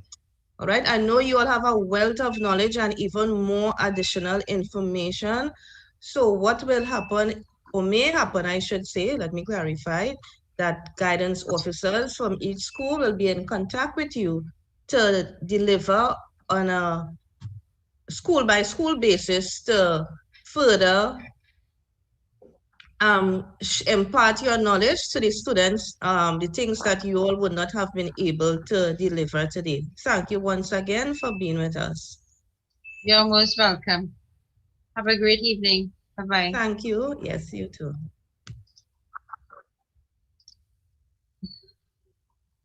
Five people in gathering now means that it's going to go back on the rotation system in the workplace. I'm trying to get this to just now stop sharing.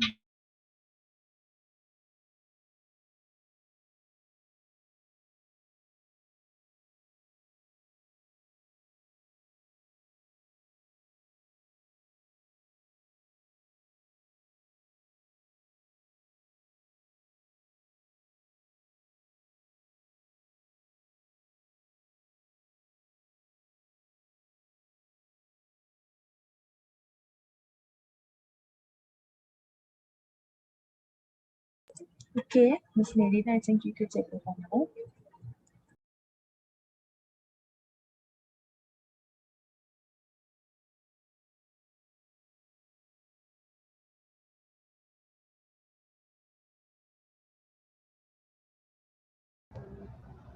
Yeah, we on.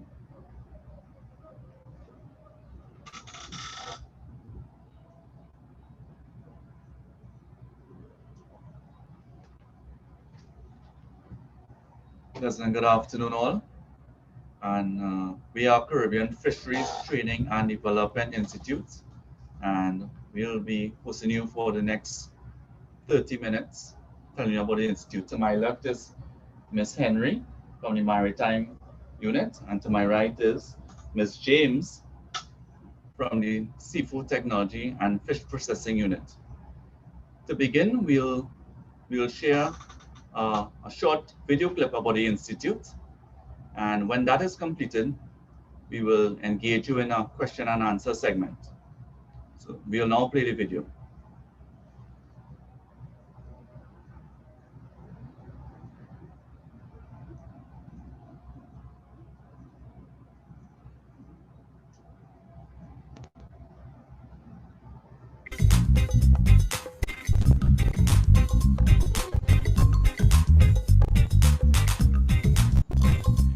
Caribbean Fisheries Training and Development Institute provides training for personnel involved in the fishing and maritime sectors.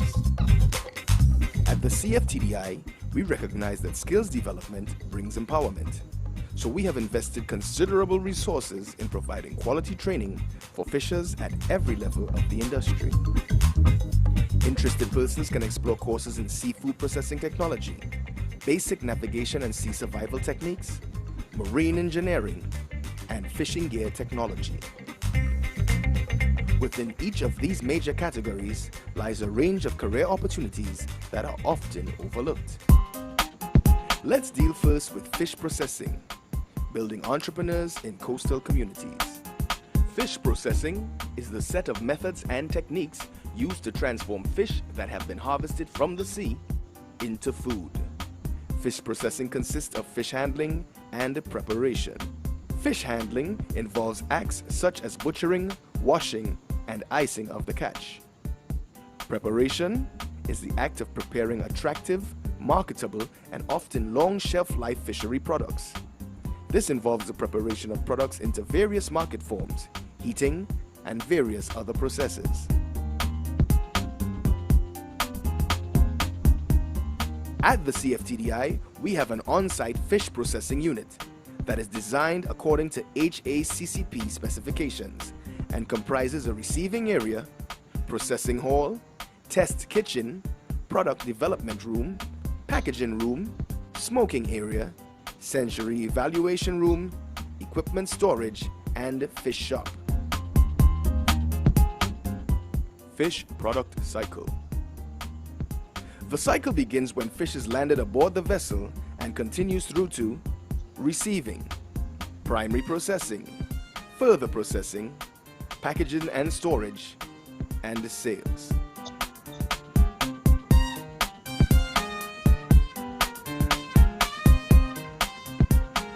Fish processing as a career can be quite lucrative. The career pathway in this sector leads to many professional and occupational possibilities. Here now is a quick look at some of the opportunities within the fish processing sector.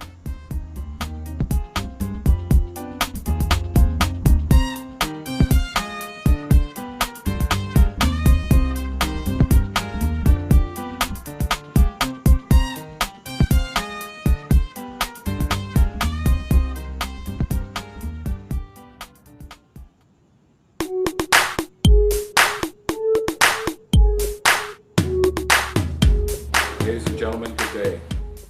My name is Captain Ronald Wild, and I'm one of the instructors here at Caribbean Fisheries Training and Development Institute. I spent 30 years working at sea in many beautiful places around this world. At this facility, we provide people with an opportunity to enter the maritime industry. It can be an excellent way to make a living and is both financially and fundamentally rewarding. In order to be employable for any job at sea, an individual must first undergo basic safety training. This is the most popular course that we present at the CFTDI, and it is recognized internationally because it conforms to the requirements of the STCW 95 Convention. People who are already employed in the maritime sector return to the Institute to further their education in order to move up the ladder.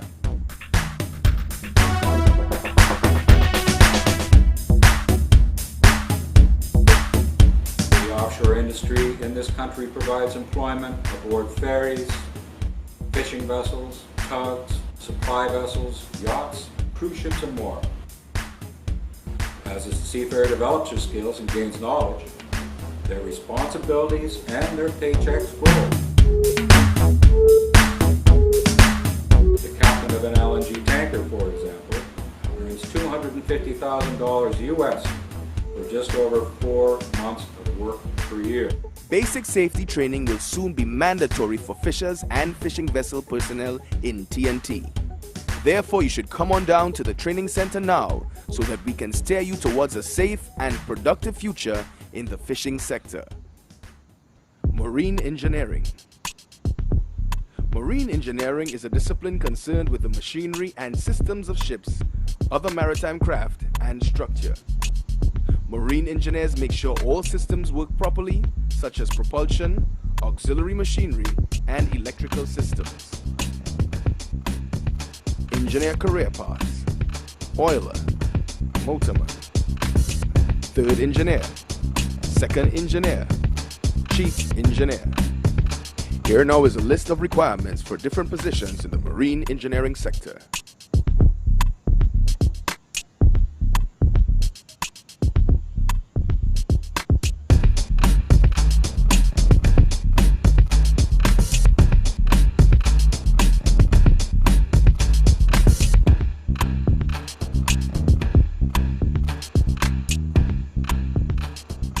Further career paths include welders, fitters, plumbers, refrigeration technicians, and marine electricians.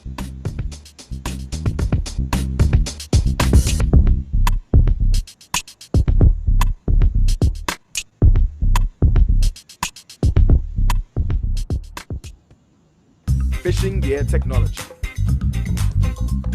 Fishing gear technology involves the design, construction, and operation of fishing gear, and includes the tools with which aquatic resources are captured, as well as fishing methods that show how the gear is to be used. If you desire to pursue a career as a gear technologist, you will need to fulfill the following requirements. Some of the areas covered in the fishing gear course include basic rope work,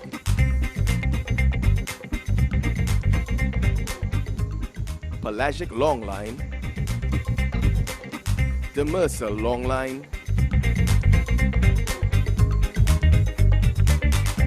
drop line, and fish pots. Fish aggregating devices. Fish are fascinated with floating objects. They aggregate in considerable numbers around objects such as drifting logs, rafts, jellyfish, and floating seaweed. The objects appear to provide a visual stimulus in an optical void and offer some protection for juvenile fish from predators. The gathering of juvenile fish attracts larger predator fish.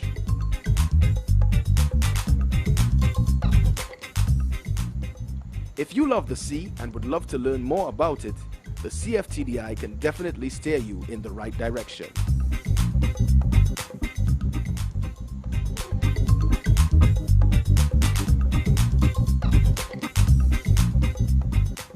Yeah, I'm Nathan Charles here at the CFTDI, doing a course in marine engineering. I must say that the experience I have here is a very pleasant one. The institute actually has a large number of courses in which to choose from, most being short courses. The course that I am doing presently is an 8-week course in marine engineering. I must say hats off to the tutors. The tutor has a large reservoir of information. I plan to take the experience from this back to my field of work, into the marine field, and advance myself to a higher level. The correct aptitude and attitude towards disciplines involved in the sector leads to upward mobility. Hi, my name is Natasha Baru, and I'm presently doing a fish processing course. Currently, I'm employed with the Seafood Industry Development Company. I'm in the Quality Control Department, and I must say the past 4 days with the program has been quite interesting. The course was quite informative. I've learned a lot of new stuff. Also, I've gained a lot of hands-on experience that will be useful later on in life when I want to open my own business. Historically, fishing has been considered a low-class occupation, but that is far from the truth, for it enhances socio-economic development and provides attractive remuneration. Fishing is an important profession which assists in ensuring food security for the nation, and it is time that it is recognized as a noble profession in TNT.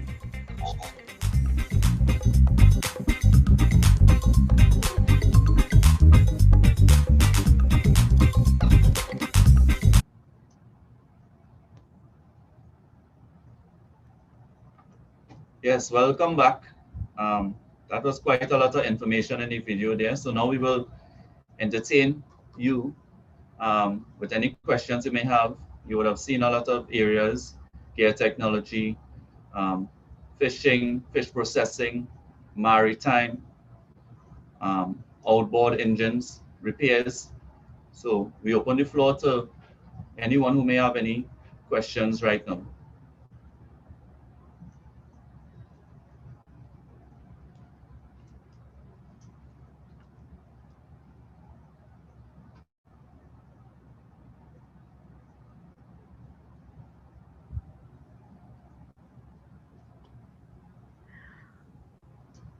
I have a question coming your way, sir. Good afternoon. Hi, good afternoon. And the question is, what is the average age of entry for someone who is interested in the average age of entry to your institute? No less than 16 years. And what qualifications would be required at that time? The person has to have basic literacy skills, and that is all. They have to acquire a medical form, which you will get at Maritime Services Division.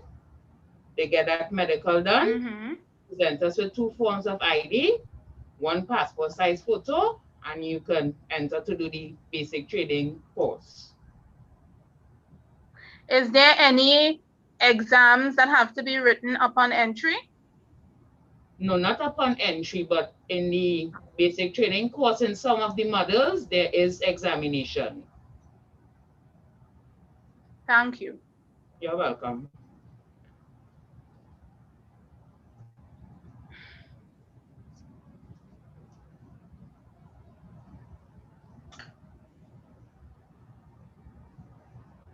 The same applies for the seafood technology courses. We take you in from 16 years and above.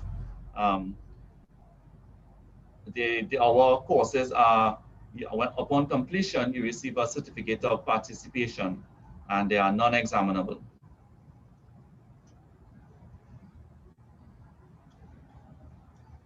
Where can these forms be accessed? Our forms are at our office located in Chaguaramas. But if you require one, we may be able to make it available via electronically, soft copy.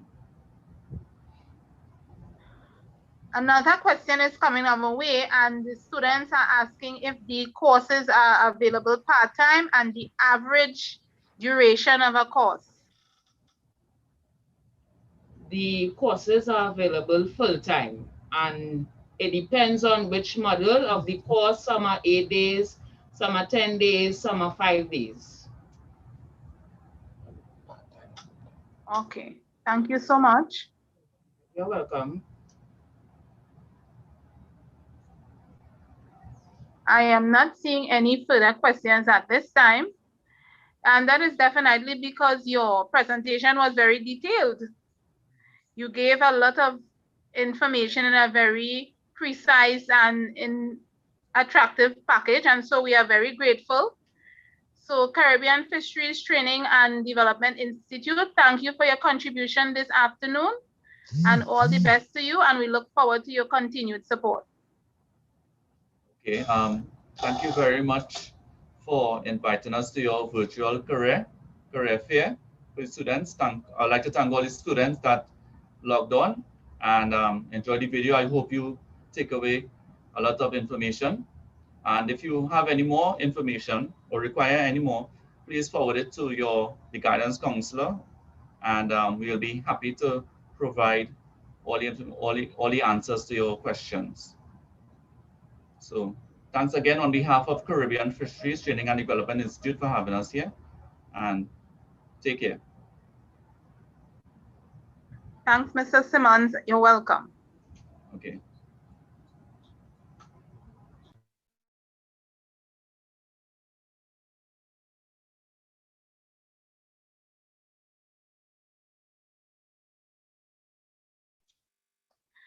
Students, as we have come to the end of that presentation, we are reminding you that we are on a short break. It's only 5 minutes.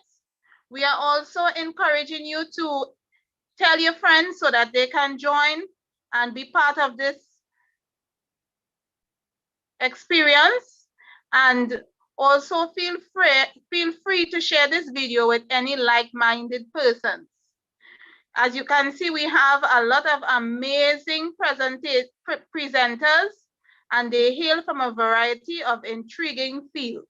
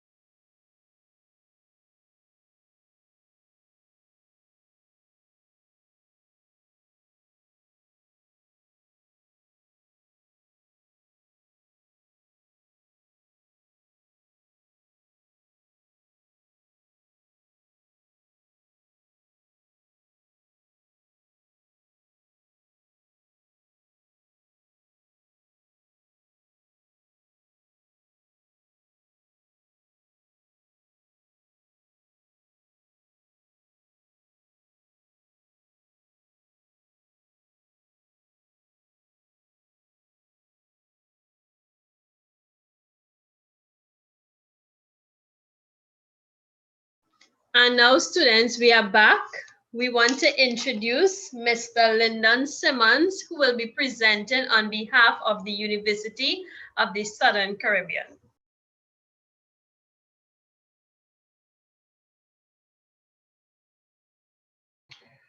All right, good afternoon, everyone. Thank you so very kindly for the opportunity to speak to you for the next few minutes or so.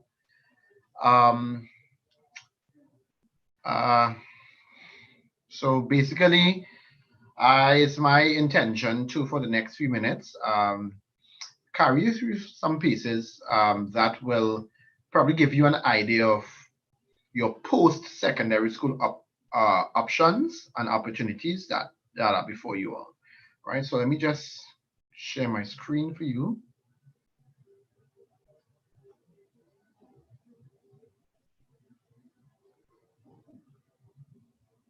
All right.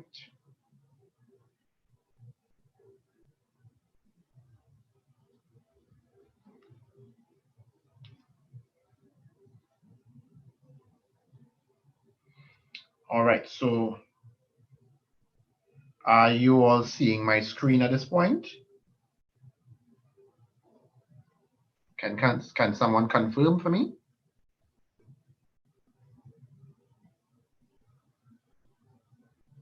Yes, we are. All right, beautiful. Okay, so I'm told that these are Form 4s, 5s, and 6. I hope that I have that correct. And if that's the case, it simply means that you are now in a position where you're the upper forms. You are, for some of you all, almost out of the door. For some of you all, out of the door, basically. And for the others, you are in between because you would have been in Form 6. All right. So, you know, you might be thinking to yourself, well, what's next? Well, it's a very good question to ask at this point in time. And of course, we know that for many of you, you are looking to land those big, nice jobs, you know, get those nice houses and cars, etc. But I want to first begin by letting you know that life is about choices. And so I would have had the opportunity to do a presentation to the Form 3. So it's kind of similar for you all. Life is about choices, and you have some very important choices to make from here on out. What type of car you want to drive, what type of house, what type of family you're looking at, how big you want your family to be, what career you're going to be getting into, etc. I'd just like to submit to you all today, my fellow young people, that the choices that you make today will affect you tomorrow, definitely, and don't take no thought about that. The choices that you make today will affect you tomorrow. So for some of you, you might be saying to yourself, well, you know, I really had time with these people and they're talking and they this and that, their information. I just tired. I want to sleep. I want to get something to eat. You know, I want to go down by my dog and them and lime on the block. I want to just go and get my hair did or my nails done. You know, that kind of thing. You might be saying that to yourself. But I want you to know that in spite of all of that you may see, you still have choices to make in life. And based on the choices that you make, you have consequences for your action, right? And so whether you are going to be successful or unsuccessful depends on the choices that you're making from all now. Now, I like to give young people, my young friends, harsh realities. And it's not because I want to do that, but I want to shock you into reality. The reality of this matter is, Form 4s, in a year time, you are going to fall in a category that I'm going to outline shortly. Form 5s, similar for you. Form 6, because you are in Form 6, you have safely gotten through the storm. Because in order for you to get into Form 6, you must have subjects, right? So Form 4s and Form 5s, this is for you basically. At the end of your time in secondary school, you're going to fall in one of these categories. One, the category of persons who do exceptionally well because you would have studied, you would have done what you had to do, and so you come up with all your passes, grade 1s and 2s, and you're happy, you're jolly, and you can't believe it, you're excited because now you have proven some people who would have said that you wouldn't get your subjects, you have proven them wrong, etc. That's the first category. The second category of persons, you would get probably perhaps a couple of 2s and 3s inside there. You would have got near 5 and more passes, etc. You know, you're excited. You might be a little disappointed in some areas, what have you, but you're generally excited because you would have passed your subjects. The third category of persons, you may get a whole forest, only trees. So every subject you do, it's not a trees you get. You might be satisfied. You might be saying, at least I get something indoor. And then finally, the final category that I hope none of you fall into, the category that comes out of school, out of secondary school with 0 CSEC passes. The category you fall in depends on the choices that you're making now. So if you don't want to come on to the Zoom sessions when you have class, that's not a good choice that you're making that will help you to become successful. If you are not being respectable to your teachers while they're teaching, or you're disrupting the class, you know, you're making all sorts of jokes and what have you in the Zoom classes, etc. It's not a good place to be. That may not get you to success, right? And so I want to urge you to take and to pay particular attention to what you're doing now. Even the ones who are in lower six, you might be saying to yourself, boy, yeah, I get into Form 6. I really didn't know what I want to do, you know. So I just do Form 6 because they'll buy me some time. But, you know, I really feeling to study that kind of thing. You already passed one hurdle. And so it's just a matter of effort that you need to place in order to get over the second hurdle. All right. So this is where the University of the Southern Caribbean comes in. We are one of the 3 universities in Trinidad and Tobago, and we offer a number of degree programs. And we help students to get from where they are in terms of, you know, where they are currently to where they want to get in terms of careers, etc. All right, so on the screen there, you will see a photo. We are located in Maracas Valley. We basically have 3 campuses, one in Maracas, St. Joseph, one in San Fernando, Leotard Street, and one in Tobago. So this is the ultimate goal. The ultimate goal is for you to come in and to graduate with honors if you so desire. But the mere fact is to get your certificate and to go into the world of work so that you can perform at an exceptional level. So I turn your attention to the screen at this time where I'll play this short video for you.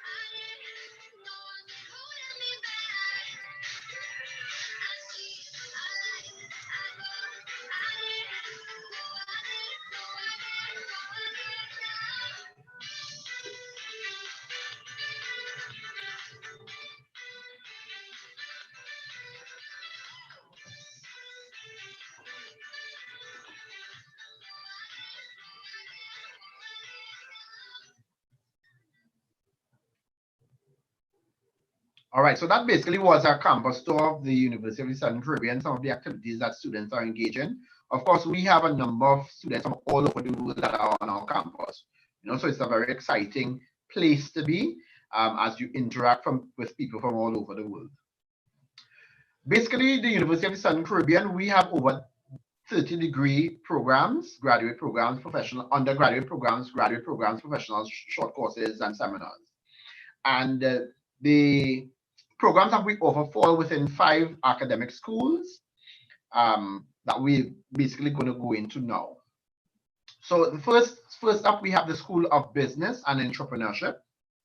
So for persons who want to get into any field into the business area, so you want to become an accountant, you want to become a banker, you want to become an entrepreneur, you want to be anything in the business field, you want to become a director in the HR department, you want to do marketing, those types of areas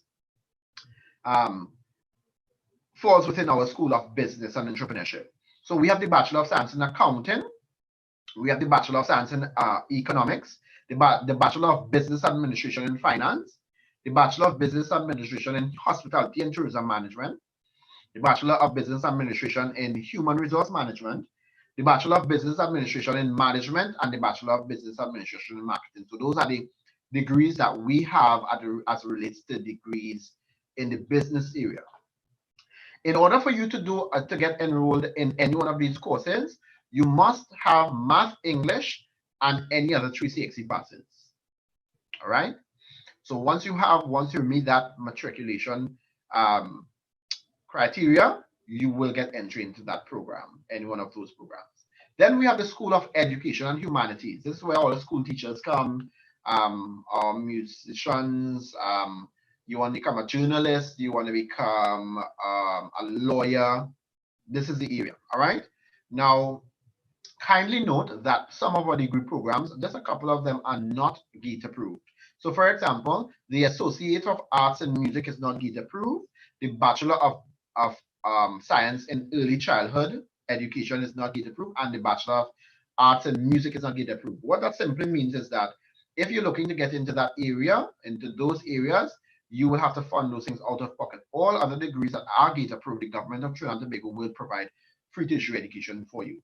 Now in this area, if you want to, especially if you want to become a teacher, you must have Math, English, a science, any science, and any science can be pure science, natural sciences, which is physics, biology, or chemistry, or agri-science, integrated science, HSB, human resource biology. And now the Ministry of Education has brought on stream clothing and textile as a science, and food and nutrition, I think it is. So once you have those, it is considered a science. You can apply to teach with those subjects, right? So you must have Math, English, a science, and any other 2CXC passes. All right. The School of Science, Technology, and Allied Health. This is one of the largest schools in the University of the Southern Caribbean, simply because this is where our nurses come from, our doctors. If you want to become a zoologist, a vet, a nurse, you want to become a dietitian, you want to become a nutritionist, you computer technician, the works. All right. And so we have the Associate of Science in Computer Information System. That is a 2-year program. All right. So, but we also have the Bachelor of Science in Computing. That's a 4-year program.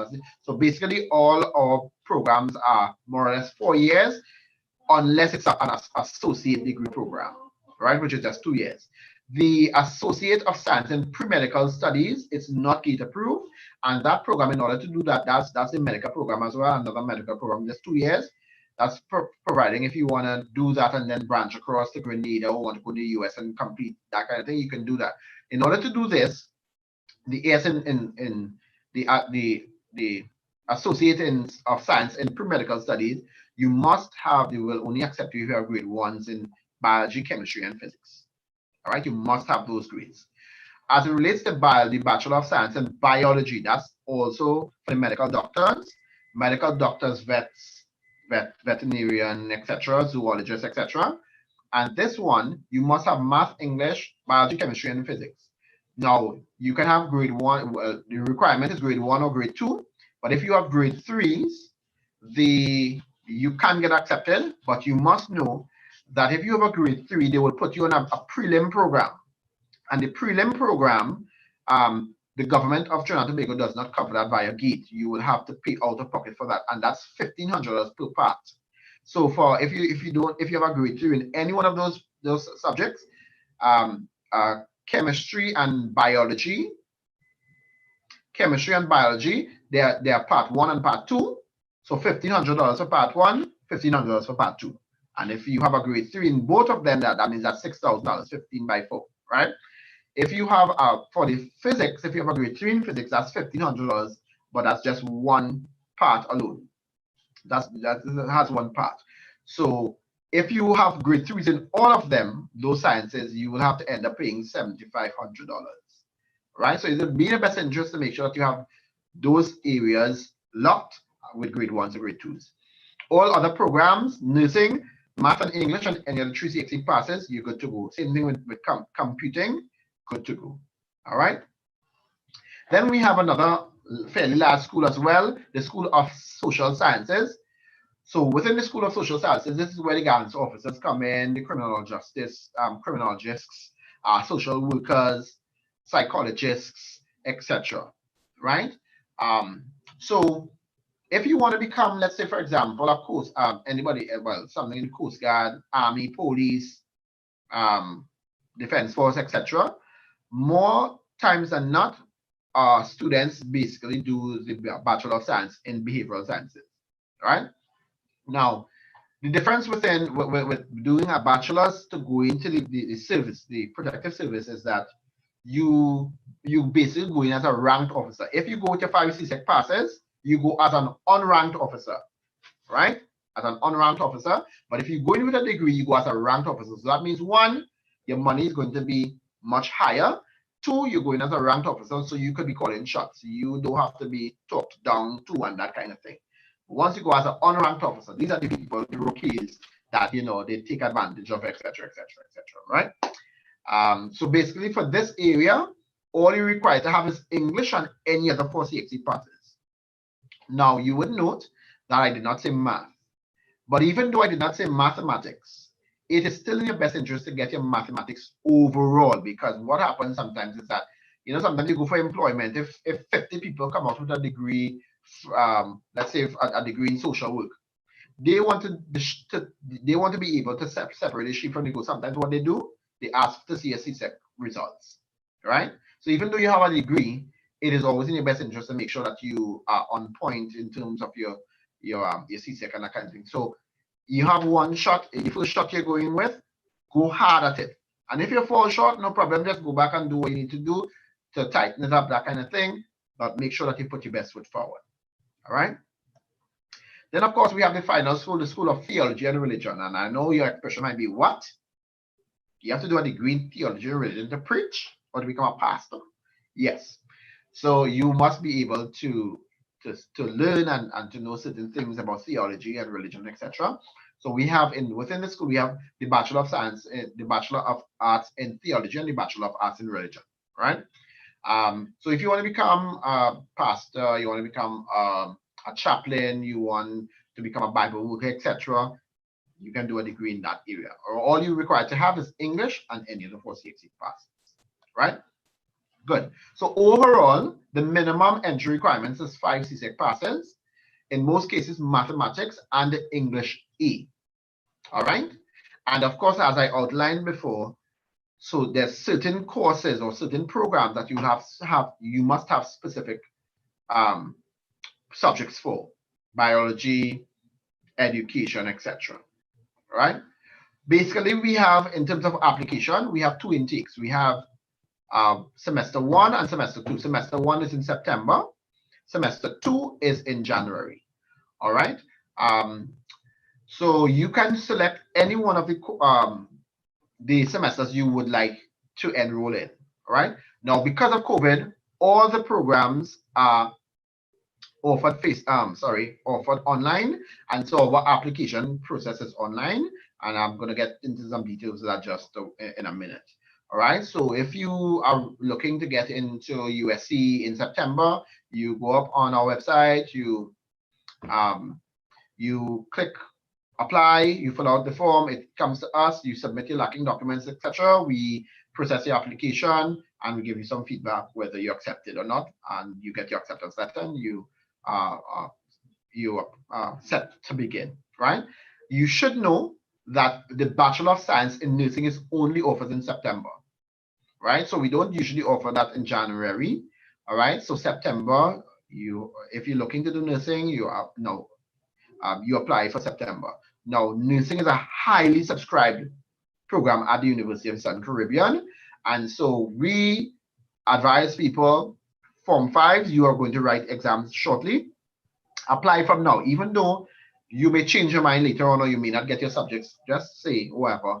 You can still apply, but just make sure that you apply and that your application is in so that we reserve a place for you. Once you get your results and you would have met the entry requirements, we offer you or we issue your acceptance letter.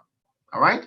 So you can begin to apply from now, even from upper six formers. If you're upper six, you can apply before you, well, once you apply, you will get through, because once you have that math and English, because you would have already passed that stage already. All right.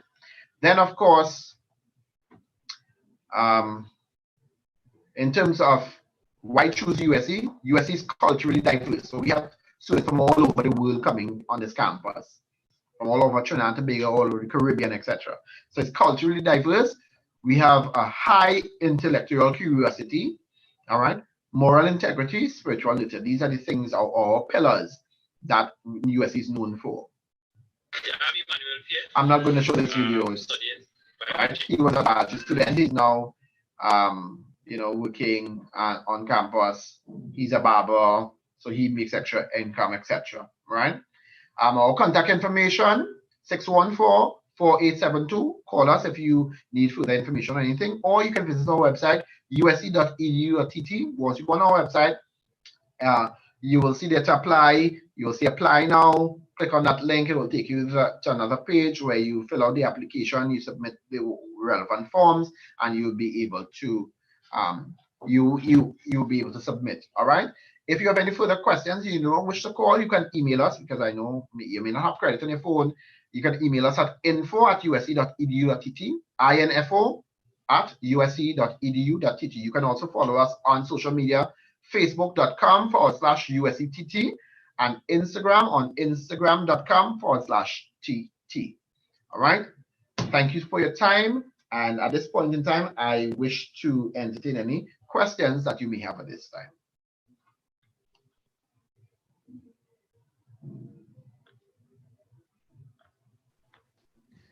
Good afternoon, Mr. Simmons. Good afternoon. 2 questions coming your way so far. And the first question is, we're having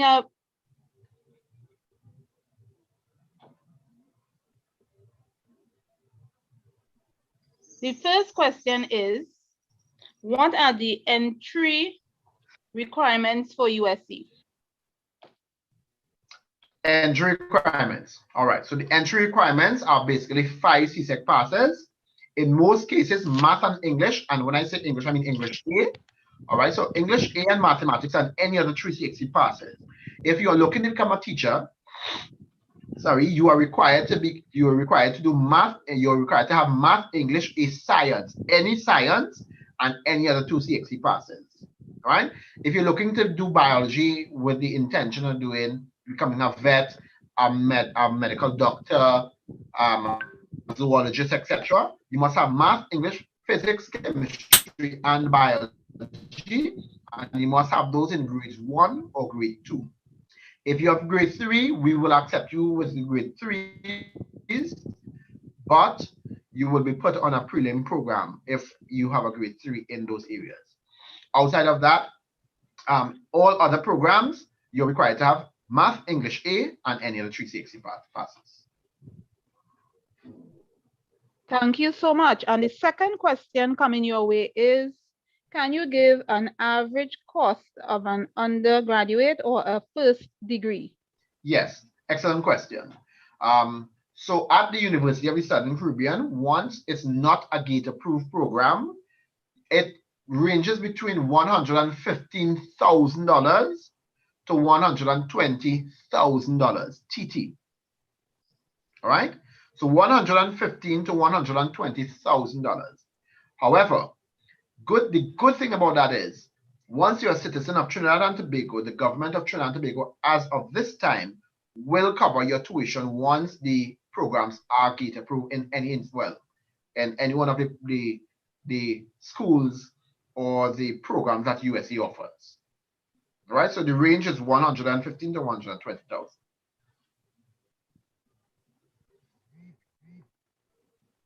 Thank you so much, Mr. Simmons. I'm just asking, if you were to give students one piece of advice as they get ready to enter tertiary education, what would you say to them? One piece of motivating advice, motivational advice. Right. So the first thing that will come to my mind, please ensure that whatever you are looking to do is something that you're passionate about. Passion it plays a very important role, because what you don't want is that you're doing something because somebody forced you to do it. For example, you know, sometimes in some families, you have people competing. So, you know, this one is a doctor, so I want to compete against my cousin because she's a doctor, you know, but you might be better off becoming a teacher because of how you explain things, or because of how you listen and you give advice. You might be better at becoming a guidance officer, or you are good with your hands, so you might be a better chef. I mean, everybody had to eat a food, and if your food tastes good, you know, you're going to get through, that kind of thing. So you have to know where your skill area is, and you have to be passionate about that. Because one thing I often tell students, bet your bottom dollars, you will people say, that if you're not passionate about what you do, you will get stressed out, and stress kills. So while everybody running from coronavirus, everybody running from cancer and all these different diseases, stress is the #1 killer. Stress, because if you can't keep down them stress levels, it will kill you within no time, and no amount of money that you will be working for will be able to heal you. So please ensure that whatever you're getting into, whatever career you're getting into, and whatever degree you're going to get in terms of tertiary, whether it be a degree or a skill, it is something that you're passionate about. I thank you. Thank you so much, Mr. Simmons, and that is really good advice. Students, please take it into consideration as you make your career choices, as you make your way forward towards the world of work. Thank you once again, Mr. Simmons. You are always here with a wealth of information, and your presentations are always so very interesting. Before you do, Mr. Simmons, I just have a concern from a student who wants to know what to do if they found that more than one job suits them, and they can definitely see themselves enjoying all of the jobs, but they cannot choose. So how do they go around choosing the one that best suits them? Okay, so let me answer that by giving a personal experience. So for example, when I was a bit younger, there's 3 things I wanted to become. I wanted to become an engineer, a pilot, and a teacher. All of them I'm extremely passionate about. Fortunately for me, when I was a bit younger as well, I used to get plenty licks in school, plenty licks. And it's not because I never used to be doing my work and stuff, you know. It's because when my father saw my report card, it will always have Lyndon talks too much. You know what's the funny thing about life? My father used to cut my skin long time for me talking. Today I'm sitting in this office talking to you. I'm getting paid to talk to you all. The point I'm making is, at the end of the day, you will actually have to choose which area you want to get into. So yes, you might be able to do well in several areas. And so far, I've been able to do 2 of the 3 things. I'm qualified to become a teacher. I'm hoping to become a teacher very soon. And also, I am qualified in electrical engineering because I did a degree in electrical engineering as well. The only thing I didn't do yet is become a pilot. But in the near future, I hope to save up enough money to go flight school so I can just do that on my recreation. And that's something I really want to do. The point I'm making is this. So you might have several things that you want to do. You have 1 or 2 choices. One, you can simply have, if it allows you, you can simply have more than 1 streams of income. So for example, if I become a teacher, I could teach in the day, I could lecture in the evening, in the afternoon time. I could do that. Or I could do teaching in the day. I can have my electrical company if I so desire. I can have my business, that kind of thing, because I'm high on customer service, etc. Right? So if you can see your careers intermingling, you can do that. Unfortunately, I wouldn't be able to do that as a pilot. Pilots require you to be outside flying a lot and that kind of thing. So I probably will just have to do it on my recreation time, right? So just make sure to see if they can mesh. Having more than one stream of income is not a bad thing, but please, let me stress to you, do not make money the central goal, because then what will happen? You will miss out on enjoying life because you only want to run down the mighty dollar. And then again, you will fall ill. And before you know it, you are 60, 70 years and your life has just withered away. All right. So find some meaningful way to kind of get those careers intermingled so that you can have more than one stream of income if that's the case. That's my advice. Great advice, sir. A quick question. By chance, at USC, is cosmetology or event planning offered? Unfortunately, we do not have cosmetology.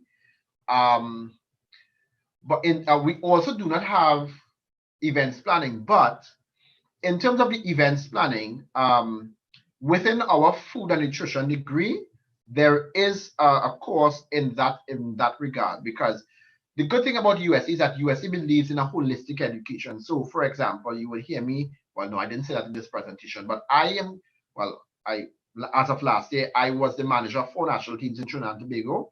I never did a degree in management, but of course I was exposed to management at the University of the Southern Caribbean. And so I was able to land to secure that those opportunities. And so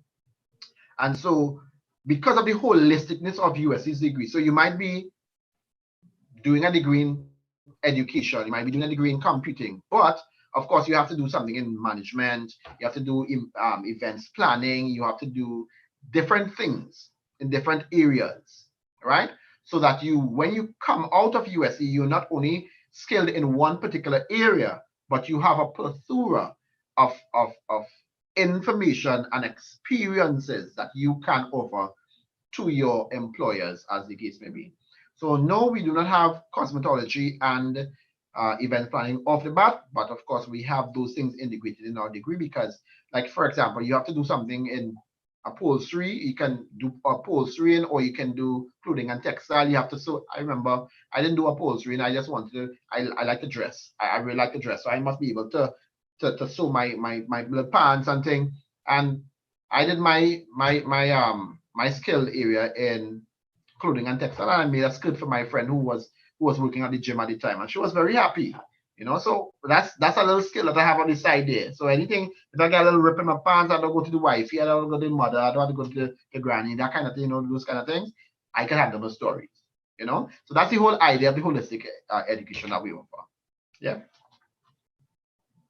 All right, thanks so much for that. And I'm glad to hear about that skill that you have on the side. Who knows, who may be contacting you. All right. All right, thanks so much for being so facilitating, for bearing with us. Thanks so much. You always have a wealth of information to share. Thanks so much, sir. Not a problem. Thank you for having me. You're welcome.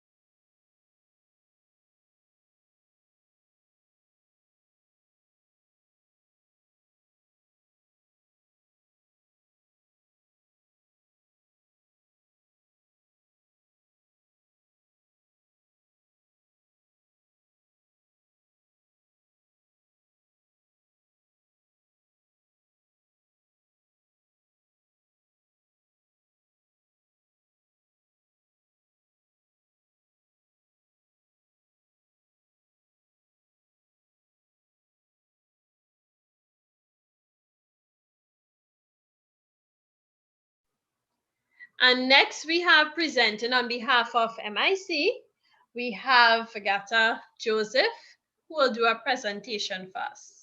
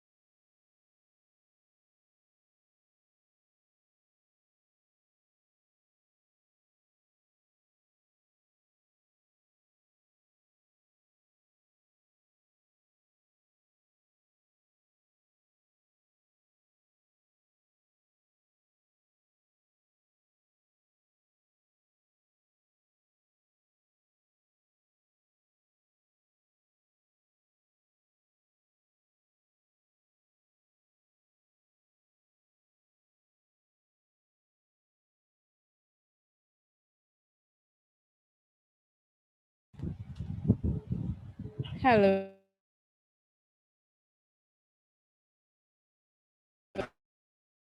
Hi, we're hearing you. I have been having some technical problems, but I am here with you this afternoon. So good afternoon, ladies and gentlemen. It is a pleasure to be with you today. I am Vegata Joseph, Guidance and Counseling Officer at MIC Institute of Technology. And today I am here with you to share some information about the courses that MIC Institute of Technology has to offer. So give me 1 minute, let me share a short video with you and then I will get into the explanation.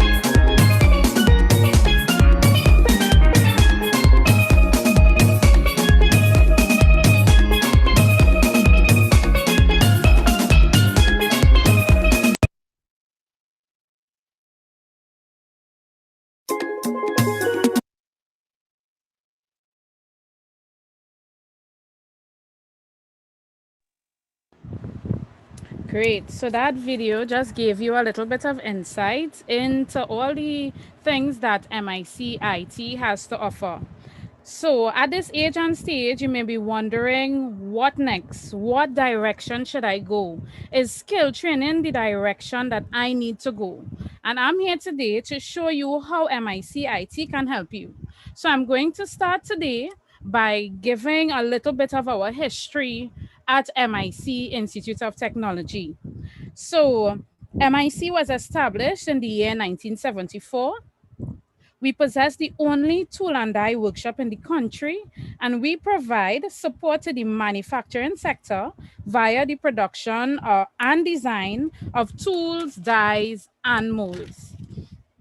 Now, most importantly, we are an agency of the Ministry of Education that provides technical and vocational training, or skills training as we may know it, industry service, and construction services.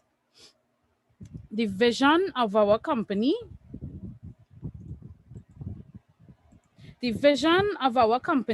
is to be the catalyst for developing technical and vocational competencies for national and regional industries through quality training, innovation, manufacturing, construction, and engineering products and services.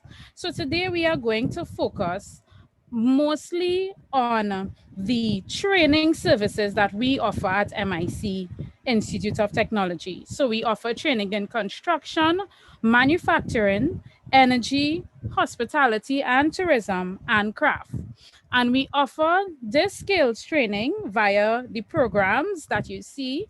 This is the HYPE, or the Helping You Prepare for Employment program, MUST, or the Multi-Sector Skills Training Program, ICP, which is also known as the Industrial Craft Program, NSDP, which is the National Development Program, and we now have our newly established short courses department. So I have a lot of information to share with you, and I know I may be moving a bit quickly, but you all can write your questions down and you all could ask me to the end of the presentation, okay? So for years, there has been a stigma attached to skills training. So skills training is often viewed as a program for the not so smart people, or for the people who are not doing so well at academics. But I want you to sit and think about the time we are presently living in. And this time has brought to our attention who the essential persons are. So, for instance, we have all been forced to work from home or to go to school from home, whatever the case may be. And at present, we are sitting in a building of any sort. And I want you to think about how comfortable you would have been sitting in this building if it was not for the skills and expertise of someone who decided to pursue skills training, okay? So think about it. So first, we are going to discuss the Helping You Prepare for Employment program, also known as the HYPE program. So this program was established in 2002. It is a government-sponsored program designed to train and develop young individuals with skills and the knowledge and abilities to be self-supporting. Now, the HYPE is a hands-on program which focuses mainly on practical skills and training. So in the image before you, you can see this is how we perform our training in the HYPE program. You get first-hand skills training, right? So it's not only theory, but you also get the practical part of the training as well. The HYPE program, the courses offered in this program are carpentry, masonry, plumbing, welding, electrical installation, air conditioning, and refrigeration. The HYPE program is a 9-month program. Because of the pandemic, our cycle that begins very soon will be run for 6 months, but it is usually a 9-month program. And at the end, the certification provided is a CVQ certificate or Caribbean Vocational Qualification. This program is designed for individuals and students between the ages of 16 to 25 years old. So I know that I'm speaking today to Form 4s and probably some Form 3s as well. So this program is for individuals between the ages of 16 to 25 years old. This program provides a stipend of $50 daily, and you get a lunch, a meal as well each day. So imagine this. A lot of the older folks would be sitting and saying, I wish I could have been getting paid to go to school. I wish I could have been getting paid to learn a trade, right? And there's a registration fee to be able to sign up for this program. You pay a registration fee of $100, right? Now, it is my belief that skills training is one of the most untapped resources in Trinidad and Tobago. And there's so much money to be made from skills, from working in the field of the electrical field, or probably just masonry. There's so much money to be made. So the next program I'm going to tell you about is the MUST, or the Multi-Sector Skills Training Program. So this program was launched in 2004. It was designed to meet the social needs and nurture the skill development. It offers certification level 1 in hospitality and tourism and level 2 in construction. So the MUST program was really created to be a transitioning program from the HYPE. So at the HYPE program, you get level 1 skills training and a level 1 certificate. And at the MUST program, you get a level 2 certificate that's in construction. In hospitality and tourism, you get a level 1 certificate. MUST is also a practical-based program, and within this program, you are placed within our industry partners, and some of them were listed in the video that you saw before. And the following courses are what are offered in the MUST program. So there's general office administration, commercial food preparation, housekeeping, in the 3 various ways, that is houseman, room attendant, and laundry attendant, front office, uniform services, bread, cake, and pastry making, property maintenance, food and beverage, bar services, and food and beverage restaurant services. So our students who are present right now, who may be a part of any form of business or entrepreneurial class, or may have done the topic at any point in time within schooling, you might have been able to see how much the pandemic that we are presently living in has brought forward so many entrepreneurs, so many people trying to make their money out of the regular means. And these are the courses that could open those doors for you. Bread, cake, and pastry making, you can open your own bakery someday. Food and beverage, you can have your own food service in some way or another. What the pandemic has done as well is there is a lot of local tourism. So people are looking for bed and breakfast to stay at, to stay overnight. So these are the courses that you can use to develop yourself as it relates to business and entrepreneurial development, right? The construction courses offered under MUST is electrical installation, welding, plumbing, carpentry, and masonry. And as I said before, this course works. The construction courses are level 2. So what happens is you complete level 1 and then you can move on to skills training and receive your level 2 certificate. Crop production core courses. So the crop production courses provide training in production systems, irrigation systems, preparation of land for cultivation, installing and constructing irrigation systems, cultivating crops, rabbit rearing, plant propagation, harvesting crops, market produce, communicating with stakeholders, budget and financing, and practicing health and safety. Now, it is also very important for us to take note of how many persons have been planting and growing their own food, whether it be for individual consumption or whether it be for sale in the markets. And if any of you have been to the market with your parents, you would have seen how the prices of things have been raising over time. Even if you go to the supermarket, you would see how the prices of things have been raising over time. So these are the courses in the crop production course, and I really want you to sit and think and really consider about how crop production and something in the form of agricultural systems and sales and services may be able to help you in the future. Right? So the next program that I am going to tell you about today is, oh, sorry, I did not explain to you. So MUST is a 6-month program for hospitality and tourism. Construction is 9 months and crop production is 9 months. And as I said before, they give level 2 training in construction and crop production and level 1 qualifications in hospitality and tourism. This program is geared towards individuals between the ages of 17 to 50 years old. There is a $100 registration fee, and a stipend is also offered within this program. Now, as I said before, the MUST program allows you first-hand training within the industry. So you are placed within our industry partners for training, okay? So the ICP program.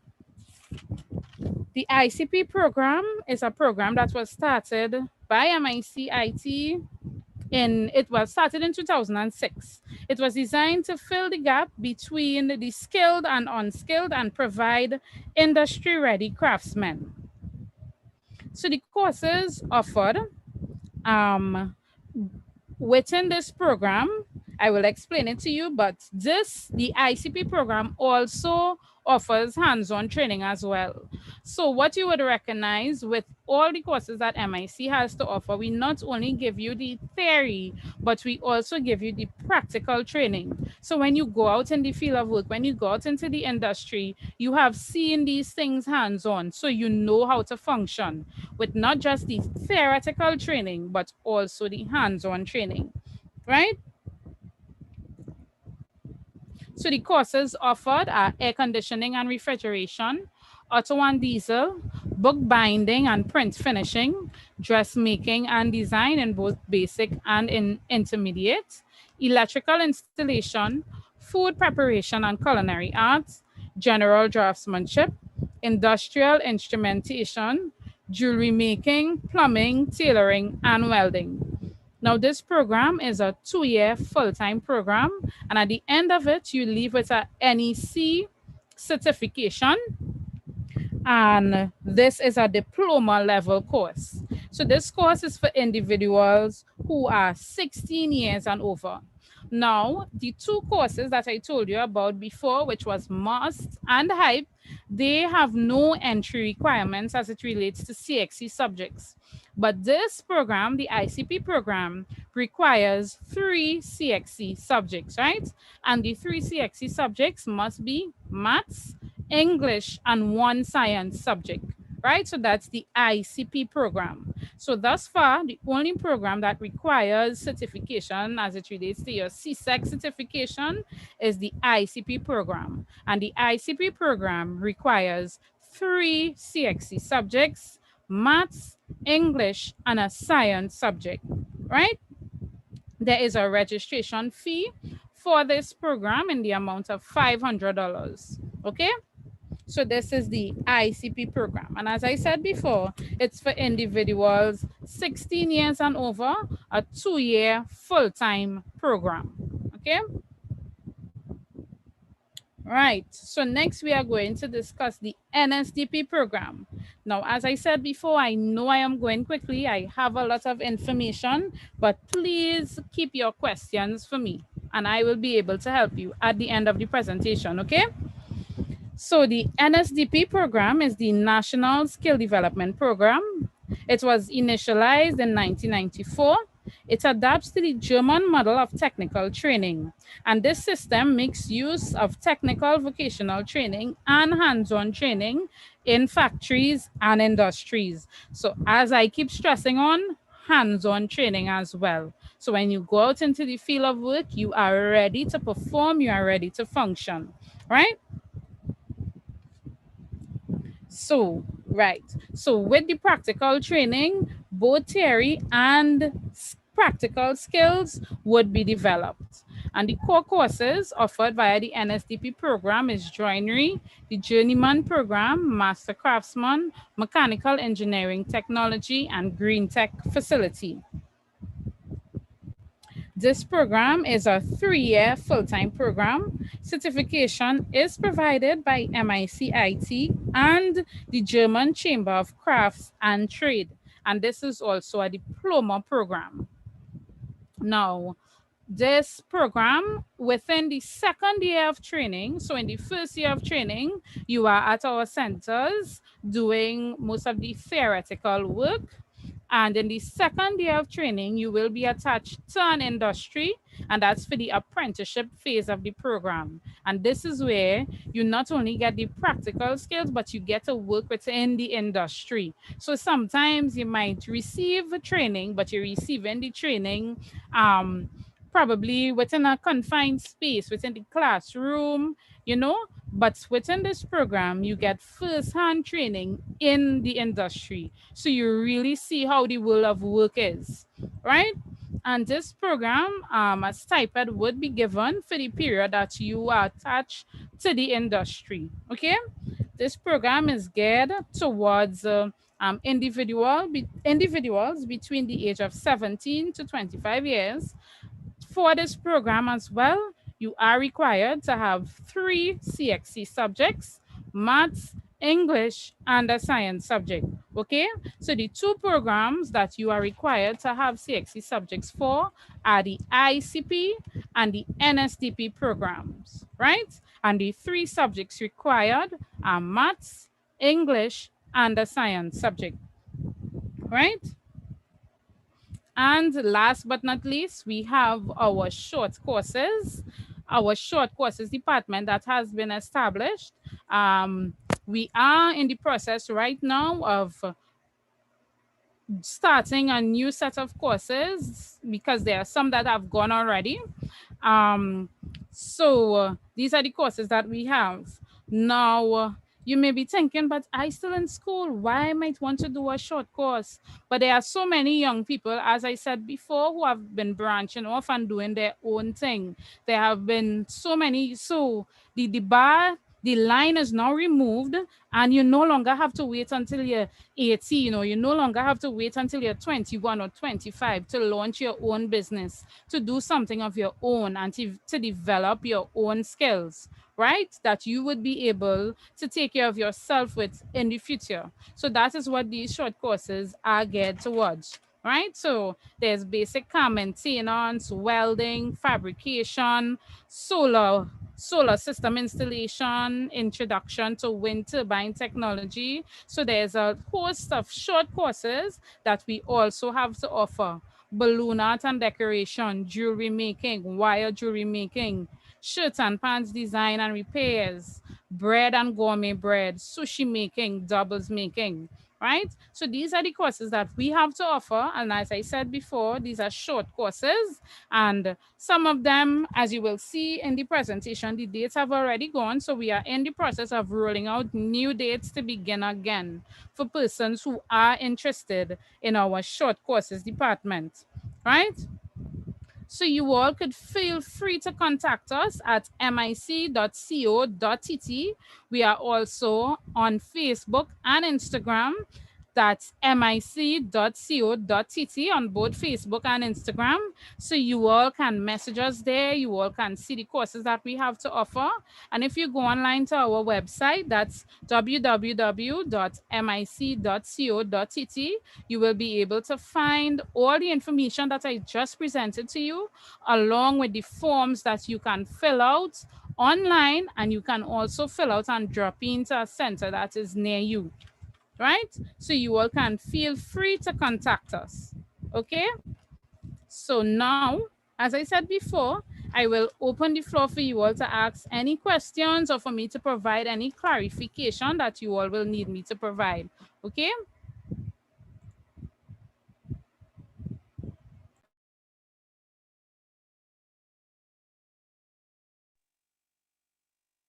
Good afternoon, Ms. Joseph. Hi, good afternoon. So a question coming your way. You would have spoken about the age of entry, but what is the maximum age for persons to enter these programs, particularly the short courses? Okay, so for the short courses, there are no maximum age. There's no maximum age for the short courses. So anyone who is willing and able could participate in our short courses. Is certification given at the end of the course? Yes, certification is given at the end of all of the courses. What is important to note is that MIC-IT is an accredited institution. So we have been accredited by the Accreditation Council of Trinidad and Tobago. So there is no need to question if your courses would be accredited or if your certification will be recognized anywhere in Trinidad. You understand? Okay, thank you. Would a stipend be received for these courses, and are these courses, are these physical courses or online courses? So firstly, the short courses, no stipend will be given for the short courses. So the short courses are courses that the persons who are interested will have to pay for, right? The programs that stipend are given for is the MUST program, the HYPE program, and within year 2 and 3 of the NSDP program, you receive a stipend. Those are the only programs that you receive a stipend for. And as it relates to whether it be face-to-face, some of the you courses... give an average cost of An average cost of? A short course? Okay. So I'll just go back to where the flyer was, okay? Okay.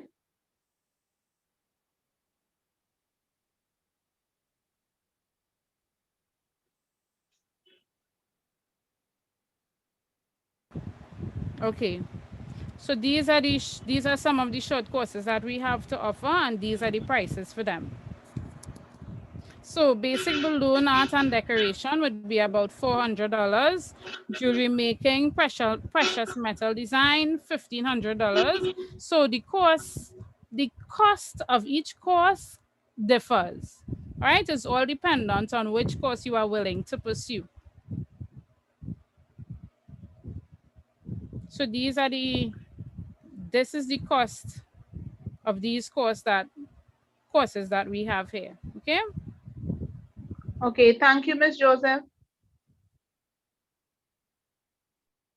You also ask about face-to-face or online. So it's all dependent on which one of the courses that you desire to pursue. If it's a practical based course, we have no other choice but for persons to come in, but we will be adhering to all safety protocols, right? So the class number will be small in order to facilitate social distancing and all other safety protocols that would be required. Okay, thank you. An additional question. Is it possible to do multiple courses at the same time? Once it's a short course and they do not fall on the same day, yes, you can do multiple at the same time. As it relates to HYPE, MUST, and ICP, one program at a time. Thank you so much. And can students complete courses while attending secondary school? Okay, so the only courses you will be able to do while completing secondary school is our short courses. All other courses are full-time courses, right? So HYPE and MUST would be full-time, ICP and NSTP full-time. The short courses, however, are there to facilitate both the working and studying individuals. All right. So thank you. No further questions at this time.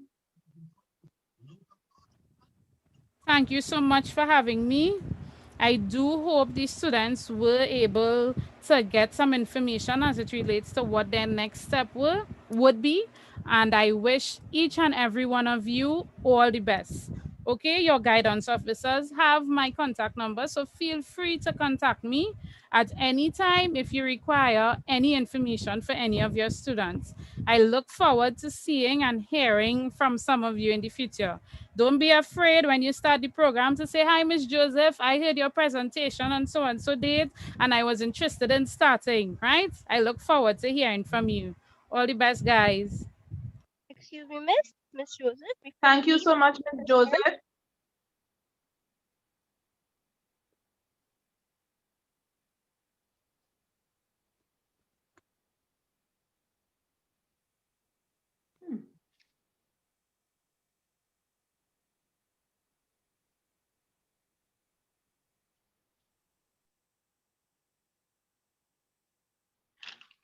Up next, we have with us students, Mr. Jason Kangali from Kenson.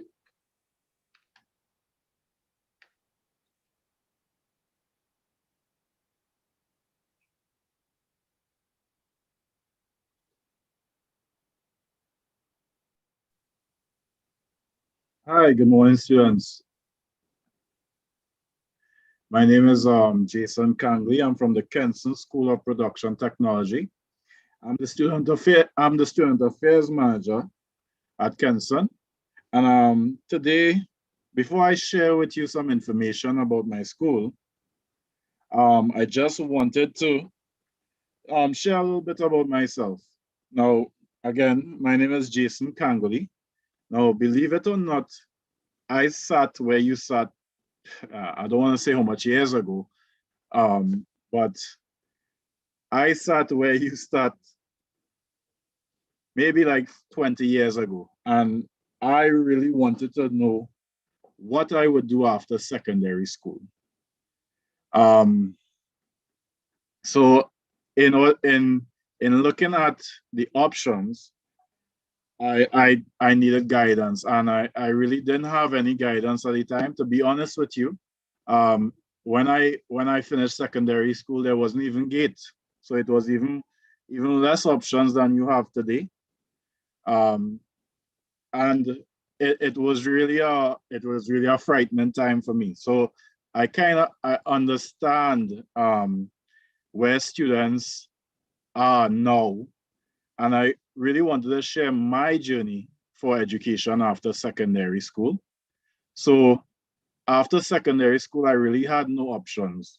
And I came from a poor family, and I really couldn't afford to go to university or anything like that. I did form 6. I had completed, I got my passes, and my only other options I felt for my own was going into the working world.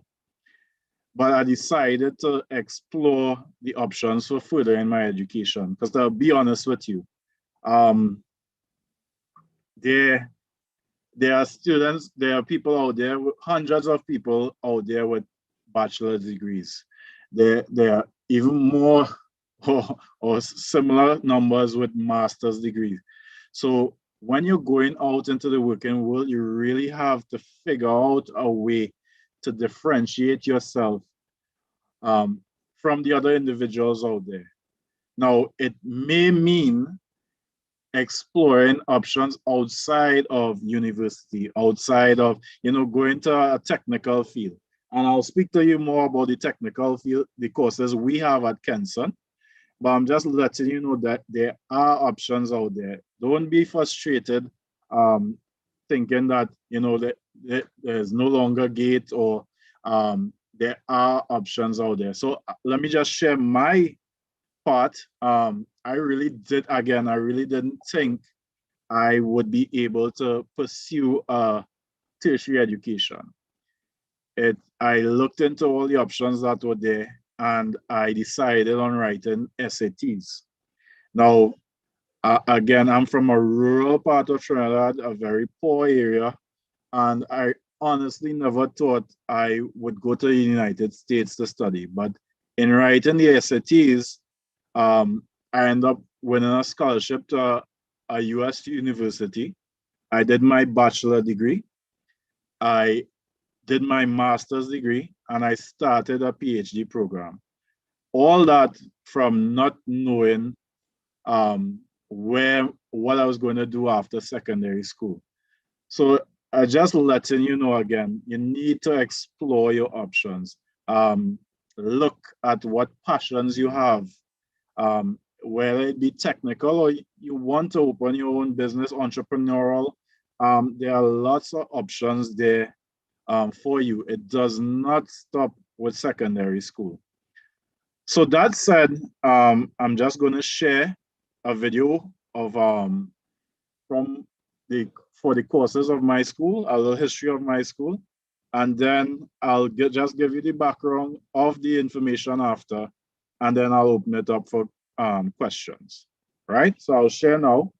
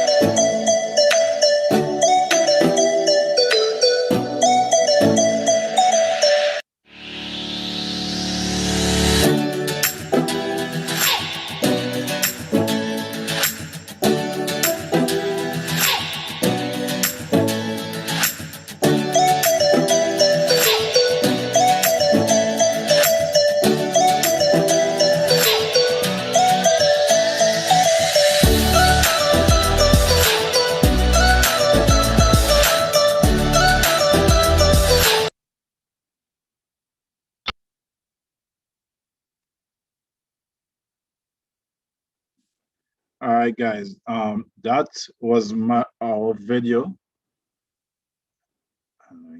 Let me just share our PowerPoint really quick.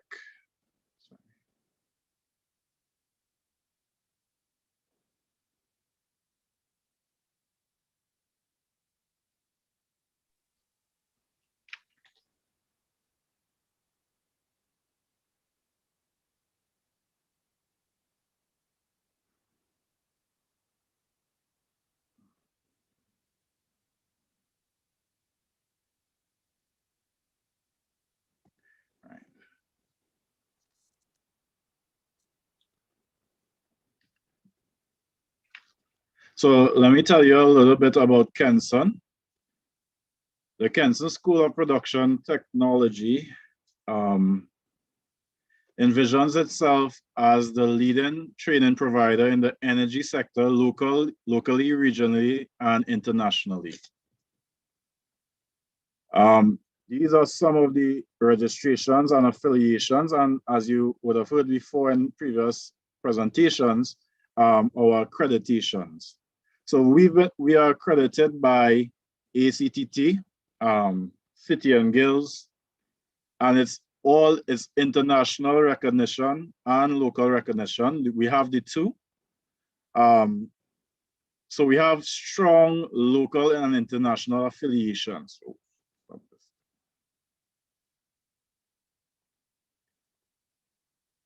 Sorry.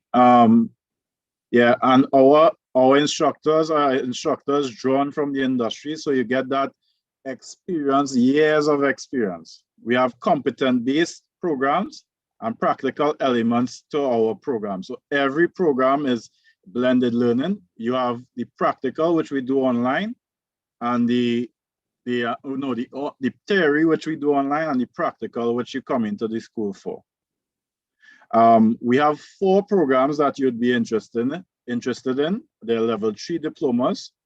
There's the process technician diploma, the instrumentation technician, electrical and mechanical technician. All these you could do after you've done CXC or Form 6.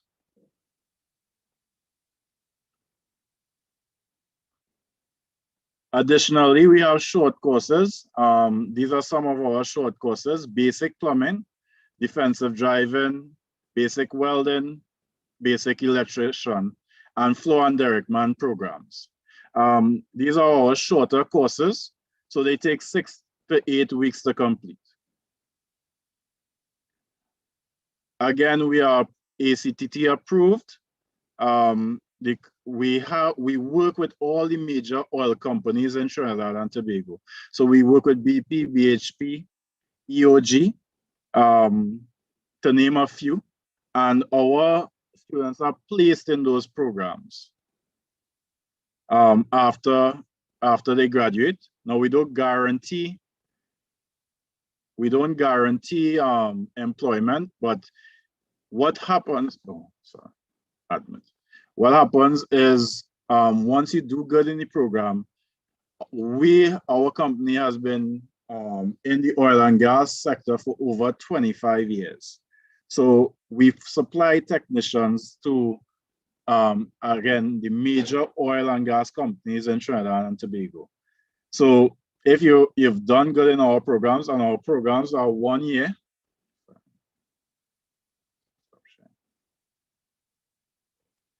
our programs are 1 year, and you could do it while you're in Form 6.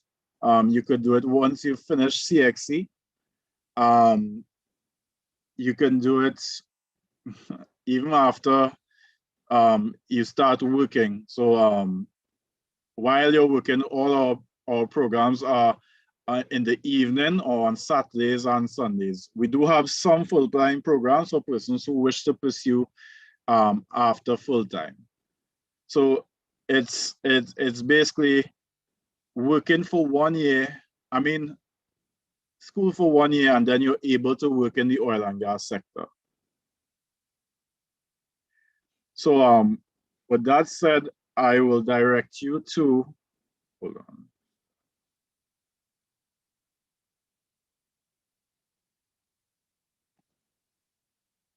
Let's go.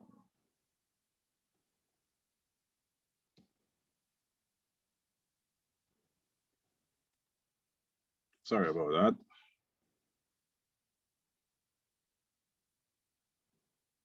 I will direct you to our contact information, which is the website, which is www.kspt.edu.tt, or you could email me at student_affairs@kspt.edu.tt. We're on Facebook on Kenson School, and you can call to get more information. Our phone number is there. It's 688-8659. Also, again, as stated before, your lecturer, your guidance counselor has my number, and I'm open to speaking to any student about doing a program at Kenson. Again, the advantage we have is that at Kenson, our programs are just 1 year. So after 1 year of doing our programs, you could go straight to working in the oil and gas sector.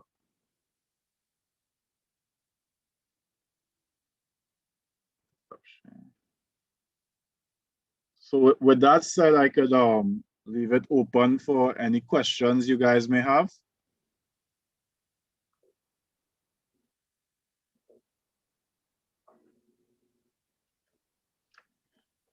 Mr. Kangali, good afternoon, and thank you for that very detailed presentation. Is it possible to tell us the average cost of any of your 1 year programs? And is your program GATE approved? Our program was GATE approved. We are currently looking at GATE approval again. So we would have GATE approval for September. Usually the cost of our programs are a bit, it's $25,500 for the year. And what we do is we ask students to pay a down payment of $25,500 for the year. And what we do is we ask students or parents to pay a down payment of $3,500, and you pay off the rest over the course of 8 months to reduce the actual, like the pressure of paying the full amount. But what I will say is that after completing our course, and if you get a job as an oil and gas technician, automatically you're looking at a salary of average around $12,000 to $20,000 per month.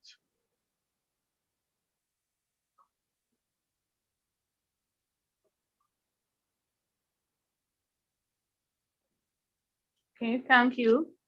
I know that you would have said that courses at Kenson gives students an opportunity to work in the energy sector jobs. Yes. Could you please relay some of the areas that are more popular that a lot of your trainees would go into? Yeah, we have 4 programs that four disciplines. So it's the process technician, the mechanical technician, the electrical technician, and the instrumentation technician. All those fields are popular in the oil and gas sector. I will say that the process technician is where we get a lot bigger class sizes, because with the process technician is not only limited to the oil and gas sector.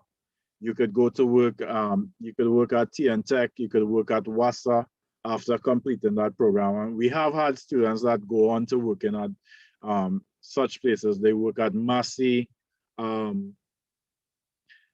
Yeah, it's not really more popular, but it's more subscribed for the program. But we get applications or vacancy notices from a lot of oil companies, and they request, even the mechanical technician request students in our program for jobs in those fields. So mechanical, electrical is very popular also. final question, sir, is an internship part of your program? Yes, we have internships. And what we do, again, once you apply and you get into the program, once you do good in the class, we tend to take the better students for the internship. It's basically, we can't take everybody. Yeah, so we look at the better students for the internship. Now, again, we have the school at Kenson, and we also have the Kenson group. The Kenson group has been providing technicians to the major oil and gas companies for over 25 years. So once you've done good in the programs, we try to filter you over to the Kenson group where you will work for our clients. And our clients include BP, BHP, EOG, Shell, Heritage, Paria, a large number of companies we provide technicians for. There's also, you can apply to get a scholarship for the program, which means the cost of $25,500 would be completely covered for that 1 year. And we do that scholarship every year. So you could look on the website. Again, the website is www.kspt.edu.tt. And you do our application, and then you do the application for the scholarship.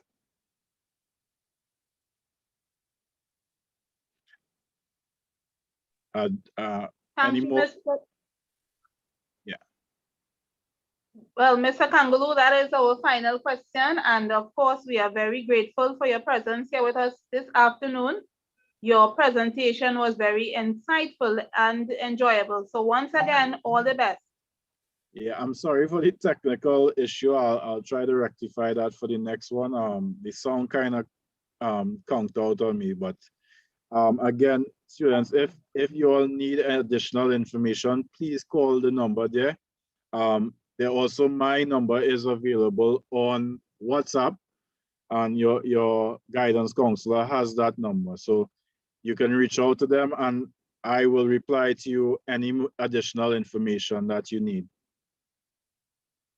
And thanks for having me today.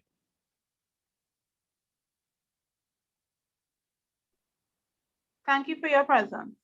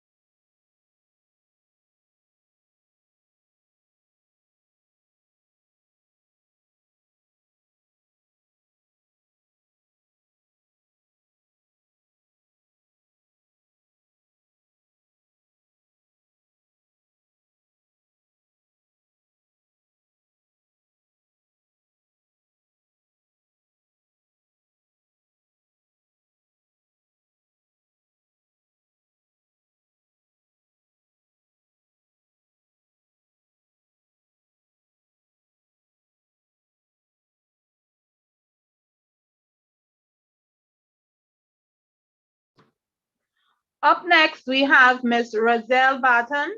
She is a young entrepreneur who does an excellent job in nails. She is in the beauty business and she is very talented. Ms. Roselle Barton.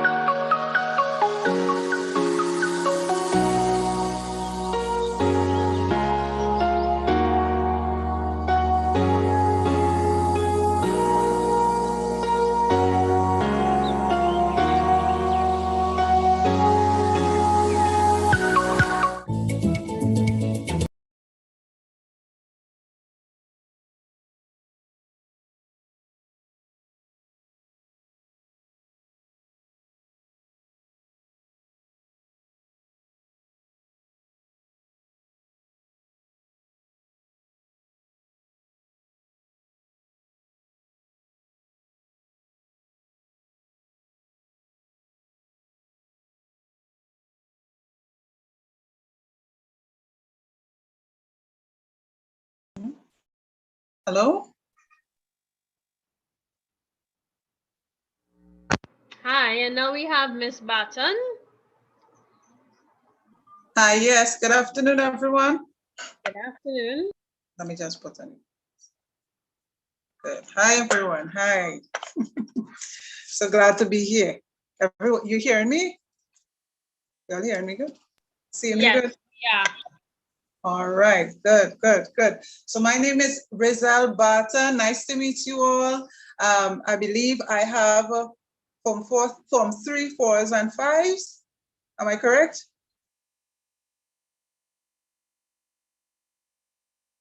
All right, I'm not hearing anyone, but I guess you all hearing me. So hi, all the way from Princestown. Hello, hello, good day, wherever you are in Trinidad and Tobago, kids, teens, hi. So my name is Rizal and I'm from Rizal Studio, and we are located High Street, Princestown. Upstairs, what we used to call Burger King, it's no longer Burger King. Sorry, Burger King moved out, but we're upstairs, our building just across the street from Republic Bank. Now I have, where do we begin? I have been in the industry, I'm a nail technician, sorry. I've been a nail technician for the past about 15 15 years. And I loved the beauty industry. As a teen, I attended Princeton Senior Comprehensive, junior and senior. At that time, it was junior and senior. And I was confused as to where to begin, where to start my career. I mean, in Form 3, most persons, some of them knew what they wanted to become. And I, on the other hand, I was having a tough time with figuring out what, do I go into sciences? Do I go into business? So I was intrigued with the environment and the science of stuff. So I ventured into the science, the scientific aspect. So by the time I was in Form 4, I chose science subjects. I did well, but I wanted more. Even though I was doing the sciences, I still had a love for the beauty industry because of my stepmother. She, at that time, was a hairdresser, a well-known hairdresser. And I saw her do something with a strand of thread, people, a strand of thread. She took a strand of thread, right, on color, passed it through some white nail polish. And she dabbed that thing all over the nail, kind of slid it through the nail.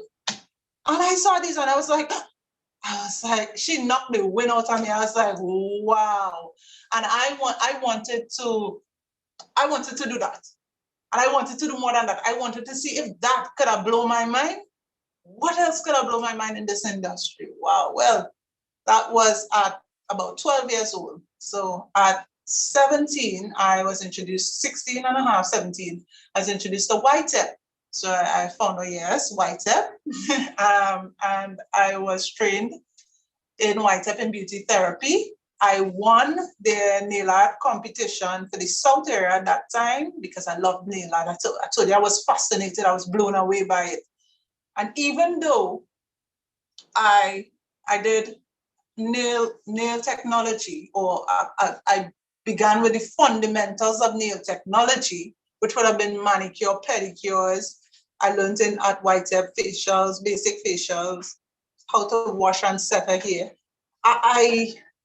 My parents wanted me to be the traditional a doctor, a lawyer. Now, nothing is wrong with becoming a doctor or a lawyer, right? It's just that at that time, I thought that it wasn't for me. And I found like I was missing out on something. So I ventured into, I am located in Princestown. Yes, someone sent a message. I see Princestown, opposite Republic Bank, right, upstairs. Yes. So I'll give you the information. I'll give you all that information later on. And so I did sciences, I did good at it, really good. I did environmental engineering, technology, and then I did a degree in occupational health and safety. I even worked in the oil and gas industry. And then I was like, okay, what now? I felt like I did it, to please my mom, my dad. But what about, inside of me, I wanted more. I wanted to do more. And at this, even though I was pursuing my career in engineering and in environmental engineering, I still did the nails on the side, a side hustle, if you'll call it that, a side hustle. The nails, it was the side hustle until it took over and it became the first and only hustle, right? And up to this day, I do enjoy, I teach as well. I do enjoy teaching students about nail technology, the science of it, getting to understand, because when you understand the basics, it's easy to go on to advance. So what I do, let me tell you what I specialize in. I specialize in manicures, pedicures, nail enhancements, such as gels, the structure gels, gel polish as well, of course, but we are nail enhancement. So the gels, I do acrylics. I also do Acrygel. I use an Acrygel product, which is sort of a hybrid, part gel, part acrylic. I also do eyelash extensions. Eyelash extensions, such as they last from 4 to 6 weeks, sometimes 8 weeks, depending on how the client, how they maintain their lashes. I do makeup, I do waxing as well. And as I say, I teach. So I don't know if anyone has questions to me. I want to go into I have classes that I offer. So once you're interested, I'll go through the classes. So I do the full nail technology class, and that would comprise of the nail anatomy, learning the parts of the nail, because I believe when you learn the parts of the nail, you'll understand how to care for your client's nails and not just to do a service. Yes, there are so many things out there. There are ombre nails. You find the confetti on the end, the glitter nails, the mylar flakes, chrome. So many things are trending, but you still want to take care. You want to care for your client's nails. This is how you keep your customers, because you don't just want that they come in, they pay you for a service, they go, and then it's not quality. It's pretty, but it's not lasting long. You want it to last them long. You want to, because your customers become almost like your friends. They put money in your pocket. And so you want to treat them well. You want to treat their nails with the best care. You want to preserve their eyelashes, their skin if you're doing makeup. Whatever you do, you want to preserve your customers' natural beauty. Yes? Natural beauty, we don't really hear much about it. We hear about the glam and your glam of the face and your glam of the nails and everything glamorous, but you really want to care and preserve the customer's natural nails and skin and hair, right? So the classes, I have classes that fit your budget. So if you don't want to do the full class is $4,000, and we provide a kit. We provide kits for you. I will give my contact number and information on WhatsApp at the end, so you could feel free to contact me. You could send your questions so that I can answer if you have questions. So we also do acrylic classes. The acrylic we do them separate, I should say. So if you're interested in just starting with the manicure pedicure, you want to try it, you want to see how it is. It's that I charge, we charge $1,600. That's a 2-week class. And how I do the classes is that I liaise with you, the student, to find out of times that would best suit you, because some of you, I know you go to school, so it would be on a Saturday, a Sunday, or on evenings after class. Some of you have lessons or you're jam-packed and booked. So this is why I usually would like to liaise with you to find or communicate with you a time that would be perfect for you and perfect for both of us then, right? Yeah. I do acrylic classes. The acrylic classes, what I offer in the acrylic classes, the nail anatomy, which is the structure of the nail, understanding its function, understanding nail sculpting. Please excuse that, someone to notify.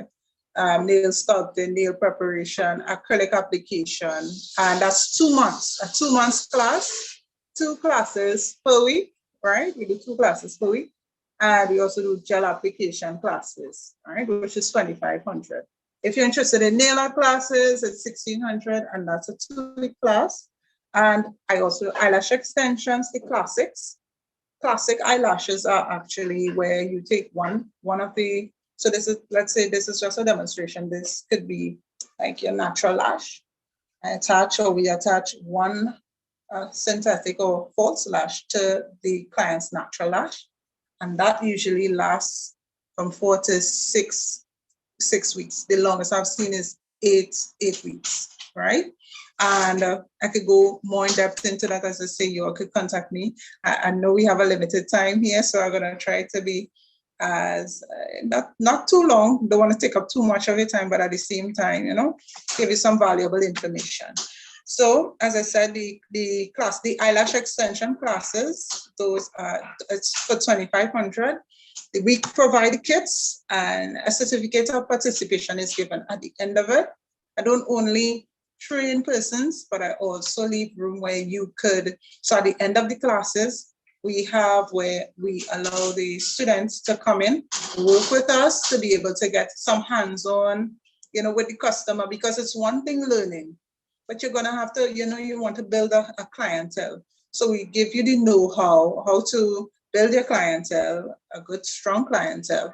We tell you how to keep your clients coming back, keep them coming back, keep that rotation. And we also teach you how to be professional about it, because some people say nails,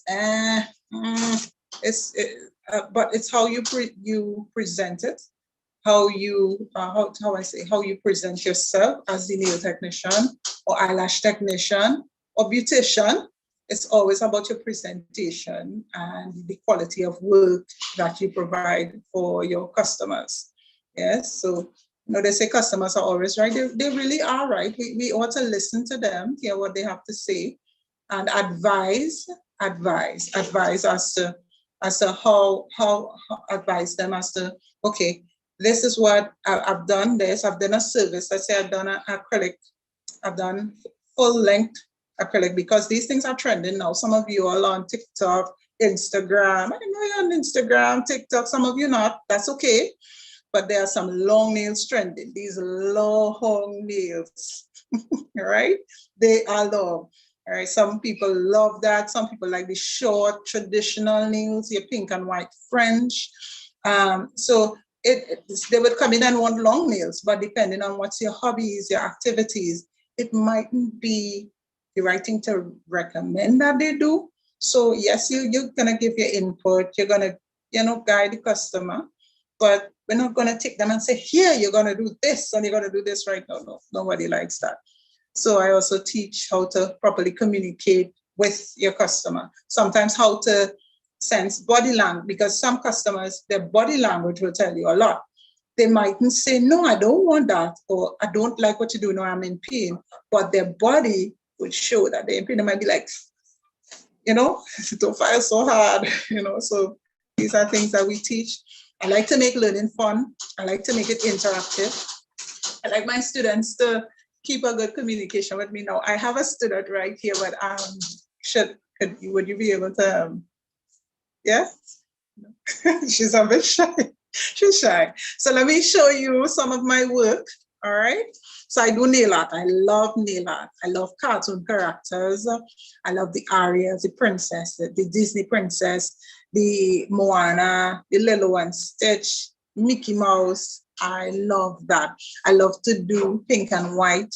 I love to do everything in nails. So even if I'm telling you that I like to do this and I like to do that, you say, but she like to do everything. That's everything. Yes. Oh my God. I told you I was blown away by what my stepmom did with this thread, slinging through this nail. I was like, oh my God, she's the Zorro of nails. She was like, and there was a design. So it's art, nail art. I mean, in the nail industry, there's room for art. There's room for, yes, all those who doing your science out there. I mean, there's a bit of organic chemistry. Yeah, there's a bit of it in this industry, because you're understanding your product knowledge. Those of you who don't like chemistry, that's okay. That's okay. That's okay. Chemistry may not be a friend, okay? But I will make learning fun.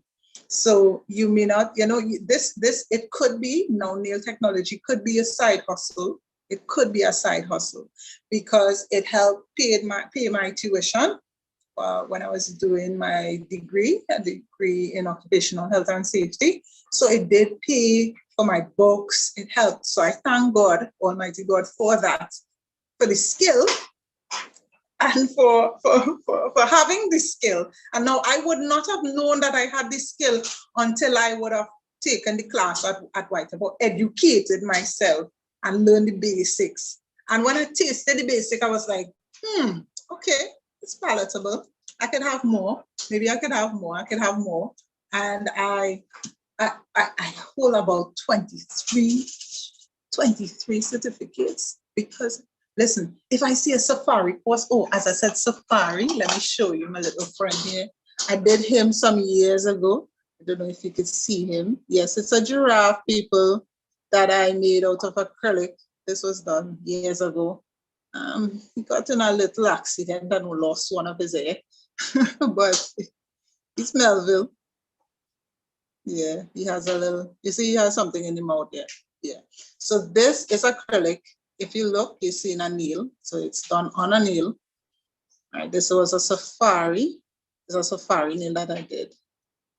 So I mean, you never stop learning. So whatever you love, you educate yourself in it. You make sure that you become the best at that craft, the best.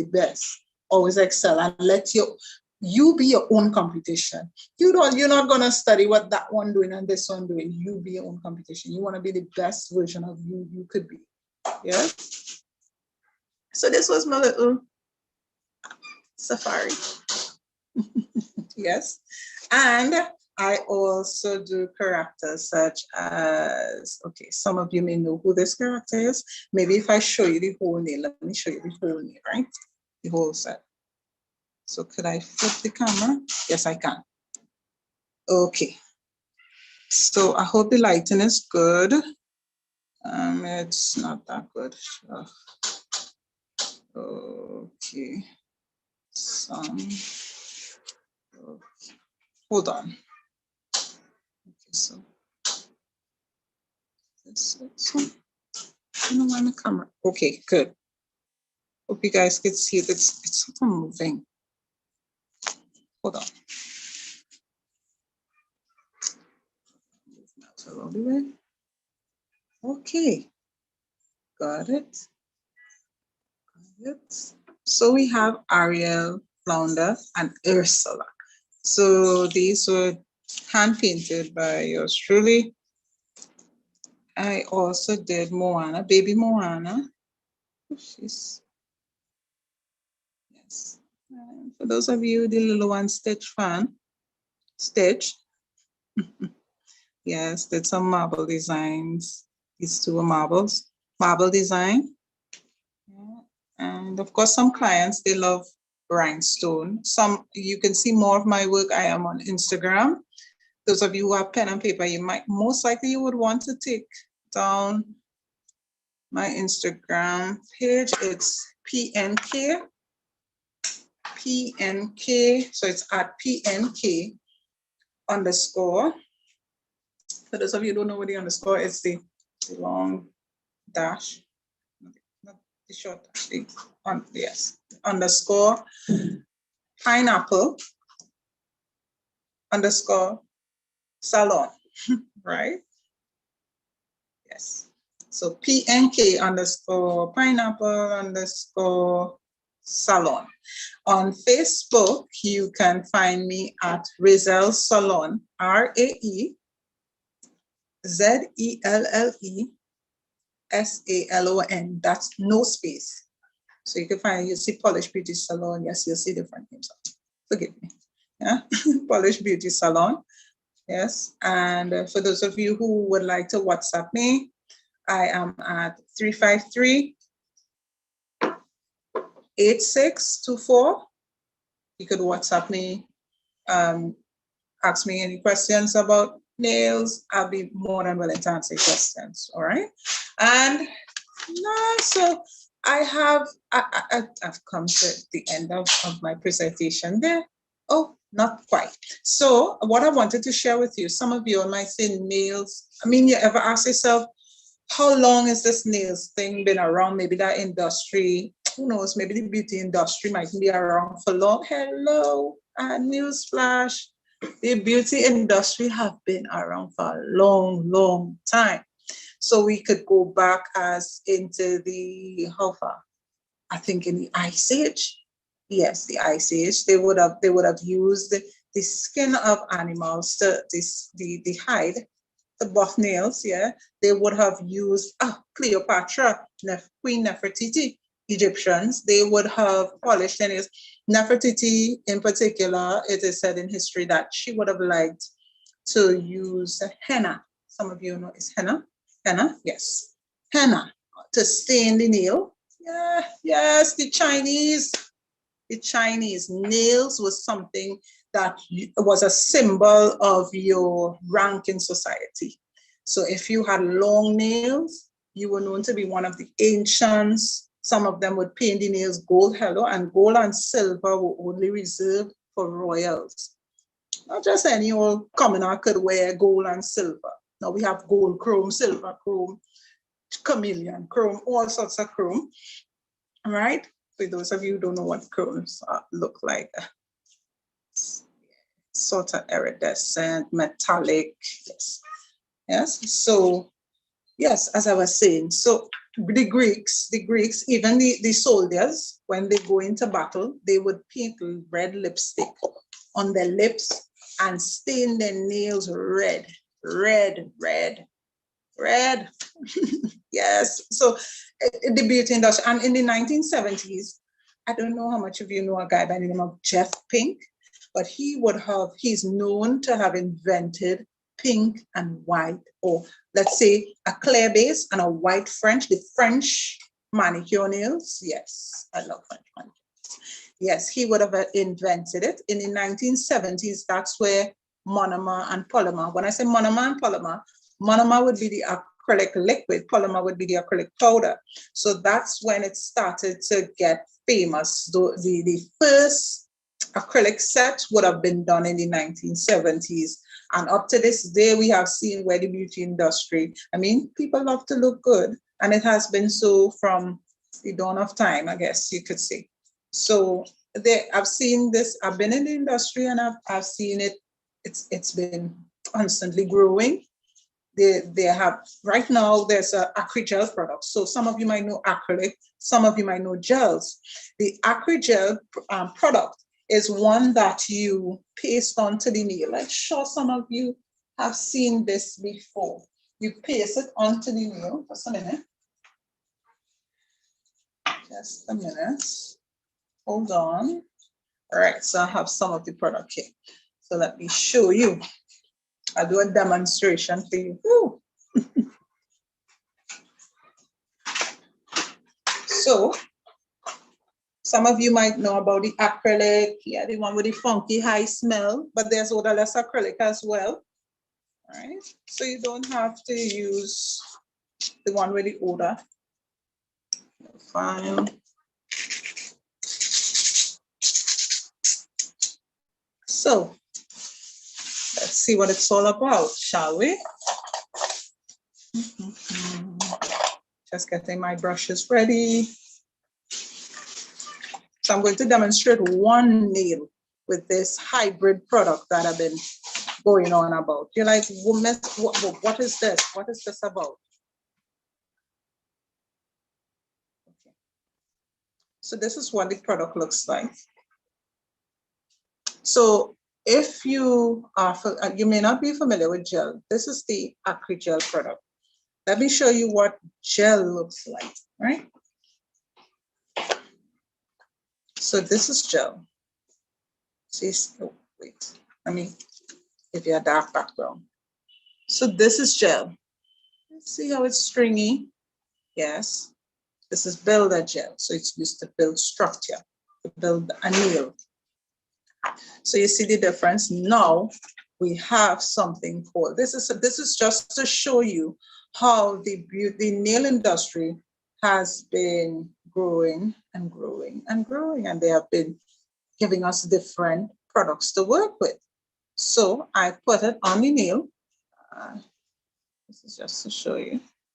So let's say this is your tip, or you have natural nails and you want to preserve your natural nails, right? Without the smell, you don't want the high smell of the acrylic, although I said there are odorless products on the market that you could purchase. Yes, the extensions. All right, so I'm taking my brush. All right, and you put it in the slip solution. Slip solution. So, yeah, dark background fade. Yes, this might be good. And so, how, right? Like you're just patting this into place, literally patting into place. This is just to show you what this hybrid product is about. I mean, these are things to blow your mind, right? So sometimes you wet, and when you find it sticking to the brush, you wet it in the step solution and you go again. And you could pat this until it's in place, it's smooth, it's nice, you're comfortable with where it is on the nail, and you put it into the UV lamp to cure, right? So this could be done as an overlay over your natural nails, right? I just went quick. It could be done over your natural nails to protect it. Those of you who in water, a lot of water, the water somehow doesn't really, it doesn't, I don't like to say that the water would damage your extensions, but once you, I mean, if you invested into doing nails, I mean, you would want to protect it. Your washing wares, you know, you have the little pot scrubs, those things could tear off or scrape the gel polish. So you want to, I mean, you want to take care of your enhancements, yes? I did some, I have on nails, but I want to protect them. I don't want to, when I'm using products that they're, you know, getting spoiled.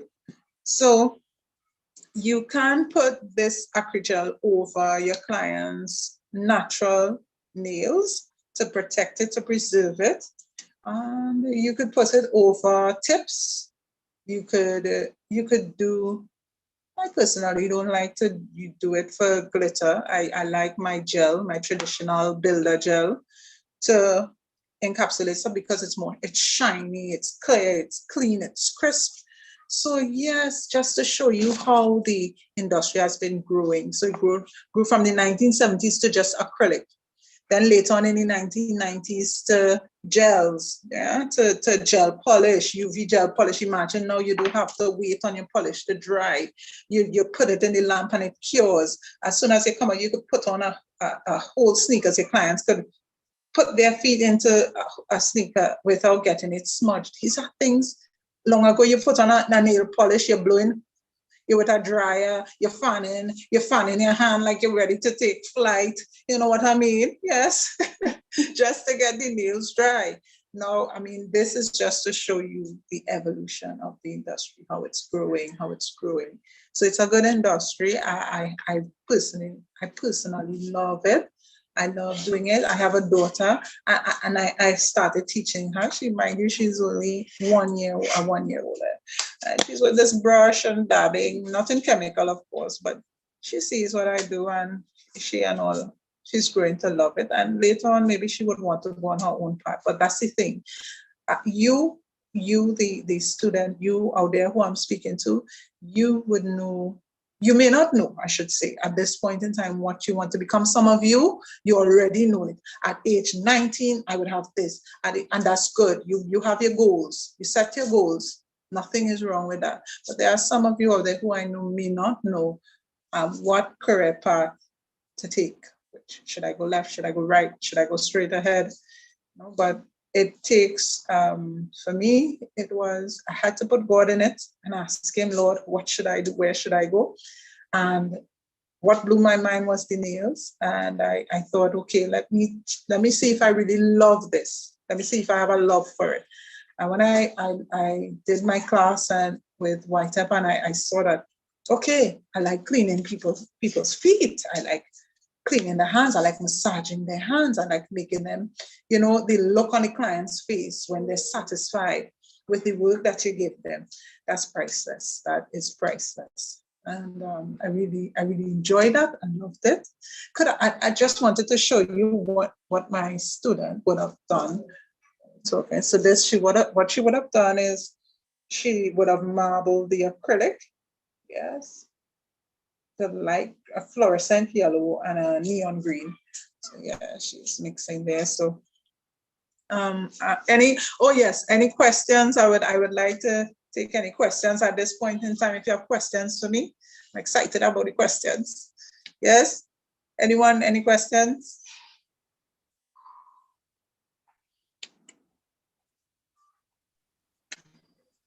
Ms. Barton, we definitely have questions. Yes, good. And we'll start it right off. What? One student is asking how COVID has impacted your business. Oh, that's a good question. That is a good question. Well, how COVID impacted? COVID-19. COVID-19, yes. So in 2019, I mean, I was hearing about it in China, thinking, that's not even going to come true, that it might come, but it might stand the test of time. Wow. At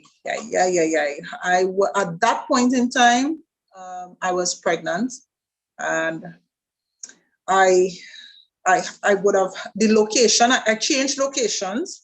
It has impacted me because I would have changed well, this would have been before. I would have changed locations before COVID-19 actually started in Trinidad. And by the time it hit, and we were in lockdown. I had to, at that time I had my daughter.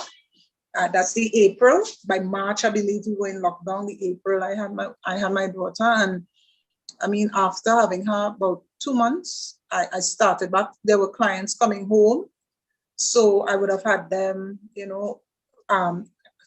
taking all the protocols, wearing their masks, sanitizing, washing their hands before they come in, and I would have done nails from our enclosed gallery. It's enclosed, but fresh air. We could open the windows and fresh air. So it impacted. It hit. I mean, the clients were afraid. I didn't know. I just know I had to be safe about it. Having a safety background, health and safety, I wanted everything to be safe for my baby. I have my grandmom at home, my husband, and I wanted everything to be safe for us, our family. So it did impact because some of the clients, I would have lost some of my clients back then and gained new ones, but lost it because it took about 6 months after for clients to actually start to come back out, to want to leave their homes, to come. And when by Christmas or December of 2020, my husband and I started getting messages from clients. We started to sense that, hey, a lot of customers, they're coming back. They want to come. And what we did is that we moved to this location that we're at presently in Princestown, where those of you who know where Burger King is upstairs, we would, first shop on your right, sorry, yeah. We would have moved to Princestown. We relocated here because we know a lot of people would have wanted to come at home and, washroom facility, that kind of thing. I wanted to, I don't want a lot of crowd or a lot of people, different people coming into the home. I mean, we clean the home. As soon as after customers, we wipe down, we clean. It's the same thing we do at the salon, but we thought that it would have been more, it would have been better to have a salon, right, away from my grandmom, who's elderly, my great aunt, my baby, my daughter, our daughter. We thought that, and we thank God that we did. We had faith in God and launched out and came back, and wow, I mean, the people, they were waiting and they were happy. I think around Christmas time you started to see more and more people venturing to come back into the towns to shop. They of course, you're keeping with protocols. It's your social distancing, washing your hands before entering. We even take, at this point, that you wash your hand or we sanitize your hands when you come in. We take your temperature to see if you have a people, we ask you along the way. I mean, and sometimes you could look and see if someone isn't feeling well and say, you don't have to do this nails today, you could always come back, and customers love when you care for them. So yes, COVID-19 did affect our business, and we thank God that people aren't as afraid as last year, and because I guess we're getting accustomed to the new normal. Yes. Any other, that answers the question? Yes, answers it very well. We have another question. A student wants to know if you need to be able to draw in order to do nails. Nails, all right. So if you could be how to say, you could be doing crapple for chicken scallops. I could teach you how to do nail art. I can teach you. Right?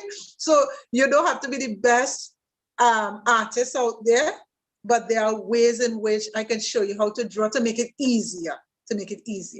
Yes, and there are so many things on the market right now. You may not need to draw. Yes, yes, yes. Call me, we'll have a chat about it. Nice. All right. Nice, nice. And they want to know if the programs that you would have spoken about, yeah, the training programs, are they open to students and are they offered part-time? Yes, they are open to students. I teach as young as you. You could be 8 years old. I'll start teaching. I usually teach well, that's before the pandemic. I used to have like a camp, summer camp for kids, teaching them nail art. So I teach once you're past 8, I like to say from 8 or up to any age, I teach you, right? And yes, I do part-time.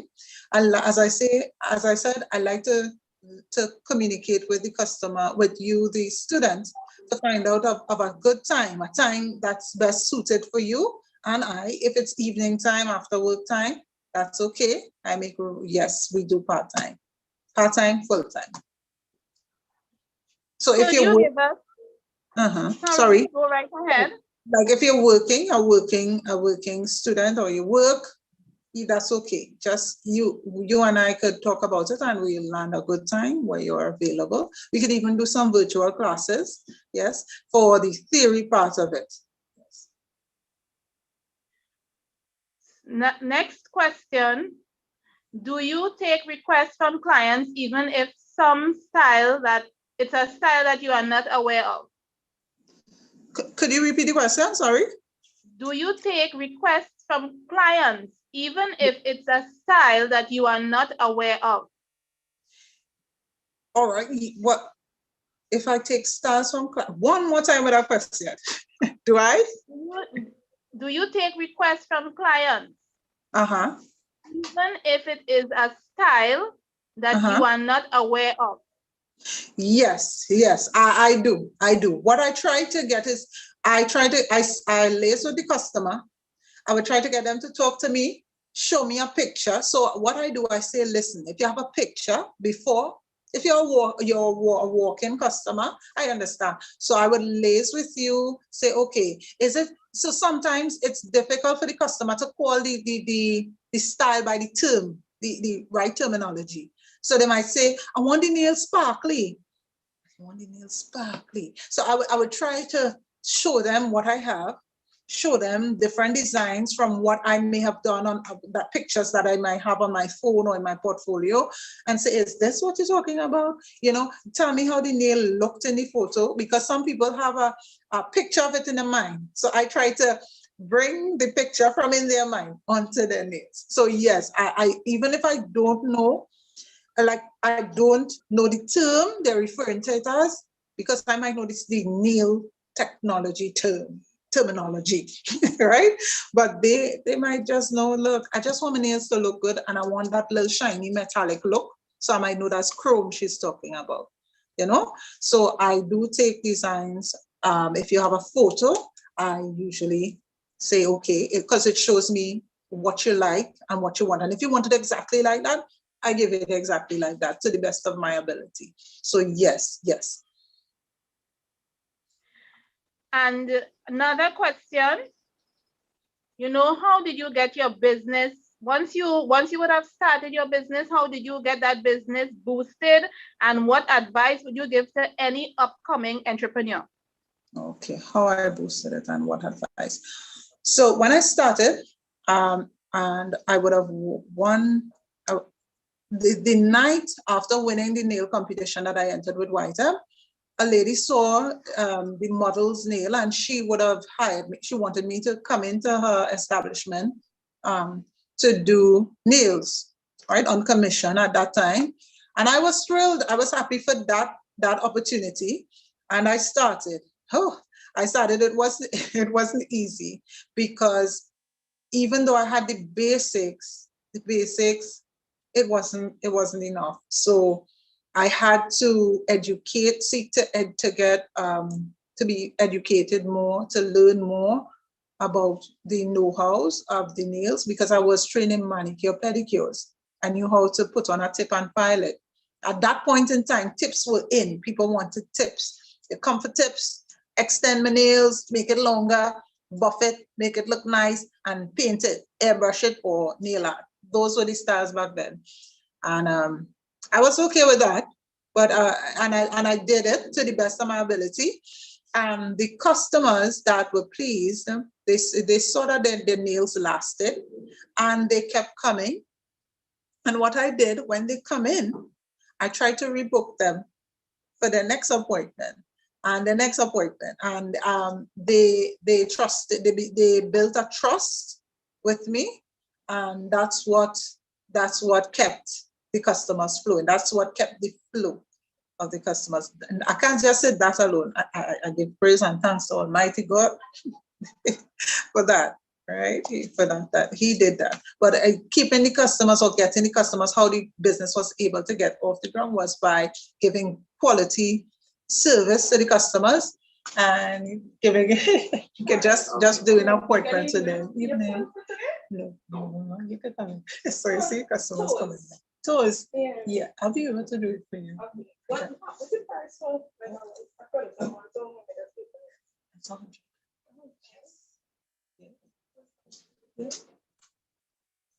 Yes, good. So and how it got off the ground was by giving quality service, as I said, and educating, keep on educating, because remember I said this industry, it moves. So you have to keep educating yourself in what's new, what's trending, you know, and that by the grace of God helped. Oh, and advice, yes, advice for you young entrepreneurs out there. What should I say? Your passion would help. I mean, how do you form a passion with something you know nothing of? You have to give it a try. See if you could build a love for it. You like doing it. It becomes a love. You fall in love with it. Sometimes you don't. All right, and I'm not going to force you to stay in it. Some people only special, they will do manicures and pedicures. Some people do the nail enhancement, right? Yeah. Right. So some people do the nail enhancement in their salon or establishment.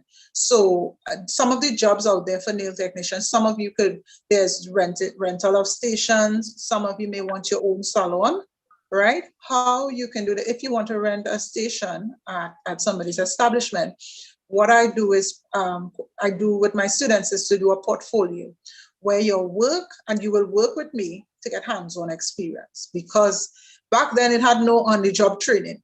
The job, you got the job, you do your best, and that was it. So even though you do the classes, the courses with me, I take you in, meaning after the classes, you still come, you're gonna get hands-on experience. You're gonna see how to service clients, you know, real talking clients, you know, and that's, it may not be easy because you're going to be nervous. Some people nervous, they don't know, like, miss, okay, but I'm right there to guide you along, you know, and to tell you, okay, be calm.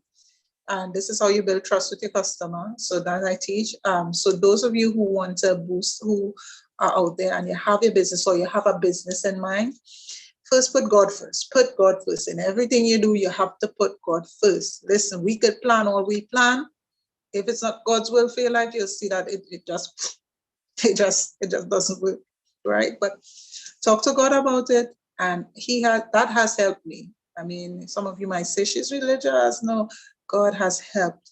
Yeah, in Jesus' name, He has helped me because to take me from the industry to nails. I mean, if I was working in the industry, I might have lost my job, and then what? You know, I might have been on the breadline. So if this is your dream, if this is your passion, this is what you want to do, stick with it and educate yourself. Make sure that you reach the highest level of education in that industry, that you dominate that industry. Yes? I mean, we were put here to have dominion on the earth, not on each other, but the earth.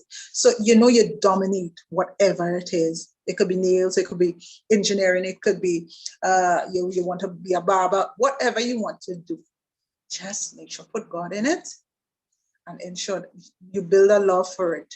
Yes. And once you have that love for it, you go. But when you have your business, even though you have the passion, she said, even though you have your passion, you're still going to need to manage your time.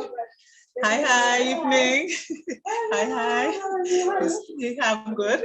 You're still gonna have to manage your time. And you're gonna have to manage it on our Zoom.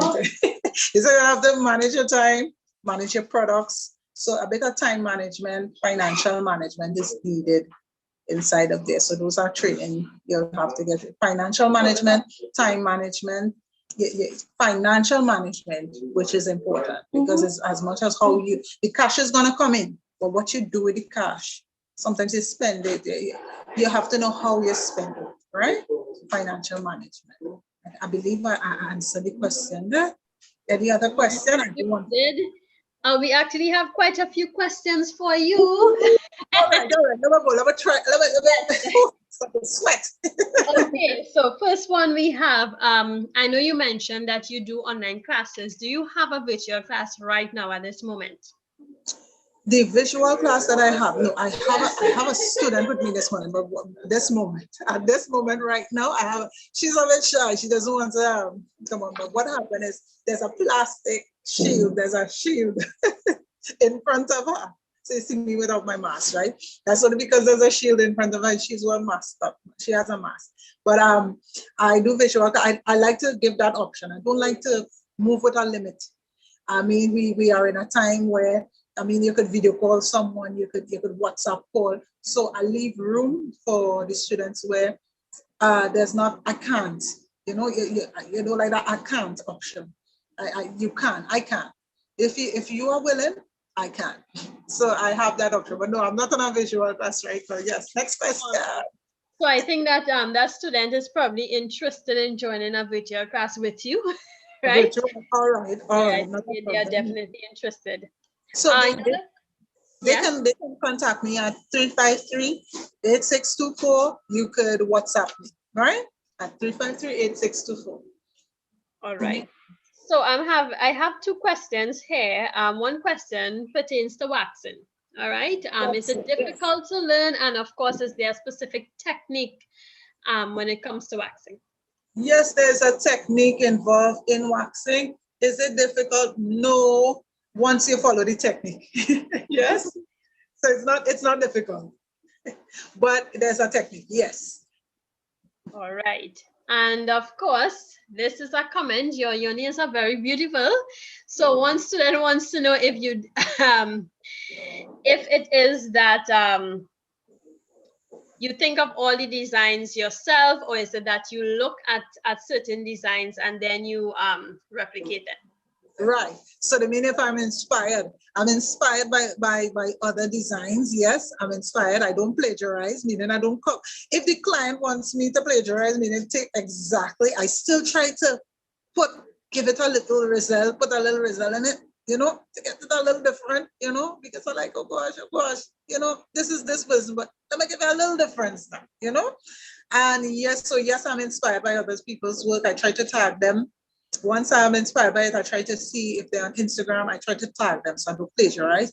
If I could use plagiarize in this industry, I'd use it, but in a sentence there. And the work that I did, I would have taken pictures of Ariel or the cartoon characters, and I would have drawn from the pictures. So I would have looked at it and outline it, draw it, and then paint the design. So some comes from my mind. Once the customer say, Rizal, you do your thing. It comes from here. But once they bring a picture, I'm inspired by it and I give them try to give them that replica. Yes.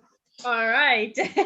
So thanks so much for that. We have your contact information here available. And of course, we will be distributing it to the students. Thank you. Yes. Thank you. Gosh, I enjoyed it. So we finished with questions, yes? Yes, we are. All right. Thank you all for having me. Thank you for listening to me. Thank you. Shalom. God bless you. You students out there, I mean, all the best in your exams. All the best. Love you. Thank you. All right. Take care. Thanks for having me.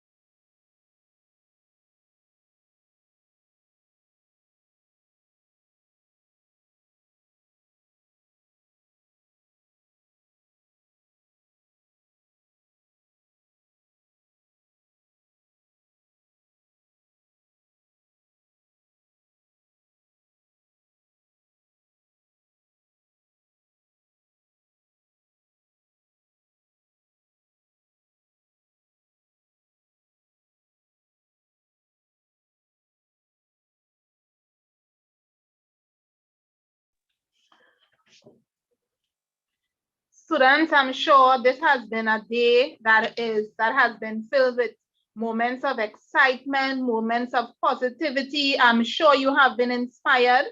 You would have had a variety of experiences. You know, and as I go through what has happened today, I want you to know that really this career fair is about you choosing a career. Choosing a career. If you haven't thought about it as yet, I would like you to start to get yourself in that kind of activity. I would like you to start planning for your future.